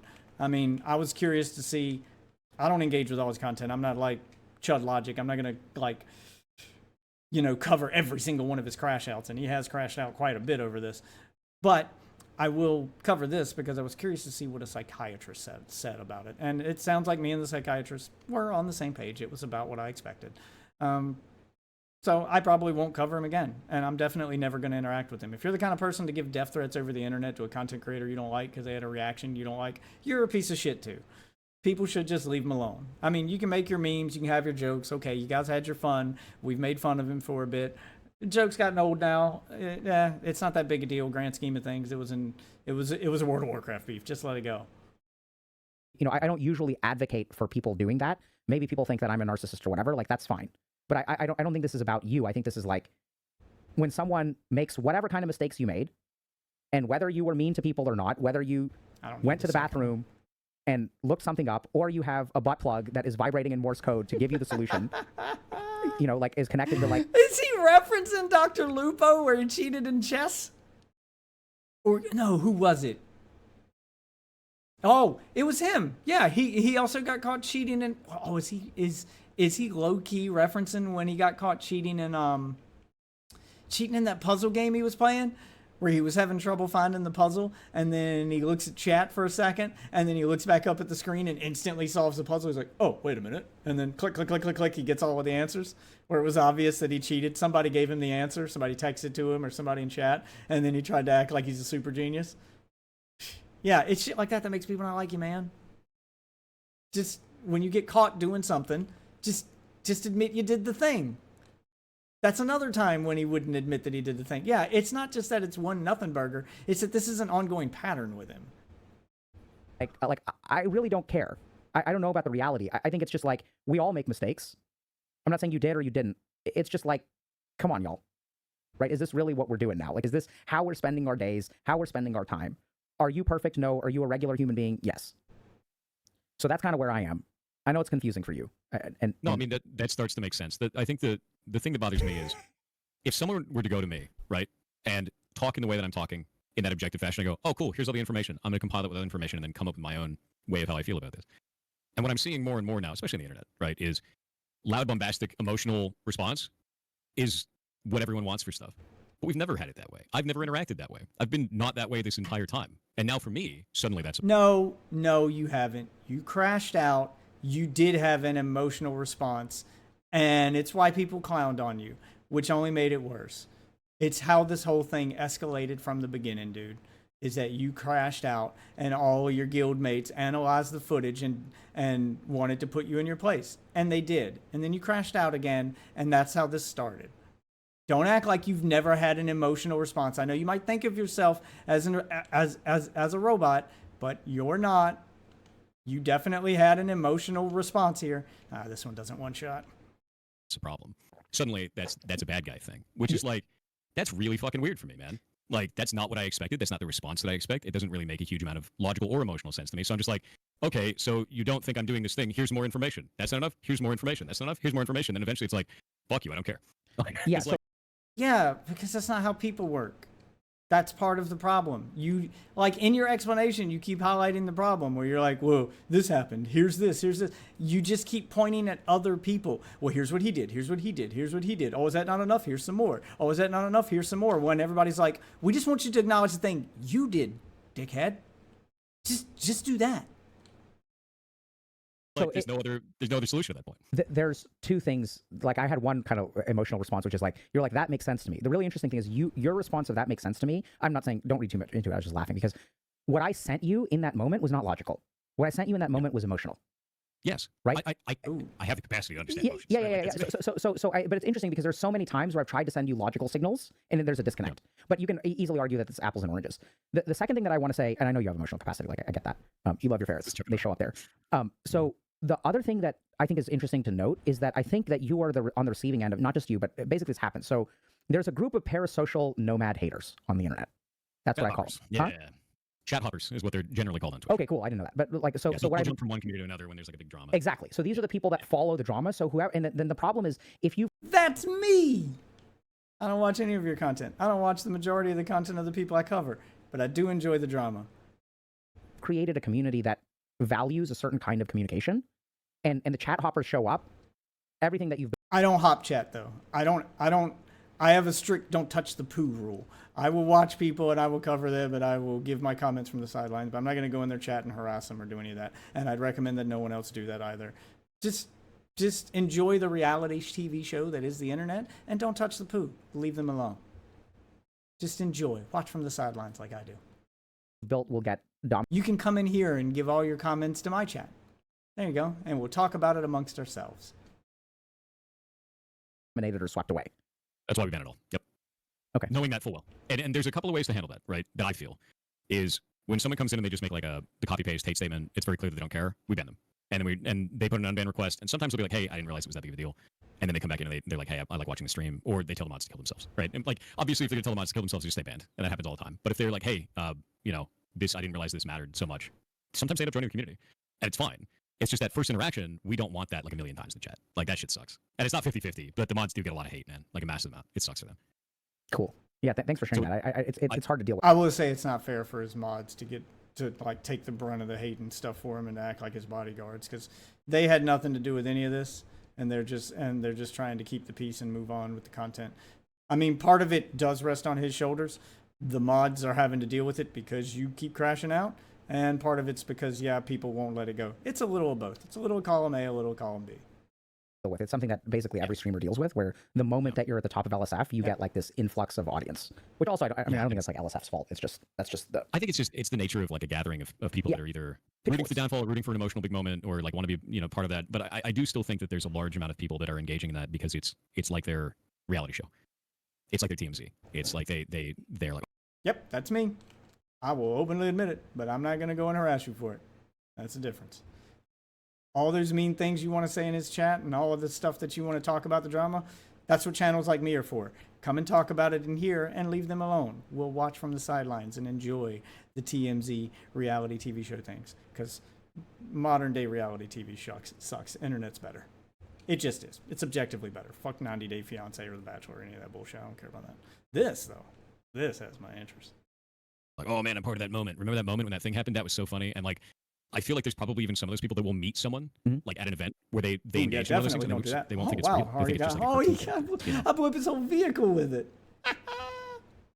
Yeah, I've seen that a lot too, unfortunately. But anyway, we've been at it for like almost 3 hours, bro.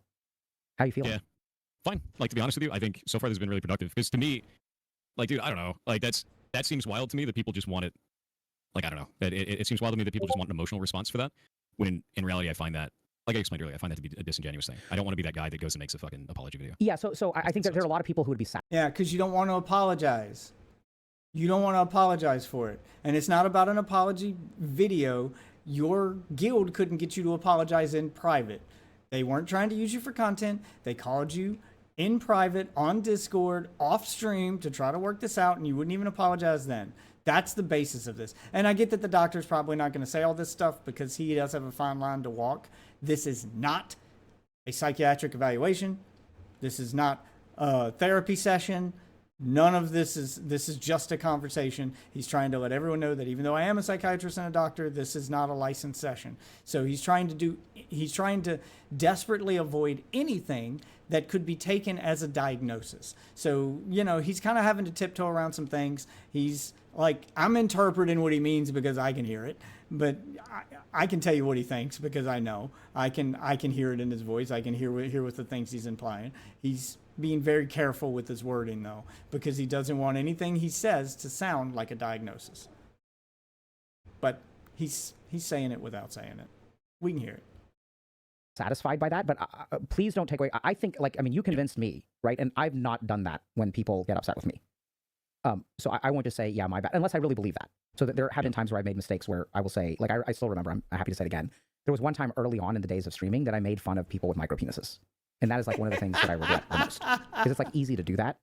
That's an easy fruit, yeah. It's easy, but it's like out of all of the people, like in terms of like punching down and stuff, like out of all the people who have it so hard for, just us to pile on and like, ha, you have a small dick, like that's not something that's in their control. And by the way, you can have a fulfilling sexual life with a micro penis. I thought about, I just became a degenerate gamer for a moment and stopped thinking about people in my office who struggle with those kinds of problems.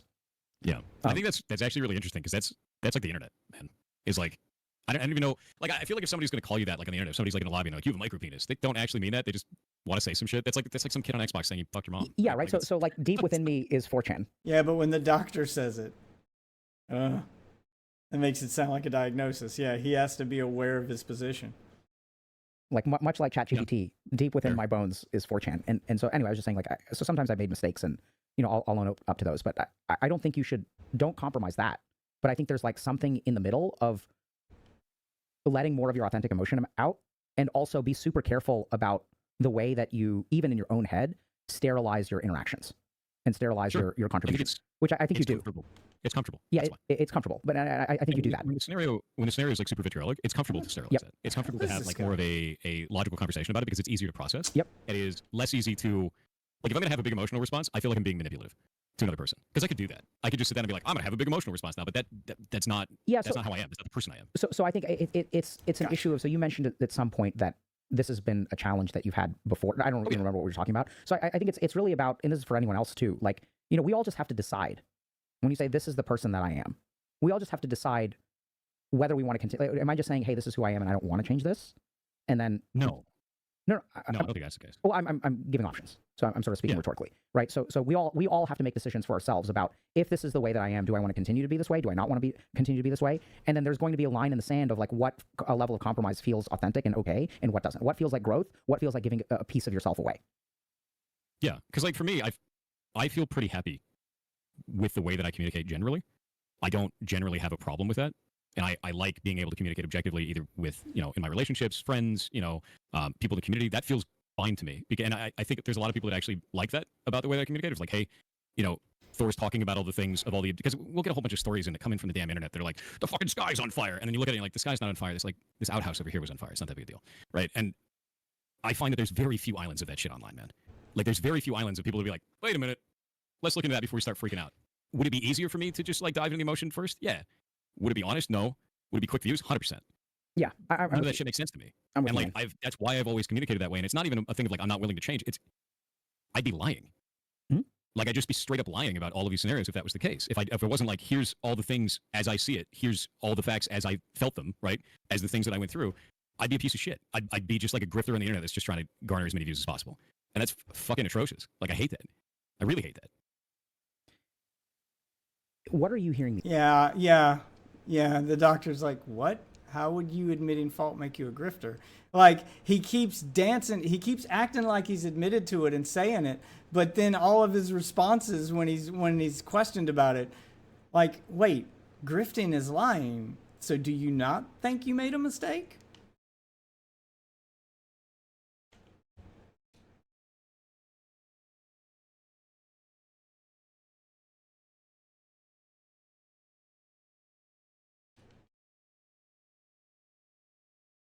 Me say.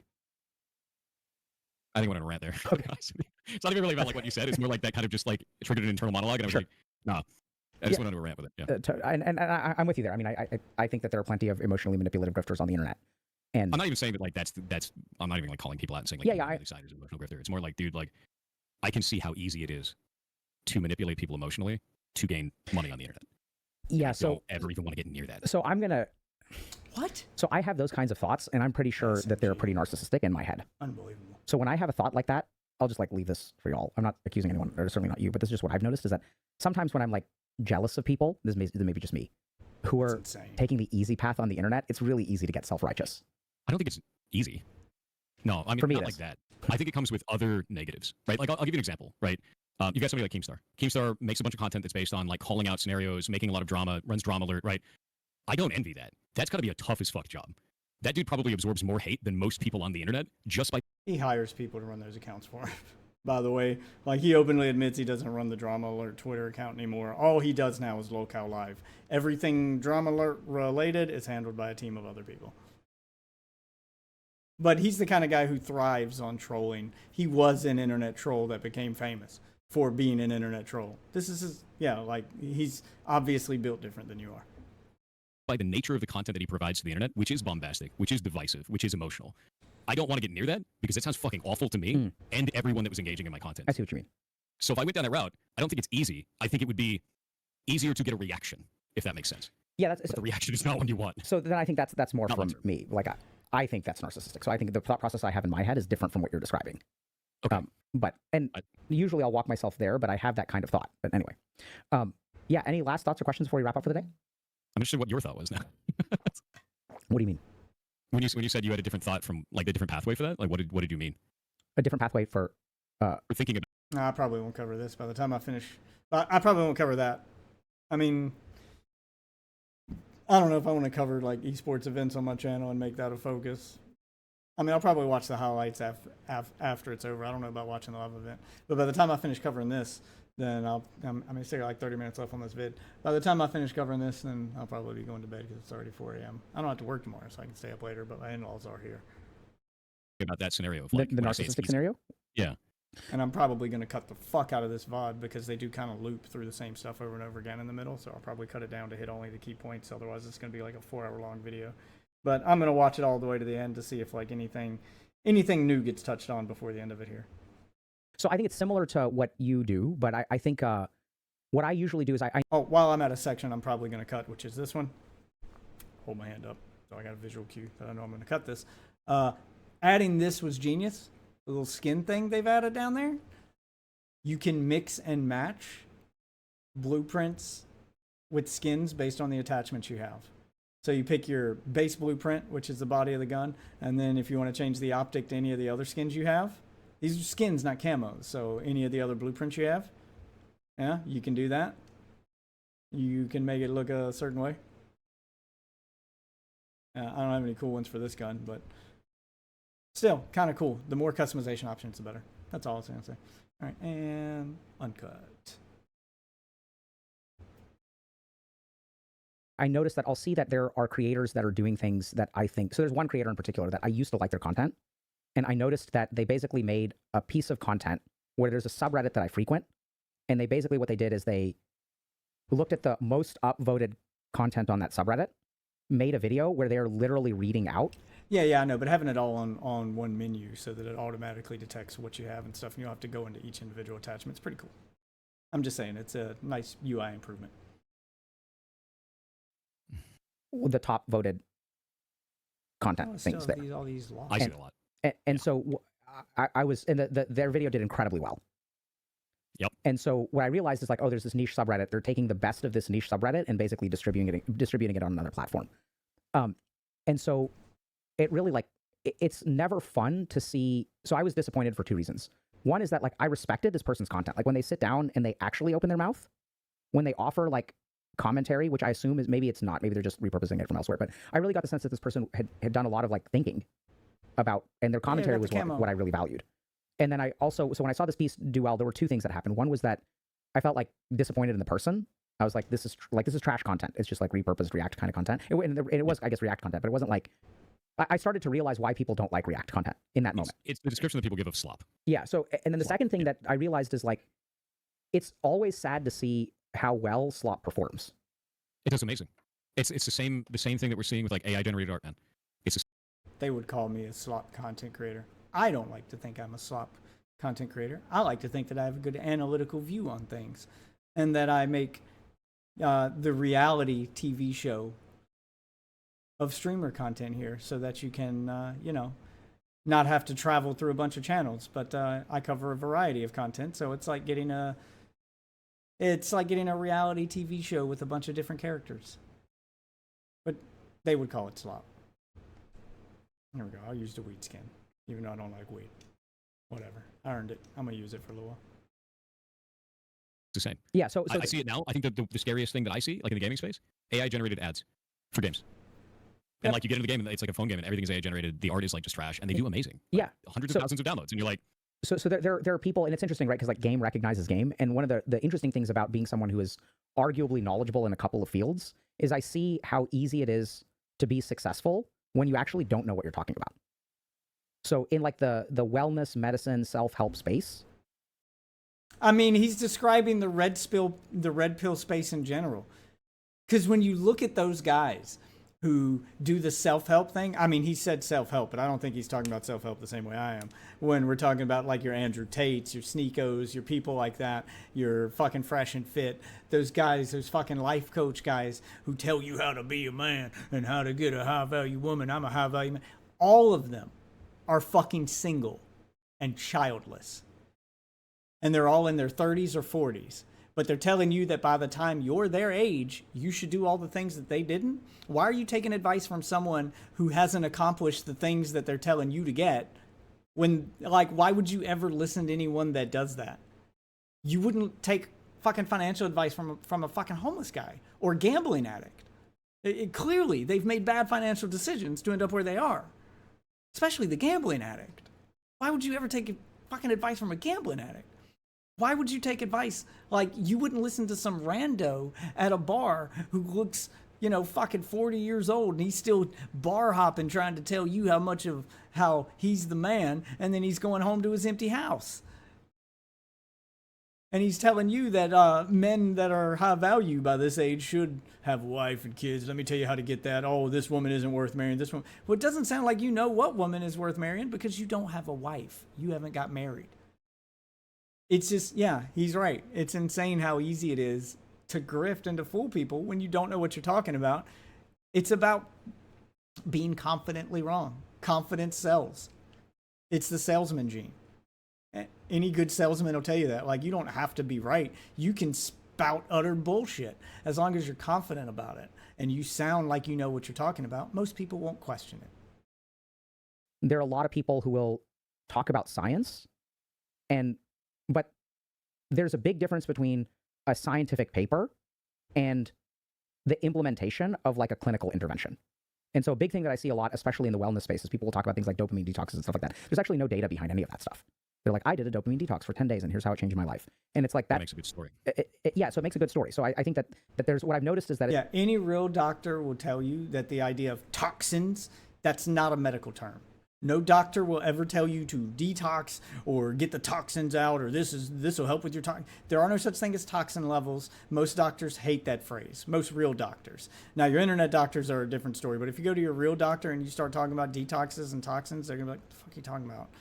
Like, what are you trying to do? Like, that's the question that they're going to ask is, well, what are you trying to do? What are you trying to accomplish? And when you tell them what your goal is, or, oh, I want to lose weight, or I want to do this, and they'll be like, just exercise, or just do this, or they'll tell you whatever the real answer is. And spoiler alert, it's not drinking a fucking smoothie. As you kind of dumb things down and make things accessible, your likelihood of like increasing in success goes up. But also, you've got to be like super careful. But I think a lot of the stuff that some content creators in the wellness space say like works doesn't really work, right? And that's not, of course not. The success of the content is not based on whether it works or not. The success of the content is whether other people think it's or interested in it, basically, right? And the most hilarious example of this is something called what's it called? Not anal bleaching, sunning the butt or something. I got to remember. So there was this trend on TikTok. Is it the one where they show their butts to the sun? Yeah. So people would do that, right? Because they're like, oh, this so part absorb the sun through their ass and then like gain medical shit for you. I've heard about this. So the really scary thing is that, so you know, they'll say like, oh, like the butt doesn't get sunlight. Yeah, one of the crazier ones I've seen that I'm like, this is so obviously not true. I can't believe there's morons falling for it. There's a guy on TikTok who, and I don't believe he's actually doing it, who drinks his own pee and claims that it detoxes him, that he's filtering it through his own system twice, and it's already been filtered through my system, so it's got less toxins in it. Pee's actually good for you. And he uses it to brush his teeth and stuff. Yeah, he's not actually doing that every day, and I wouldn't be surprised if the thing he's drinking in the TikTok video isn't actually his own piss, but it's like apple juice or something. But my God, the number of people who have TikToked themselves fucking just taking a piss into a fucking glass and drinking it is insane. These TikTok challenges are stupid. Oh, the newest one with the Chromebooks that I had to show to my kids because I'm like, if I catch you doing this, I am fucking beating your ass. This is retarded. Where it's called the Chromebook challenge. The challenge is you take a paper clip and you shove it into the USB port and watch your Chromebook spark and catch on fire and explode because you short-circuited the fucking USB port. That's not a challenge. Like, I think kids have forgotten what the word challenge means. It's retarded. It's just retardation. They're tricking you for laughs. Don't do this, and definitely don't record yourself doing it and posting it. Also, kids are getting arrested now and charged with arson when they do it in school. So you could actually go to jail. Don't do this dumb shit. Holy fuck. Right? And then what people don't understand is that since the butt doesn't get sunlight, it is not designed to receive it's still sunlight, 90% which means that you will toxins. get a sunburn. You get a sunburn your... Oh. Yeah. People were getting... So there was like a medical... It was like a... Sunburned asshole? I didn't hear about the asshole one. That's pretty fucking funny. Oh shit. I mean, dangerous. Definitely don't do it, but also funny. medical concern. It was like a public health issue. Like dermatologists were dealing with a bunch of sunburned butts. Like not butts, not the cheeks, like the inside. Because people would, sunburned assholes. Like open it wide. Because they fucking open their asshole to the Lord, like Goatsy. And if you're old enough to get that reference, leave a like and a comment. And because you don't, people don't understand that you don't, like if you shaved your scalp, I mean, if you shaved your hair today and you walked out in the sunlight, you get a sunburn on your head. Crazy. Yeah. So you need a certain amount of melanin, and like we don't have melanocytes. Yeah, because your scalp has never seen the light of day, and to immediately expose it to 100% sunlight for hours on end, you're gonna get sunburned, even if you don't get sunburned anywhere else on your body. Like you got to wear a hat for a while after the first time you've ever shaved your head, until your scalp can adjust and and the skin can callus or get melanin or whatever the fuck he said. In our bunghole. Inside. No. Like we don't have them there. Yeah, mooning going to a No, whole new level. that goes into like the craziest area of. See, that medical disinformation is scary. Like super, super scary. That's like the scariest thing. Because like, I think what it goes into is. I think this was rewarded before the Chromebook the Chromebook challenge. But yeah, Google the Chromebook challenge. Oh my god, it's so fucking retarded. All of those TikTok challenges are just people trying to trick other people into doing something stupid for views, and it works. It's so sad that it works. Kids are retarded. Kids are retarded. Kids these days are retarded. People want to believe it. Remember, half the population is retarded, and TikTok proves that. They want to believe that they can do something. They don't want to feel powerless in a situation like that. And you have the secret knowledge. And the secret knowledge is just behind a $5 paywall. That's only $5. And like, some of them are just doing it for attention, because if I film myself and put this on TikTok, it might go viral.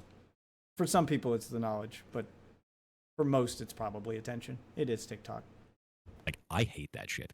Like, I fucking, like that. That was Bullshit. That is actually the reason that we set up the Discord the way that I have it. Like, the Discord is literally set up in like, here's focus groups. Pay nothing. Go talk to people in the field. If I don't know it, one of them will. Go. Right? Go interact with them. Because the idea of like siloing knowledge leads to that shit. It leads to the like, I'm going to make up some shit. And when I make up some shit, you're going to sunburn your ass. Like, that's... Yeah, so that opens up, I think, other cans of worms, medical disinformation. So like we have paywalled content, and so arguably we're guilty of that, but I think we're not in the same way.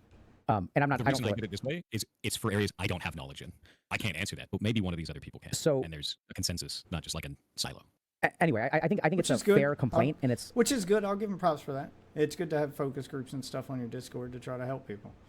It's good to admit that you don't know everything, even though on his stream he does often come across as the smartest guy in the room, or try to come across as the smartest guy in the room and the guy with all the answers. It's good that at least in his Discord he admits he doesn't.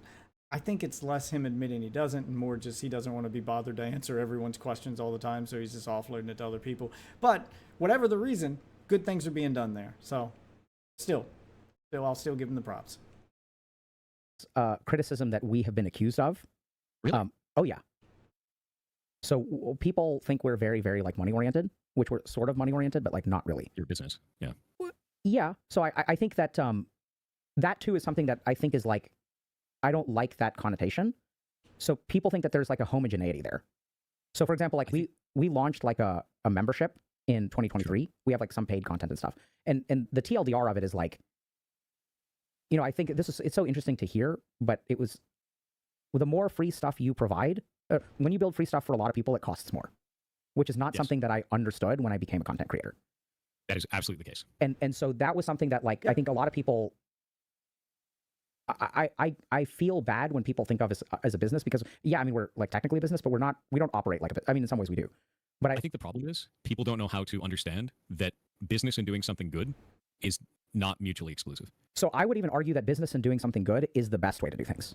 Yes. And the reason for that is really simple.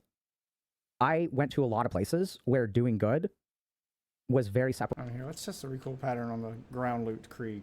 Oh yeah, look at that recoil pattern, man. And kicks hard to the right and stuff. Yeah, can still have recoil. I mean, being in third person, it's harder to notice and easier to control, but I would definitely have trouble controlling that in first person. Separated from business. So the number at the top of the list is like ashrams, non-profits. Let's test the AMAX. Oh shit. Oh, now I'm about to get shot at. Oh, oh. There it goes up and a little to the right. Okay, okay, all right, I'm moving. I get you vibe, Chief. Spiritual teachers, people who are like philanthropic and we're doing things for the good of the world. generally speaking, I saw the largest abuses of power in those kinds of scenarios. There's a lot of, like, the moment that you become a nonprofit, like, I've seen so many toxic work environments in investment banking and in nonprofits. Because in nonprofits, it's like, we're doing it for the ferrets. We can't pay you a lot, but we're doing it for the ferrets. So one of the really interesting things that we tried to do very intentionally was like, I'm not your guru. If you want my help, I'm going to give you some stuff for free. And if you want this other stuff that takes a lot of energy and resources to build. Only if your aim is good to start with. You would be surprised how many people miss those first 4 shots, and then the rest of the time they're trying to beam you while controlling recoil, especially at range, man. Like the damage drop off at range means that those first couple bullets aren't going to kill you. You're going to have to control the recoil at range to beam, which is more what I was talking about. Oh.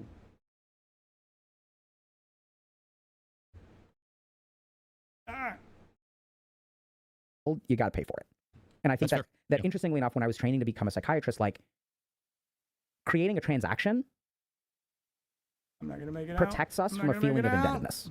And the moment that you add indebtedness to the equation, the moment you start doing extra for your patients, doing things for free, if you do something for free, then like it makes things muddy.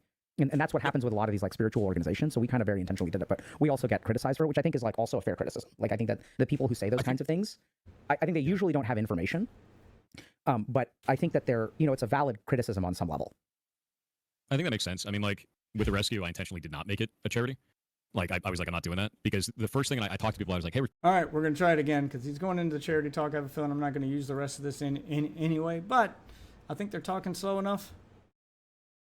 Let's try to speed it up. Instead of making it a 30-minute watch, let's see if we can do 15. 2 times speed, baby. Let's go. Think about just starting rescue. First thing that showed up in chat is, oh, you're just going to try and take a tax break. And I was like, that's valid.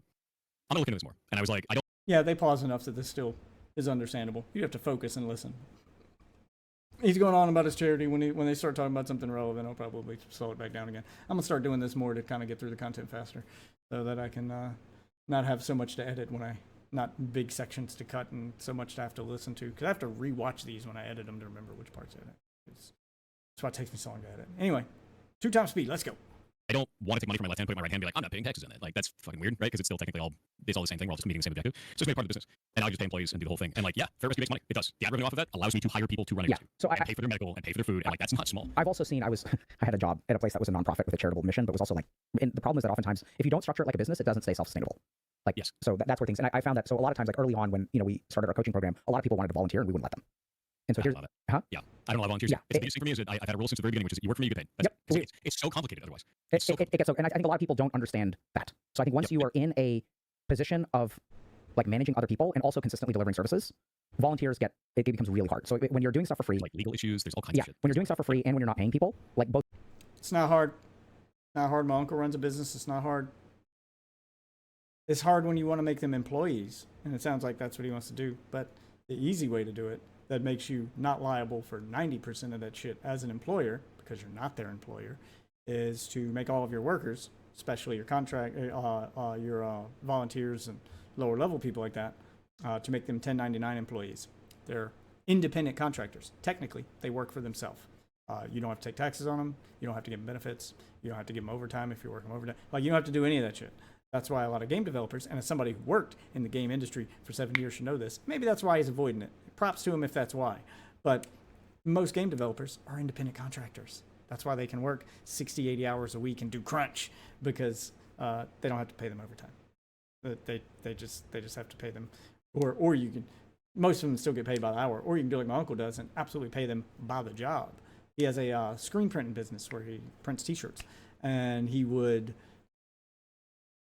one summer decided he was going to hire a bunch of teenagers, and so he paid them by the hour at first and went through all that process, and it ended up being a big pain in the ass, because every time you fire somebody for not working hard enough, you got to hire a new person. You have to go through that process again, and that costs the business money to put you on health insurance and to put you on an hourly wage and then take taxes out on you. Like that process costs them money. So he started making them 1099 employees. They're 17, 18 years old. He starts making them 1099 employees, and he then pays them by the shirt they print. So the more work they did, the more they got paid. You could get paid a ton in one day if you just wanted to print shirts all day. If you wanted to skip breaks, you wanted to skip lunch, you wanted to work overtime, he didn't have to pay overtime. It was all just, the more shirts you print today, the more we got done. This is how many I got in this order. I need it done by this date. And guess what? They started finishing early. and their paychecks went up. I'd say that's the better way to hire and employ people, in my opinion. I think there's a lot of businesses that don't work well with an hourly model. I mean, obviously, if you're manning a station like a cash register or people greeter at Walmart or somewhere where you're just standing there and your job is to wait for customers to interact with, sure, hourly wage. But if your job is to do something that requires quantities to be done by the end of your shift, then stop paying those people by the hour and start paying them by the quantity of work that they do. And guess what? They'll start finishing early. Both of those things. I think it's just way easier. It's like, hi, I'm going to make a donut. The donut costs $1. I'm going to try to make it as affordable as possible. And that's something that if people think our stuff is overpriced, I think that's not really a fair criticism. Anyway, but so I think that there's, anyway, we're kind of getting off track, but anyway, any last thoughts or questions before we wrap up for the day? No, I think that's it. I think this makes sense overall. Yeah, cool. I think overall this makes sense. Ask him what he learned. What did you learn, Pirate Software? You said it all made sense, but you still didn't admit fault at any point in time. And you agreed with a lot of his things, even the things that made you sound like a narcissist. And you agreed with things that contradicted each other. So we need to make sure that you got a takeaway from this, that you actually fucking learned something. Yeah, I'm sorry. It's interesting to me because it's like, it's really easy to get into a state where you're just like, I'm fucking done with it. Yeah. It's really easy to get there. I also don't believe that human beings were meant for the social interactions we have online. Yep, we're not. I don't think humans were built for this. I think we're built for like a No, little bit of he's friction. going to make an inside small excuse filters, but again. you expand that to hundreds of thousands of people. Yeah, he's just going to make an excuse again. Humans are adaptable. We weren't meant for a lot of the things that we do. We weren't meant to stare at screens for 8 hours a day. We weren't meant to stand in one spot and do factory jobs. There's a lot of jobs that humans do today that when we were, Neanderthals and when we were, living in caves that we weren't meant to do. But we adapt. So internet's not going anywhere. You should be focused on adapting to it instead of using that as an excuse for it. That's my take on it. People, no one's going to react correctly because it's just that's not what we're made for as human beings. That's completely agree, man. Yep. All right, man. Well, I hope things calm down for you. I hope if people watch this, I'm sure that there were made mistakes, but I don't think I don't think it's fair. I'll say that. I don't usually say those kinds of things, but I'm going to go ahead and say that. Maybe I'm wrong. I wasn't there. I didn't watch it. I haven't seen everything that happened.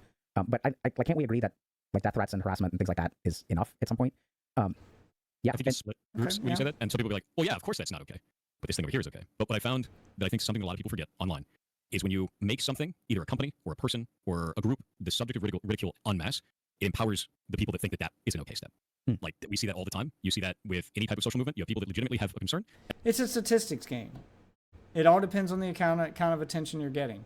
The more attention you get, the greater the chance that you're going to attract those kinds of people. And there's always going to be a percentage of people out there who are like that. The bigger your audience, the greater your chance of those percentage of people being in your audience. If you have a smaller audience, you have less of a chance of those people finding you, discovering you, and being part of your audience. It's also dependent on the kind of content you make and the kind of attention you're attracting. But yeah, it's more of a numbers game. I don't think it's an empowerment thing. I mean, yeah, there's some bandwagoning for sure when you get a big one. Sometimes it's fun to jump on a hate train, and sometimes it's popular to hate on something. Happened to Nickelback. They're the most hated band in America. Yeah, then why are they so successful? That became a myth for a while, that it just became so trendy to hate on Nickelback that there was this myth going around that they were the most hated band in the U.S., but somehow still topping the charts and number one. Reality didn't match the sentiment that people had towards them, but they were still getting a lot of hate because it was just trendy to hate on them.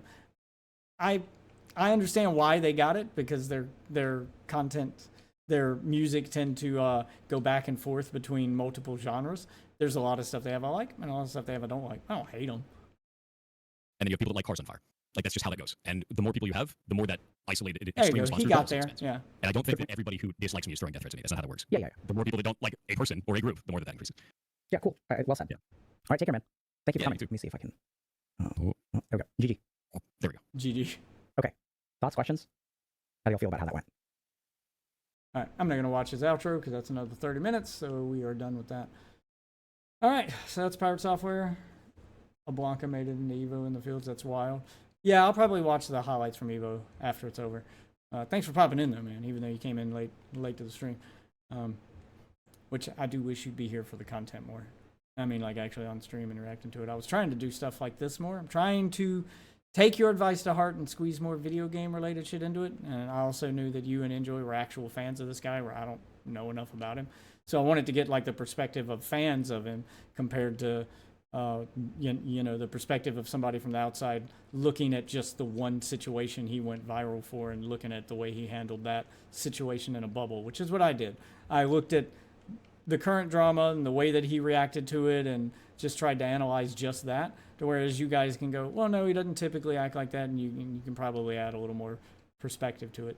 So I was looking for that take, but Enjoy couldn't give that take because he couldn't watch this with me because he still doesn't have his internet back. He's playing off his neighbor's Wi-Fi and it's slow, and he said he tried to have me pulled up on his phone while he was gaming and it just kept crapping out. So I was like, okay, well, so he's going to leave those in the comments, which those of you watching, be sure to leave your thoughts in the comments. Join Enjoy in that conversation. He's one of my co-hosts who will be watching this VOD with you guys and leaving his thoughts in the comments to have conversations with you there based on what he thought my takes were. So I'll know later if he agreed with me or not, but I kind of wanted somebody to be there live who actually was familiar with the content. Just like when I do certain creators in the true crime space, I'll probably have my wife on because she's a huge true crime fan, so then she'll be able to give takes on that. You know, like I like to have people who are more familiar with the content than me when I'm reacting to it, and then I can give like the normal person take versus the fan take. And then there's times when I'm the fan and I want somebody who's not a fan to give that normal person take, because I like to give multiple perspectives and not just mine. I don't want to, you know, come off bias or have some weird brain. It's weird how with all my H3 takes here lately, because the H3 content has just kept coming. I haven't wanted to make so many videos on them in a row, but it's like every day I think I'm done with them and I'm ready to move on to something else, and then something else happens, it blows up, and I'm like, fuck, I gotta cover that. Jesus Christ, this is getting insane. And then that's what I start doing. So yeah, it's a little bit of that, but yeah, people in the comments are like, so this is what an H3 fan is like. Dude, I haven't watched H3 in like 12 years. I haven't watched H3 since he started doing podcasts. I loved his old videos back in the day, but back then he was making videos with iDub, so I was fans of both of them. And now it's like I'm watching two OG creators I used to like sitting here crash out on one another, and it seems like they've both gone insane. So I'm just giving that outsider normie perspective, and people don't know how to handle it. Dude, there is so much like bias and team sports mentality associated with their content right now. It's insane. People are letting politics get in the way of their judgment, where they're excusing the most off-the-wall shit because, well, yeah, but he doesn't believe in freeing Palestine, so fuck him. I'm like, what's Palestine got to do with any of this shit? You guys called CPS on his children. You sent human skulls to his house. Yeah, but he supports Israel, so none of that has anything to do with what you did. None of it. None of it even had anything to do with the episode of the podcast you were reacting to. Yeah, like they just keep inserting politics into everything, and it's so fucking cringe. I don't care about Israel or Palestine, for the record. If you're wondering which side I'm on, I'm in the side of put a bunch of nukes in the middle of them, and whichever one gets to them first can have them. I don't give a fuck at this point. They've been fighting for over 100 years. The only way this ends is when one of them just completely wipes out the other one. Sorry. That's just how it's going to go. That's how I believe it's going to go. Hey, if you guys can find a peaceful solution, more power to you. But the reason that peace in the Middle East was an impossible goal, being a fucking meme, was a meme for a reason. All right? Anyway, yeah, that's... Sorry, I derailed there, but... Pirate Software just...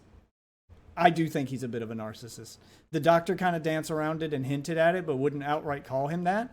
But he gave him a narcissist test and said, well, you gave all the same answers a narcissist would give. Do you understand that? Yeah, I think that's his way of saying, I think you might be one, but I don't want to diagnose you. Because he damn sure failed the narcissist test. We all saw that happen. All right, well, thank you for watching this one. Sorry, I got locked in on the game there for a sec. But anyway, if you guys like this video, be sure to leave a like. If you want to get in on the conversation and leave your thoughts, look, like, I understand a lot of my takes might be wrong. I'm just a normal guy giving his opinion on things. Let me know if the normal guy perspective is wrong, if you agree or disagree. Let's have a conversation in the comments. And if you want to see this stuff live, we do it every night at roughly 11 p.m. So thanks for watching, and I'll see you guys in the next one. Have a good one, everybody.